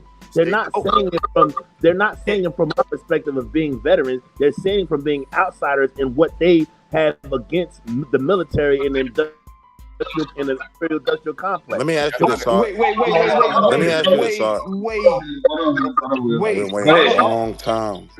I just want to deal with your automatic attachment to the president. Let me know when y'all ready. Well, okay, and I'm trying to get to that part too, Taz, because I want to say, let's throw the labels aside and just talk about the convictions. It's the oath to the Constitution. So, no, and it also states the precedent. I'm not dealing with none of that. No, that you will obey the lawful orders. I get all that ready on what you're getting at, but the conviction lies in if I believe in the Constitution. If you can give me a better system, AOGA, let me ask you. Really, man, you come on, bro.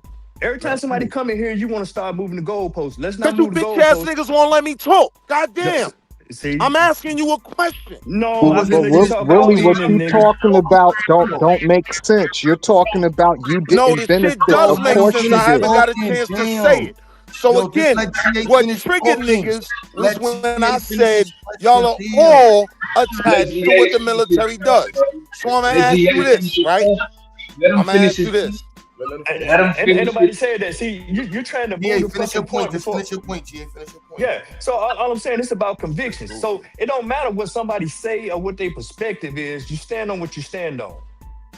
And I don't know why everybody wants to get so offensive on both sides in their claims. You stand on what you stand. 26 years, I executed the nation's business with extreme prejudice. Now what, nigga? GA, Wait, that so That's GA, crazy. that's Shame where. nigga. Hold on, real quick, and I'm gonna go back on mute. What business did GA, you have? that's where the conflict lied, right? When the statement was made that what the U.S. Army and military does is attached to everybody a part of the military, that's what niggas had a Hey, problem bro, with. you in the way, Now, bro. huh? You in the way. You in the way. Chill. No, wait. You in the way. Nah, because it's a valid point. It's not. To what triggered the whole conversation? It was about being attached. All right, this is what we gonna say to all y'all niggas that didn't join the military. We don't give a fuck what y'all think. Nigga, and don't nobody give a fuck what you think. You ain't got you. No, I do. No, I do. Time out. I do give a fuck, Yeah, right? all I do this give a fuck veteran because slander is hold on, I insane do. work. When y'all know y'all I gotta do. It's talk, y'all insane give a work. fuck. talk. Y'all This scared of me. ain't veteran shaming, bro. If we say that the United States military is Now y'all responsible for gonna some of let the Domo make the argument peacefully. if we say that the United States military is responsible for some of the worst atrocities that have occurred throughout history, that we know that innocent people have been killed, that we know that people ain't involved with nothing, nothing has been killed to push the interests of corporate and other elites that do more to determine where our military go than regular people. That ain't got shit to do with shaming veterans. If veterans are involved with that, it is what it is. But Willie said that A.B.A.T.E was killing babies. Don't bring my name up. That's the Please part don't where say my is name. it shaming? I didn't ask that. The fact of the matter is, if we talk about what the U.S. military's done, and then niggas say that they are part of the military, there is a implication there. And I get that niggas may not want to sit with that, but that criticism is valid. Period. Yeah, and that's a fair point. I mean, that's a fair point. If a nigga doesn't be out on the corner selling the drug, but he runs the book for the Supreme Team, he's a part of what that organization is doing. Simple. I mean, what you talking about, bro? Yeah, let me explain it. So you niggas understand, right? When you're a part of this organization, like I said, I don't give a fuck if you're a part of logistics or you are out in the field putting in that pain. You're a part of a group that is facilitating something, right? So if you run the books for a drug organization, you're not separated from that. You're a part of what they did. That makes sense? No.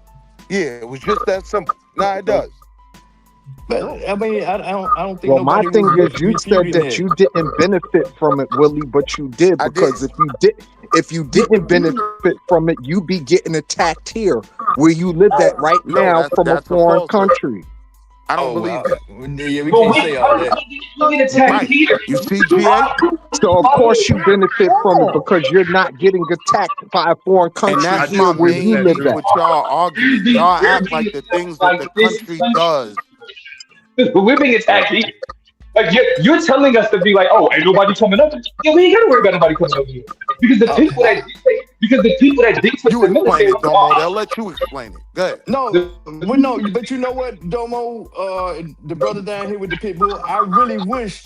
Sometimes I be thinking, I say maybe I want to see what motherfuckers would fight for, because right now, you know, motherfuckers are kind of euphoric.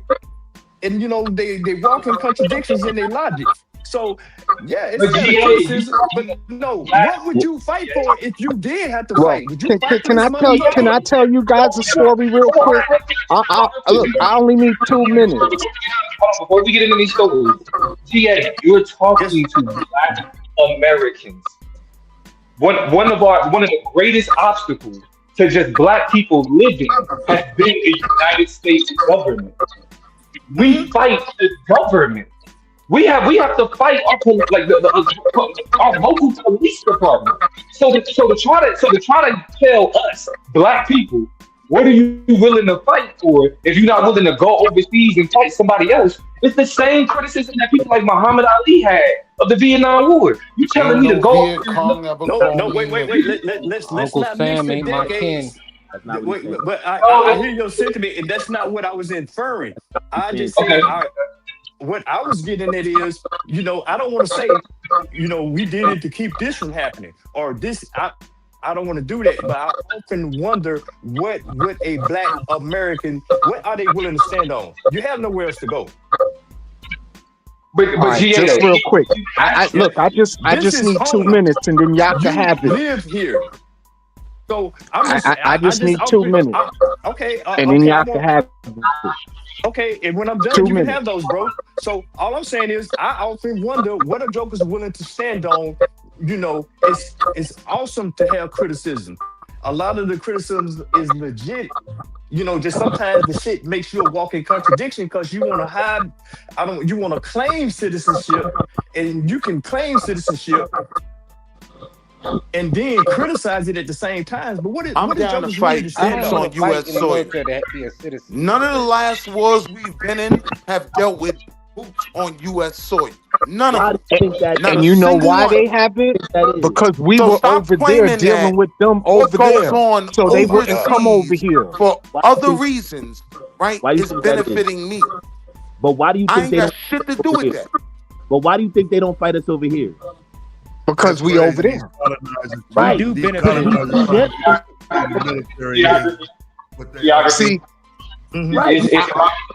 It's a lot harder to it come ain't gonna work, Taz. We can have a real conversation about it though. When all the chatter dies down, we can talk about it. I would argue you niggas is putting me in jeopardy. You niggas is the reason why I've been these actually other calling for countries. this conversation for a long time. How we put you think folks that serve is putting you in jeopery? Is that what I'm hearing? Yeah, Black people, not just folks, Black folks. No, what I hear is a There's bunch some of people cap. that want to take us down is growing by I hear a bunch the day. of cap. Okay, well, I don't know. Look, I joined when I joined the army. It was 2002. I hear a fucking war story. Hey, you damn right. Because listen, I'm a native. Listen, I'm from Brooklyn, New York. And when I went to the army in 2002, I went to the army because I watched people jump from the top of the World Trade Center and pop like water balloons on Rector Street. That's why I went to the army. I did 3 fucking tours. I did 1 in Afghanistan and 2 in Iraq. And when I came back home, I figured out that my whole Iraq tour, the 2 tours I did was about oil and nothing else. When I was in Afghanistan, my MOS is 19F. That's what I used to do in the army. And when we were on patrols, wasn't truly about protecting. Listen, when we were on patrols in Afghanistan, that the things y'all do protect me. When we were on patrols, it is to protect you. Of course it's to protect you. Because y'all not ready to fight a war here, Willie. You're not ready to fight no war here. On your soil. You're not ready for that. You're not ready for that. You're not. I don't agree with that. You're not ready for that. You're not ready for mortars to be raining down on your head. You're not ready for RPGs to be fired at you. You're not ready for that, bro. Somebody got mute up. What are you talking about? I've been shot at. No, you ain't been shot at by a 50mm tank shell coming out my M1 Abrams, nigga. You ain't been shot by one of those. Sounds good though, bro. That's a different kind of shell. That ain't no 9mm. Crazy, bro. We talking about mortars and RPGs and IEDs. Y'all niggas ain't ready for that shit for real. You literally just said, right? You joined the army because of what you saw in 9/11. And then after your tour, you realize you weren't fighting to protect Americans. You just said that. Did you not? Him stayed. Like, hey guys. Real.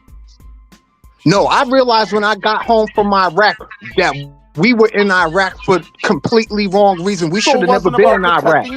We had every right to be in Afghanistan, though. We had every right to be there because them niggas was out there. That's where they were. They weren't in Iraq. They were in Afghanistan and Pakistan. That's where they were. Yo, bro, you just People said. responsible for 9/11 were Saudi Arabia. That's who funded it. Stop playing. Like, so, like, to be like, oh, we were in Afghanistan. That's propaganda, my nigga. You like right now. You are spreading U.S. propaganda to justify, like literally to justify taking the oil. And you know better. You admit it's literally called securitization. The justification for taking it is like, oh, we gotta create these enemies. We create a threat. Now, I'm not saying 9/11 was an inside job or none of that, but the threat creation of people in the Middle East made it easier for them to go in and justify their own corporate interests. It made it easier for Halliburton to become billionaires. It made it easy for Dick Cheney to become a billionaire. And so while you up here talking about, I seen somebody fall off a building, and then they use that to convince you to go over there and suppress a whole nother people to create more anti-American sentiment because they looking like we ain't the ones that did that shit. And after you were done, now you want to say I was wrong, right? Yeah, but go ahead. Wrong, though, Willie. The United States go to war overseas to protect people here, so we don't have to fight here because again, y'all not ready for no full-blown war here on U.S. streets. None of y'all are. None of y'all that didn't serve, none of y'all ready for that. It's one thing to be shot at with a 9mm. It's another thing to be shot at with a mortar. That's not the conversation. But I want to have that conversation with him though, because that's you keep talking about the white man's weapons. Like why do you keep saying it's like you have access to it, or like you're going to do it on the streets? Like they're going to do that to anybody. It's the military. That's what you help build up. What are you not getting about this? What I'm not getting is the whole veteran slander thing. That's what I'm not getting. Why would you want to slander a veteran? Why would you want to question somebody who fought for their country? Y'all all live here. Ain't no other country any of y'all will go live other than the United States. I'm telling you. You just said you fought for oil. You just crazy. Yeah, and that was wrong. I didn't know that at the time. No, nothing to do with my. This was 2004. I didn't know anything about that.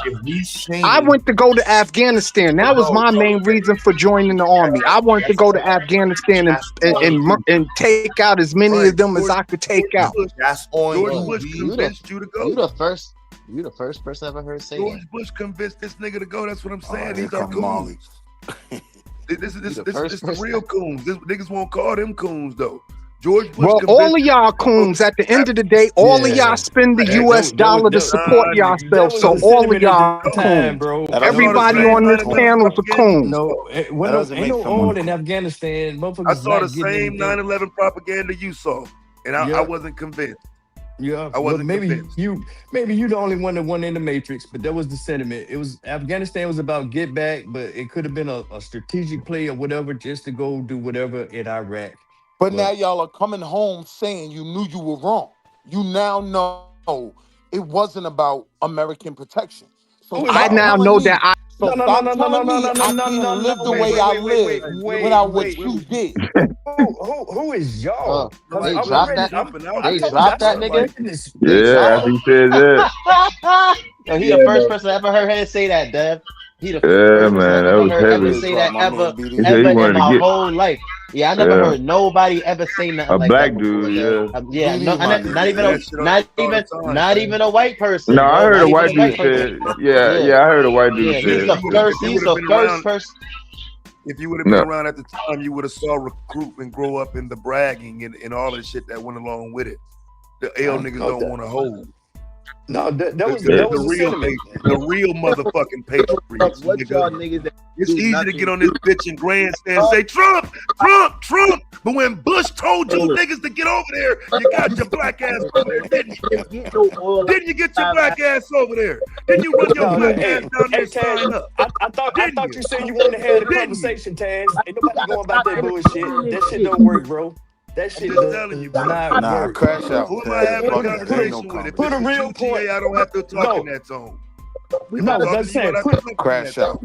Put a real topic on the table, bro. That's all I'm That is asking. the real topic. That is the real topic. When you go over there, you are contributing to the imperialist system that we live in now, and you are operating at the behest of the president. And when you pay your taxes, you subside. You're subsiding the country. Just say I'm wrong. Sign up for that. No, wait, no. Yeah, don't throw that. No, you're not.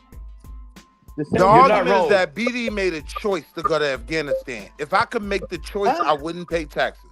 He So it's flat not, out it doesn't correlate. did it. It does correlate because you gotta pay taxes. No, see, y'all money He in the wanted. waters. He said, "Take out his man." That was kind of wild. Yeah, I pay taxes so I don't go out like Wesley Snipes. Hey, do y'all want to talk about I don't sign tax up to avoidance, pay or do y'all want to talk about black veterans? Hey yo, Will, let's go live in Trinidad, bro. Ain't nothing nobody did that made me want to go to somebody else's country and take out some motherfucker. Hey, Molly, what's going on in Trinidad? Well, Yeah, at the time, let's go live out there. No, 9/11, I was already in, and we bought the intel, and we believe that was a justified deployment. When did we That have was that the argument? sentiment at that time. Like 2 or 3 days ago. Marley, huh? When did me and you have this same argument? Like we was just arguing about this like 2 or 3 days ago. Maybe wasn't. I wasn't arguing. I was just stating my opinion about the Right. I was just cooking. Yeah, That's all. yeah.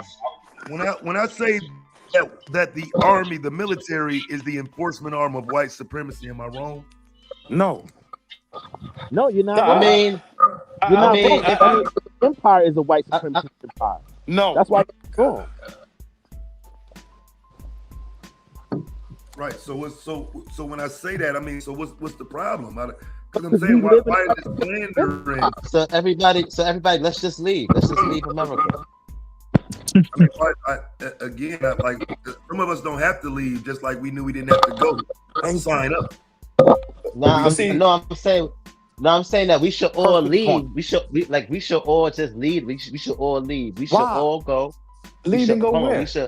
Because we don't go support anywhere. war. Nah, We should leave. No, we could. We could go. No, we could go anywhere. That's what I'm saying, bro. Like that's not. Yeah, because the reason to why I say that we should leave. The reason to why we should leave is because the more we stay amongst these people, the more our mental health is going to worsen. It's like you being in a bad relationship with somebody in a household, and it's going to be still going back and forth. So anything niggas do now is just separate. If niggas can't do this or be a part of the government, niggas don't see their stuff as part of America. It's just like, why we should I just can leave. be right here and separate myself from government initiatives. But yeah, right? When y'all state that as a citizen, I don't know how y'all historically, like, a person as a citizen has no political alignment with the federal government. You being as a citizen, that's what makes America America. It's not a kingdom. You know what I mean? It's not an empire. You're not part of a gang. America is not a gangship representation. Here's why other foreigners come here. They don't give a fuck about America. They just care to do what? Make money. They're making money is not them stating, I support America. They look, I make money. Black people got it twisted in their heads that making money here and being a citizen means that you're also part of the entire, like, there's a court, yeah, exactly. There's no, going into the military is a service that you're providing for the government that makes you different. Correct. It does. And it doesn't mean you're being shamed for it. Well, I don't know. I mean, I just think that shame. Who said shame? Yeah. Nah, that's what I think Arthur was saying. Not Arthur, Anon. My bad. Anon was talking about shame and Anon. That was Anon.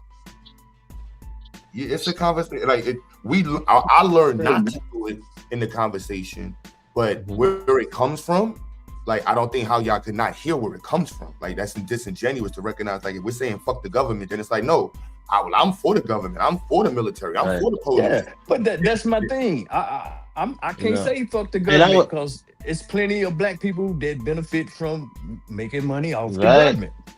Right. That, people that live here in general. Does their benefits separate them from the history of the government? And what is that? The government. And the relationship the government has had with black people? Nah, I mean, it's still a fucked up relationship. I mean, it's a fucked up relationship, yeah. The relationship is fucked up. It's a fucked up relationship. Niggas did a lot of shit wrong to black folks. You know what I'm saying? Niggas did terrible things. Terrible, horrible things. Mistreated niggas. You know what I'm saying? So yeah, so that's the basis of it. So there's people that's benefiting from it, people that's involved in it. Please, do you. We understand. But see, here's my thing, because a lot of time I hear the sentiment, we need our own nation, we need our own military, we need our own governance, our own police force. And then we come out the other side of our mouth and we be talking about, F this and F that. So what does governance look like for black people? What does a protective force look like for black people? What does a mode of production look like for black people? If you're so against every damn thing, you should at least know what not to do and put something together on what to do. Is America black people's country? But it's not a matter of against. I'm not against recognizing. Okay, well, I'll just say criticism. Hey, I went to public schools, bro, so I don't have. Is America association to the agency? Like that's and it's like people are separating the fact that there is an association to this agency and the agent that what goes on with it. You know what I'm saying? Like that's just the fact. And it's like people are saying that, like, you shouldn't say nothing about it. It's like, yo, bro, you're talking about, he just said he fought in a war that was about oil, but you want to celebrate your veterans. All right. Yeah, make that make sense. Make that make sense. Nah, I can't make that make sense, because once you in, you made an obligation, you done made a contract, you done made a deal with the devil, you done made a deal with the government. However you want to look at it, you go do, go where you told, you fight where you told. So do y'all think that even though that the government has done bad things to black people and stuff like that, do y'all think this is one of the worst places for black people to be at, or one of the best places? No, let's not diverge to that. I just want the argumentation to be equal. Like I said, the only reason I talk about the military conversation is because it's the same thing, like with ICE, police officers, all that same shit. But the smoke is not given out equally. No, no, go ahead, finish, bro. Because I was just saying, because again, if we understand that the military is the enforcement arm of white supremacy, maybe we shouldn't be judgmental on anybody that's working a job. No, and fair point, and I hear your sentiment, and we never get to this part of the conversation.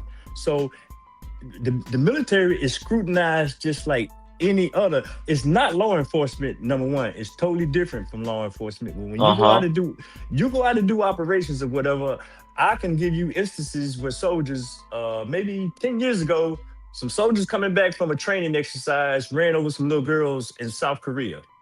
They were handed over to the Korean government to be tried. Under their law? Yeah, under their law. Because when you go to a place, you have rules and engagements that you operate under, and you have what they call a status enforcement agreement.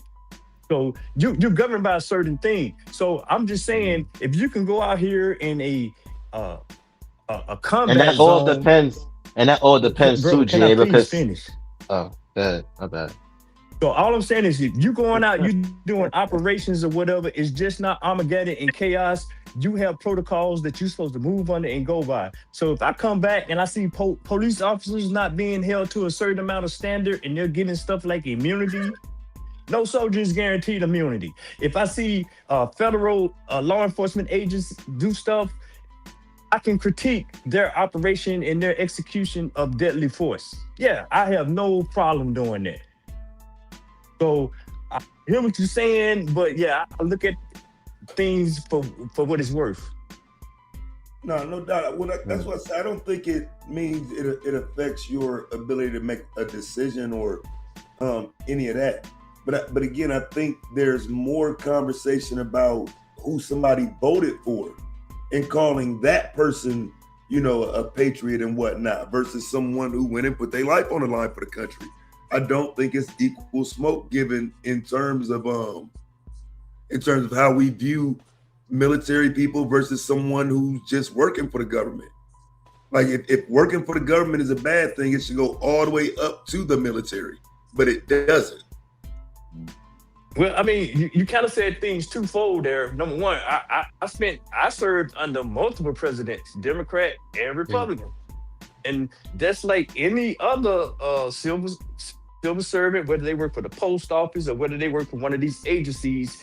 At the end of the day, they have to do the same damn thing. They don't quit because hell, they're a Democrat and a Republican is in office, and vice versa. They don't quit because they're a Republican. They deal with the motherfucking policy. So, I really don't know where we at with that. Maybe it's just that we evolved to a point that we have fundamentally changed in this country, in my opinion, black, white, and everybody else. But I don't really know. The person at the top is not the deciding factor on what the nature or how things are supposed to go or how policy is supposed to go. It's supposed to be by the will of the people. But as black people, we already know that the will of the people don't always satisfy the damn means. I mean, we all like Malcolm X. Malcolm X said, he was anti-imperialist. Like I'm lost as to like where this conversation with. There's nothing. If you want to be a mercenary, I understand that young black men were mercenaries for the military because they needed an option. It is what it is. It's just that simple. It is what it is. I'm cool with that. You know what I'm saying? Like that's because at least the world can understand. Like no, because that's better than saying like no, we are really here fighting for this cause for America. Because you got Arabs looking at black people like y'all niggas don't know. This shit really about oil. Y'all niggas killed 400,000 people for nothing. These niggas blew the blue fucking White House. That wasn't us. That was Afghanistan, though, bro. There wasn't no oil in Afghanistan. It was part of the whole jukes, though. That was part of the jukes for the complex. Yeah, it was part of the play on whatever. It's just. It was part of the play. That's just the isolated. Afghan was that dope. It was that dope and that other shit. Opium. The opium. Yeah, it's the opium, and they had the poppy seed, the poppy plant. Yeah. Well, I'm just saying, Afghanistan is still the most isolated place on the planet, in my opinion, infrastructure-wise or whatever. And it's no better. And China's in there getting all the raw materials out of there right now, and they did that while U.S. was on ground. So. Yeah, and to be quite honest, it's a human nature for just people to just, want to conquer in different, these different groups. It just so happened that, America just happened to be the ones that's doing it right now. But, probably in the next 100, 200 years, America not going to be doing that shit, or it probably going to be another group of people. But that's just human nature, though. So, if it's just going to be somebody, one day it may be the Asians. They may come over and just start taking over shit and just, have shit taken over. I don't think it's going to ever be a world where it's going to be like a utopia where people is just living freely and niggas just live on some humble shit. Like, live off the land. Nah, niggas is human nature. Niggas got insecurities, greed, envy, jealousy. These is real emotions that human beings have. And, and people want power, and that's just in human nature. And people start to see certain things, and now they want to take over and manipulate different groups of peoples. And so we shouldn't people have the law, though. People have the law. Yeah, the law is supposed to protect and ensure peace. We're not saying. I'm not saying no to that. I'm just saying it's just in human nature for people. Motherfuckers is not perfect. Like niggas got greed, jealousy, envy, hatred. You sound like you like lowering the standards so white people don't get judged as hard as everybody else out here doing shit. That's not what I'm saying. Wait. Okay. That's not even what I'm saying. What I'm saying is that how, you know what I'm saying, we could do the same shit too. You know what I'm saying? If niggas wanted to. That's what I'm saying. I'm saying like niggas could do that same shit. Like black people, we could do that same shit. But that's not. Wait a minute. You really think so, Marley? I don't know why the conversation is not about hypotheticals. It's about what was done and being judged for what was done. You launched missiles. This nigga mopped floors. This nigga fed niggas on the shit. This nigga lift up paperweights. All of y'all were part of the game. That's what we're saying. You know what I'm saying? Like GA's wearing, and it's just a matter of the conversation.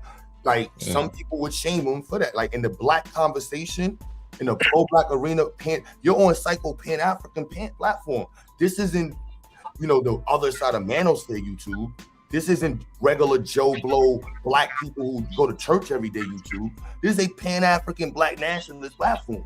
So you're not gonna hear that tape of Reddit with like, oh yeah, we all singing hoorah when y'all come home from the military because we're happy that you was out here serving these crackers. No, we're gonna tell you was out there serving crackers, killing for crackers, and now you're getting paid because you put in that pain for these crackers.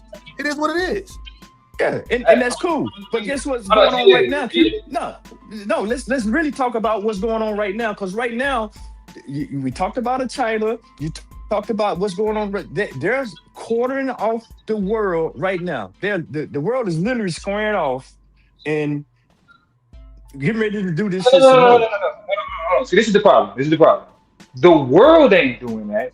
Imperial powers are doing that. When you say that they cornering off part, they're doing that through coercive control, not through individuals being like, yeah, we're all a part of this and we're all taking this. No, it is a handful of individuals, whether they elites, whether they're business moguls, whether they're politicians. There are people who are in control that are saying they're sectioning off parts of the world for their own benefit.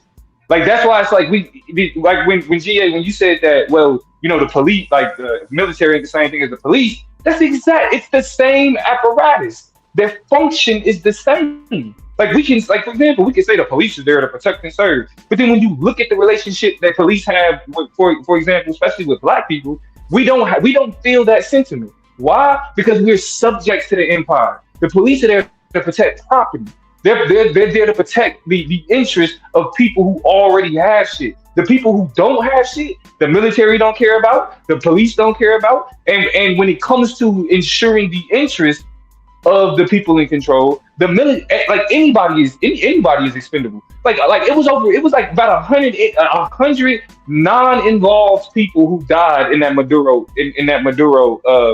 campaign, or not necessarily campaign, but that that project. You feel me? Or that national kick. Yeah. Okay. Right. But nobody talks about all them innocent people that died in order for Trump to pull off the shit that he wanted to pull. Like that, so when you say, I get like, okay, some Korean children got ran over and then they got turned into but the amount of unnamed, unspoken individuals who are considered collateral damage to the U.S. military, it goes far beyond the amount of people that are actually held accountable. Like the U.S. military is a policing apparatus. It is the world police. It is to tell everybody else, our interest, we're going to maintain. And if y'all got a problem with it, your guns ain't bigger than mine.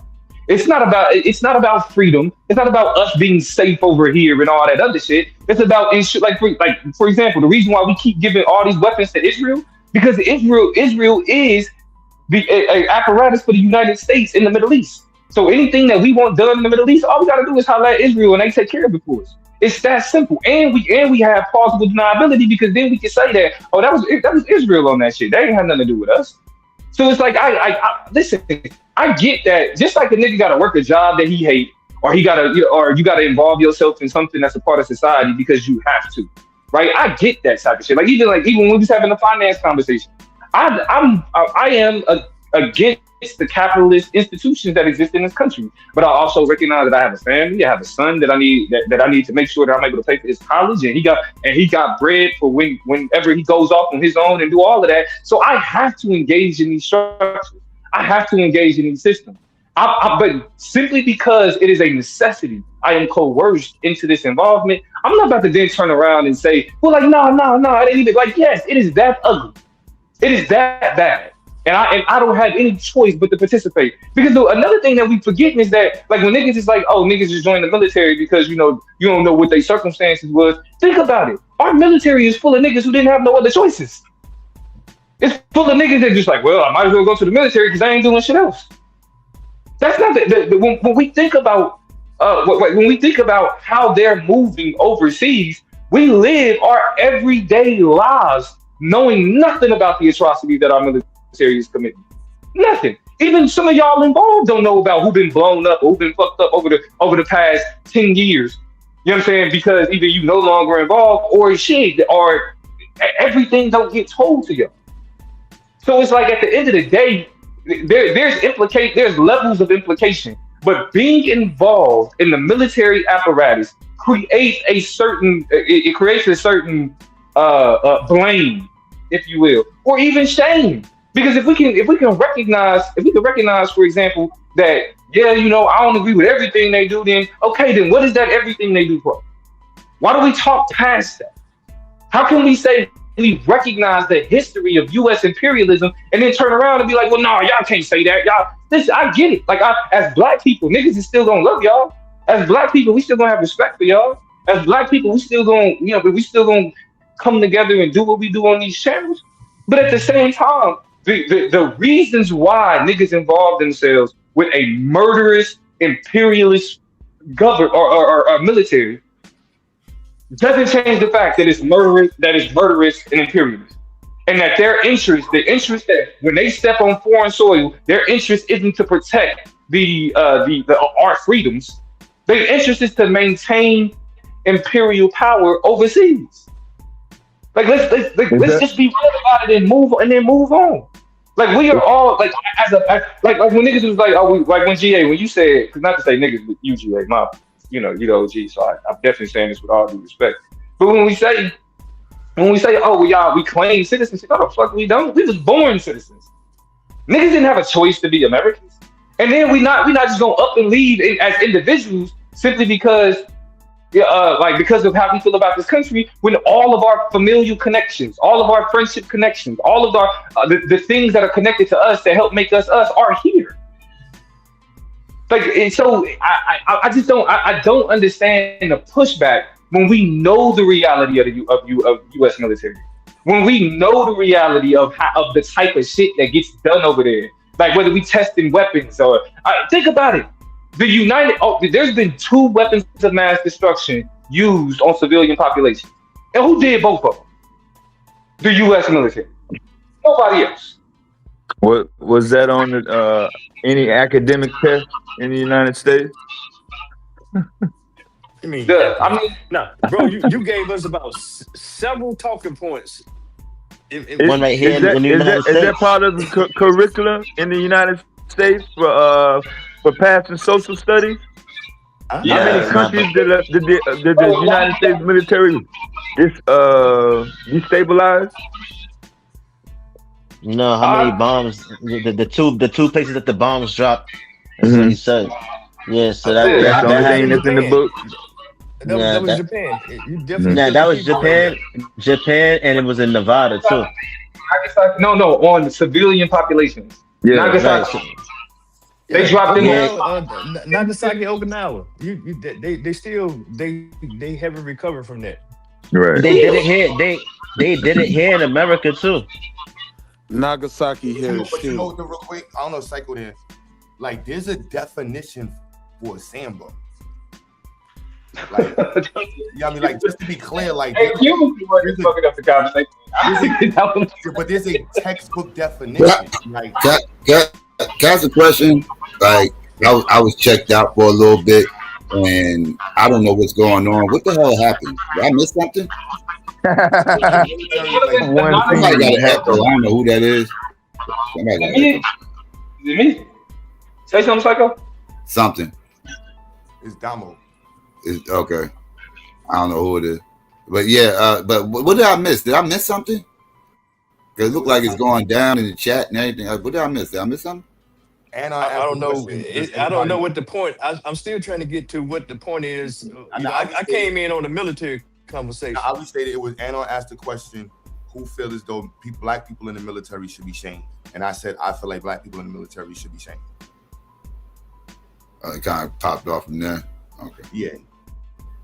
What you think, Psycho? As far as shaming, I don't do it myself. I don't do it. I don't promote that black people should go, but I don't shame black people who went and everything else, because like people, I said this many times, black people go into the military for different reasons. It's personal choices they made. It's not. It's one that my pops told me when I was a little kid, and this is what kind of where a lot of my positions come from. When I was a kid, my pops was very anti-military. He got real pissed off at my brother, not my brother, his brother, my uncle, for going into the military. He held that against him forever until he passed away. He's still mad about it when you think about it. He felt like he threw away an NFL career, going to the military. And he always told me since I was a kid, military ain't for no black man. You don't go to no military, this, that, and the third. He kind of stressed that to me. But everybody didn't have my pops, right? So like other people had different pops that probably was in the military. They could have been military brats and everything, had a whole different view about the military than I did. So I don't know. I don't shame people for going into it. It's just something I just don't promote that black people should do. I don't think they should do it, but I don't shame them for doing it though, if they did. That's why before you started talking, that's how I was saying, like, there's a line that's like clear in what it means when you're serving the government. And I just like that's just what it is. Like I've played it, and I said you wasn't here, so I said you, Taz, we've had these conversations online, and Taz and I other spots were like, there is a conversation to be had about the experience, because there is a blanket shaming that goes on. There's an individual conversation to have where there is room for grace. You know what I'm saying? Layla asked, I'll answer that later. Could I argue that Pan-Africanism and going and being in the military, white serving in the military, is anti-Pan-Africanism? Yeah, I could definitely argue that in my sleep. Am I arguing that? No, but I could argue that in my sleep. That's not. It's just what it is. You're in the military, you're serving America, the government, for the purposes of imperialism. There's no getting around that.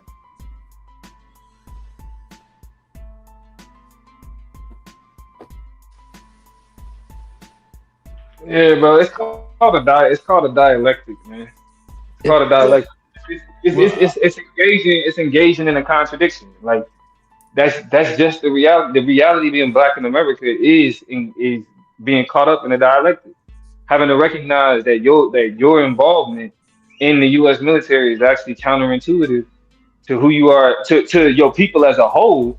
But I mean, if it creates personal benefit, then that contradiction is what it is. Like that's just a part of it. I don't think that, like, if certain shit gets shamed for it, you know what I mean, or niggas, and it's kind of like, I mean, either regardless of whether or not you feel like you should be shamed, if you agree with the criticism, then you agree with the criticism. Now, whether or not shame after that or whatever else, it's like that's another thing. But the conversation kind of went left when it dealt with the kids, right? Like the premise was made that if you're a part of the military, right, those dead babies in whatever country, you were a part of that. Whether you were a part of logistics, whether you just loaded the missiles on the plane and you didn't drop the missiles on those babies, right? You were a part of this institution that puts in this pain. So on one side, the argument will be that we all, as the military, right, create all your safeties and securities, right? But then everybody don't want to own the L's as well, right? Like if we're talking about what the U.S. military does abroad, yes, there is room for the argument that they do help provide a certain level of security. But there is the other side of that argument that yes, they do a lot of bullshit. Well, bro, you keep bringing up babies and stuff. I don't think in 2 decades of war and 2 theaters, you have as many babies.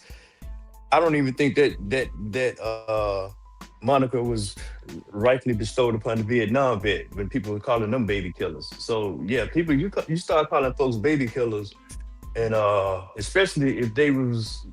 But these things happen though. No, right? Like in Vietnam, ain't nobody saying no babies ain't died. But if that's what you want to go back to, then you may get a. So I'm saying if you claim being a part of the collective, you provided this security, you gotta accept that criticism when the question is brought up. Are you attached to the L's too?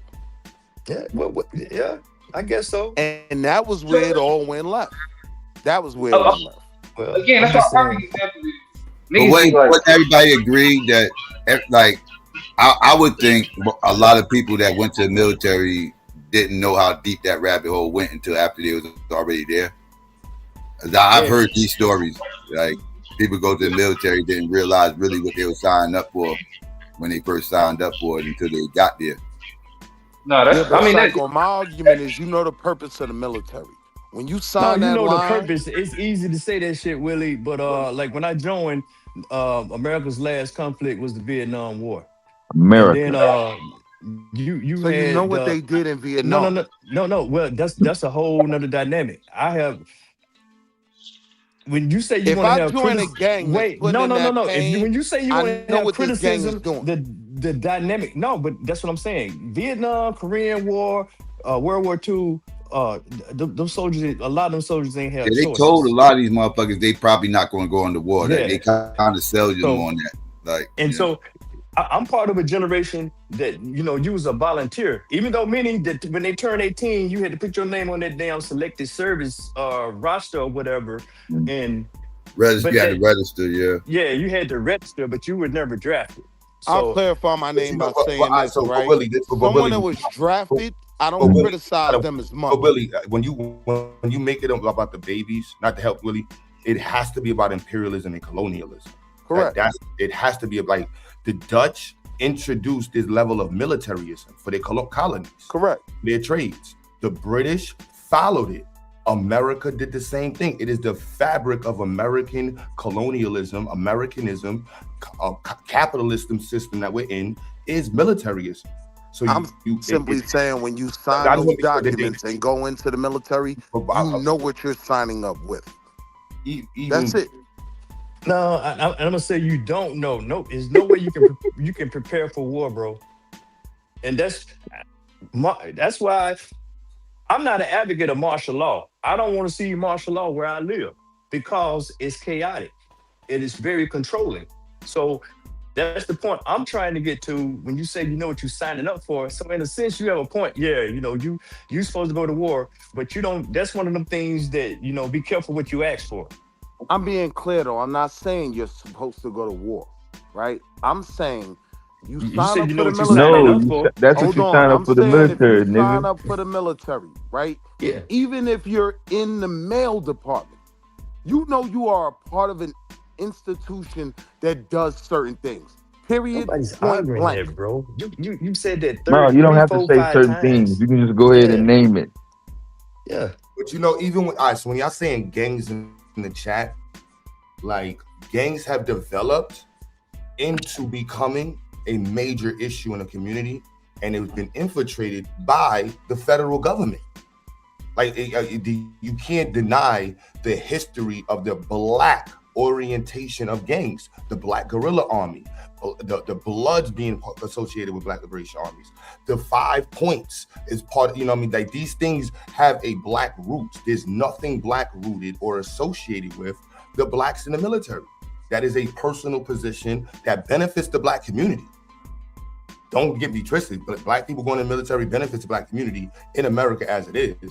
But it is, like Damo said, it's a very dichotic position that we're in that we have to discuss with ourselves. It's the ultimate paradox. I mean, who was the brother to say to be a black man in countries in America is to walk around in insanity? I know I tore that up.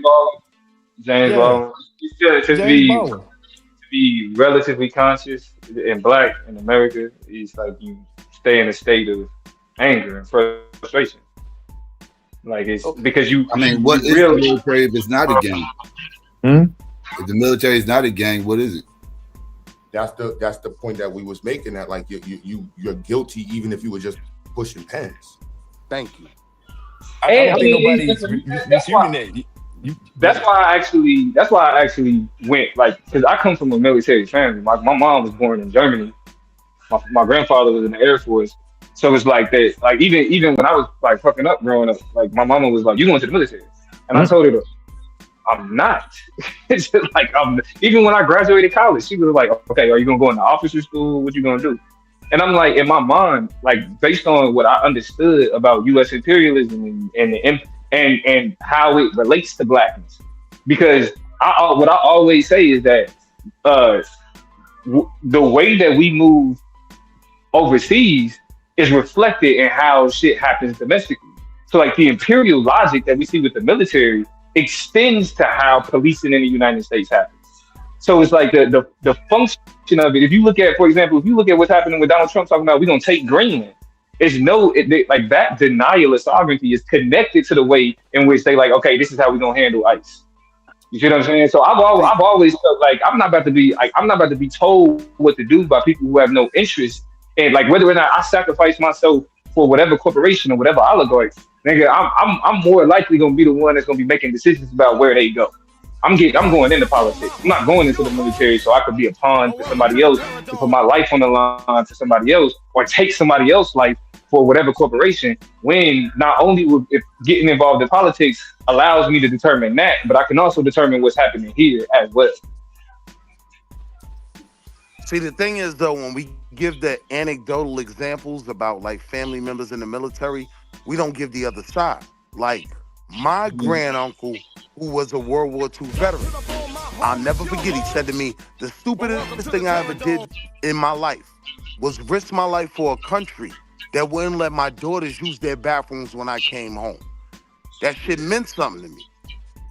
Yeah, and then when you hear the stories of soldiers being overseas, still being treated like shit by other American soldiers, like they still wasn't willing to eat in the same restaurants as them, even though that none of their laws applied in France or none of them Jim Crow laws applied in Europe. But white soldiers still took that mentality with them over. Yeah, America brought Jim Crow over there, right?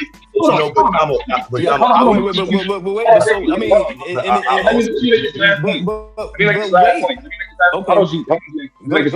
ahead, bro. Go ahead. Y'all definitely not about to talk about the way we talking about veterans when you look at how veterans are treated by this country.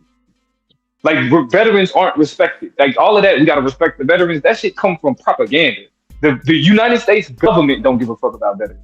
The VA is one of the most mishandled, you know what I'm saying, organizations that's supposed to play a crucial role, but you don't see people campaigning on making sure veterans get treated well. You don't see people campaigning on making sure, and if they do, it's a sidebar. It's not super important like that.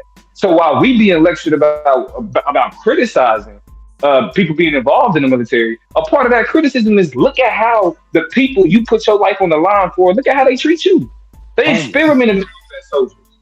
No, but Domo, to that point, 2 points to what you just said. Veterans do take care of veterans, and they show them how to navigate the system, and they do get together and show them how to navigate life. And then to your other point, it's just as disenchanting. You don't have to go back you don't have to go back to a World War II on how the white boys preferred to eat with the Nazi prisoners than to eat with their black comrades who probably saved their ass in a conflict. It's very disenchanting to go fight on some convictions that you believe in, and then you come back and you see people that look like you die just because they was selling Lucy's outside of a store, or they was outside of a store selling CDs and they had But they was carrying and they lose their life, or they was doing everything right and had their baby and their mom in a car. And so it's very disheartening. But speaking to it now, you know what I'm saying? Like,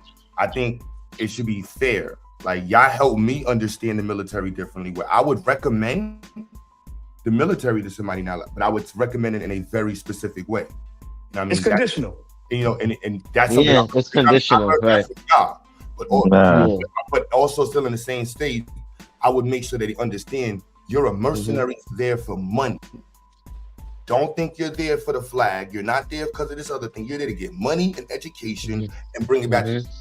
Try your best to stay out of combat and just get through that shit and come back. Ain't no such thing. Yeah, ain't no such thing as try your best to stay out of combat. But that's what I would say. I just want to be clear. That's what I would say. Now, however that looks, that's our conversation. But that's peep the reality. The Santa Claus Christmas argument. Okay, there's no out of it.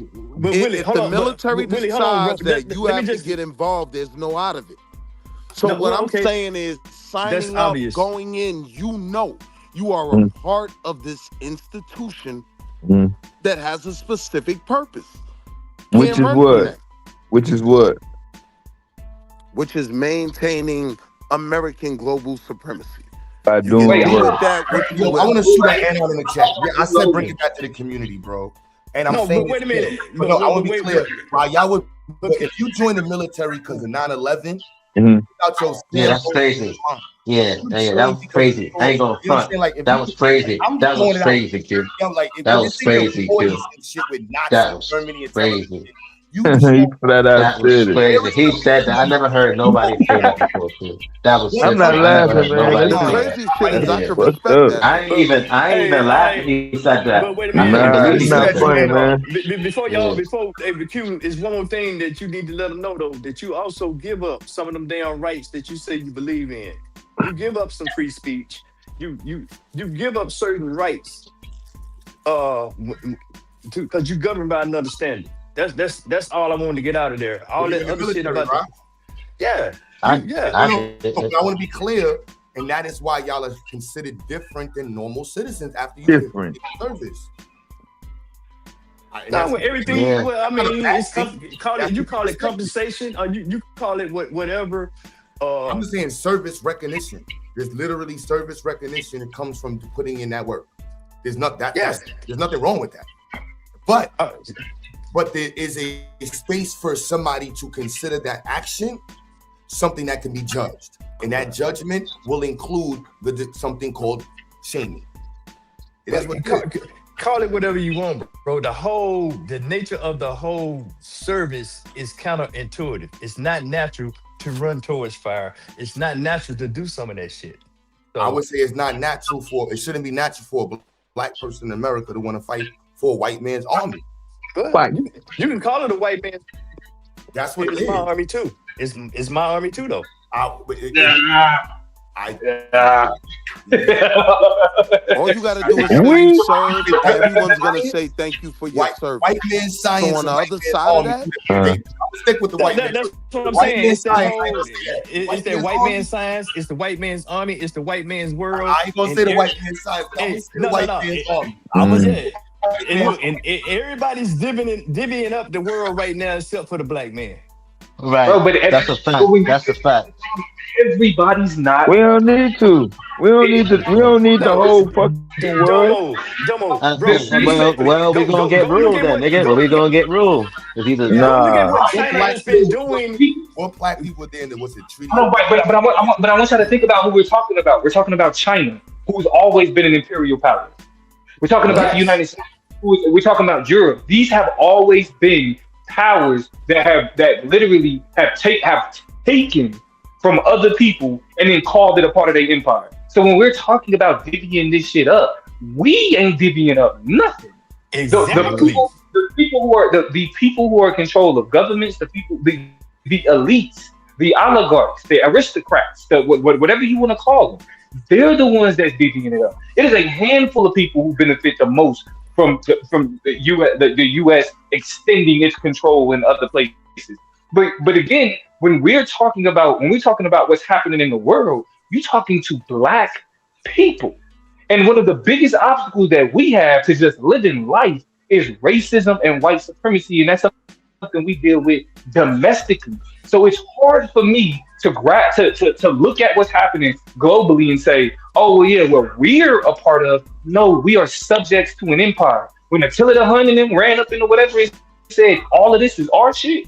The people, like the people where they said that was involved in those lanes, they wasn't just like, okay, yeah, now what else are we going to take, Attila?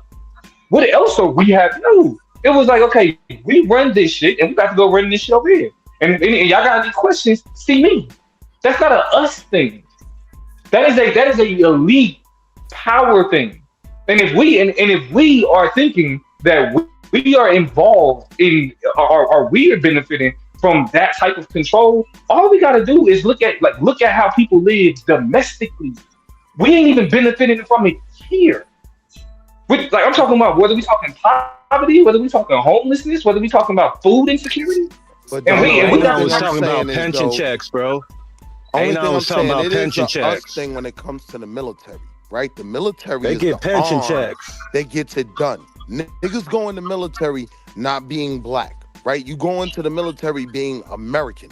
You are promoting the Americans. You was tweaking that. You truly Hold talking on, about wait, hold on. Yeah. You just right now, you gotta be quiet, bro. Yeah, don't say stuff like that, bro, because you don't even know what. You Yeah, niggas nah, is don't do that. American when you go in the military. Nah, Let's you cut the wildin', bro. bullshit. That's not for everybody, bro. Yeah, you Wait, talking real. maybe the nigga who was just here.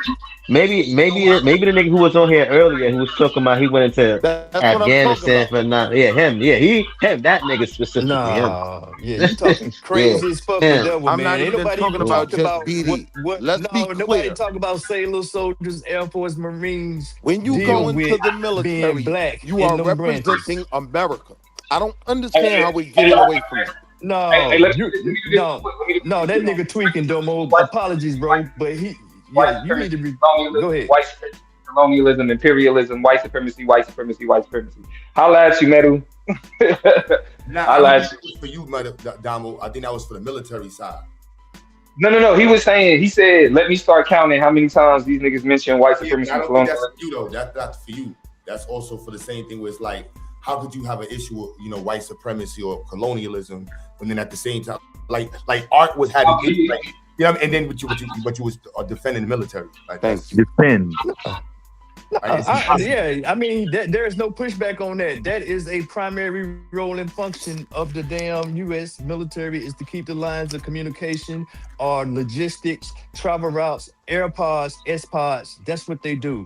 They call them the military is let loose on black folks. Are you joining the military, or you gonna train black folks? I couldn't enjoy the freedom. Are you gonna train black folks to go against the military, or y'all gonna be on the military side? People were literally saying, if you're not a part of the military, if the U.S. military goes against black folks, who you fighting with? You fighting with the black folks, or you gonna be on the military side? Come on, bro. Let's get down the baseline. No, well, let's get down the baseline. But don't be so random. If the U.S. military is set loose on black folks, are you training black folks, or you could go on the other side? What black folks are you talking about, bro? What are you talking about? Social order breaking down, military imperial, right? We're talking about imperialism, right?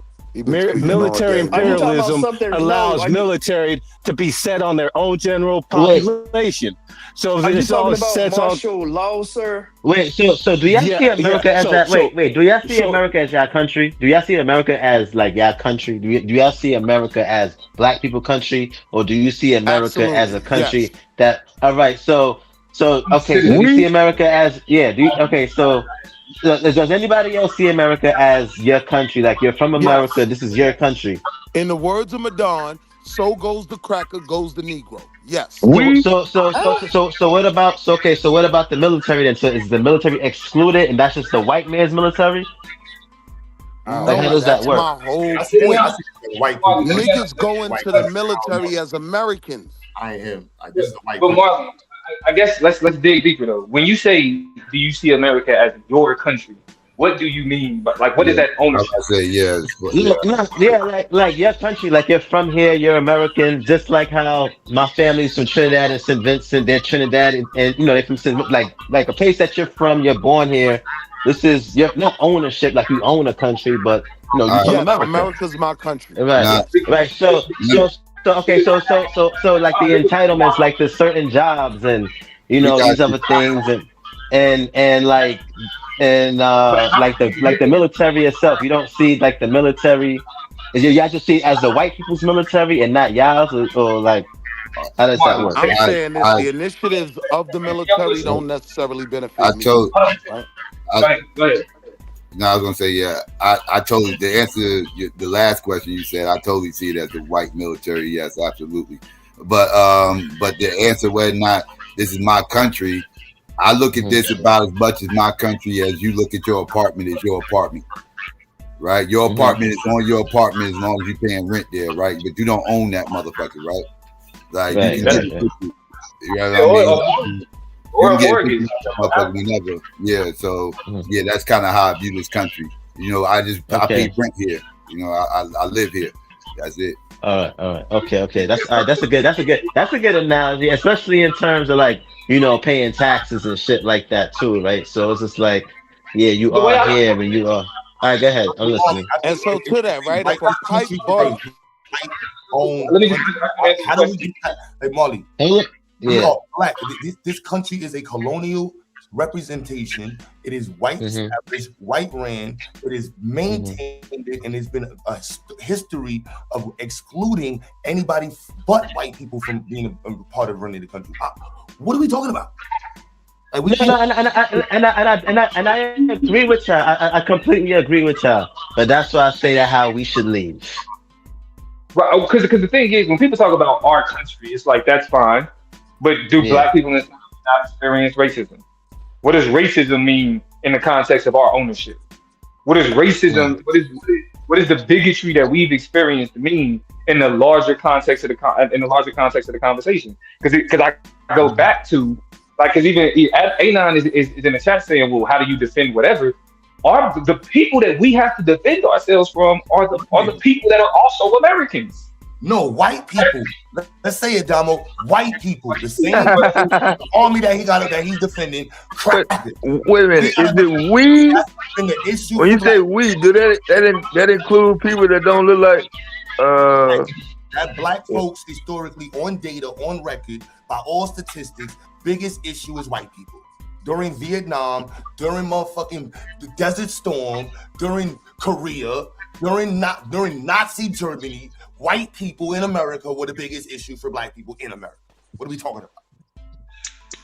I mean, the biggest issue for black people globally. Enemy. Anywhere else in the world. The people that are invading when we got white people already here. What are we talking about? You're selling us a whole nother enemy when we got crackers fucking us up right here. I think this is crazy. Oh, well, I'm with you on that, Q. So this is why the military can't sell me that what they're doing abroad benefits me, right? I'm having more issues here than anything outside of America, right?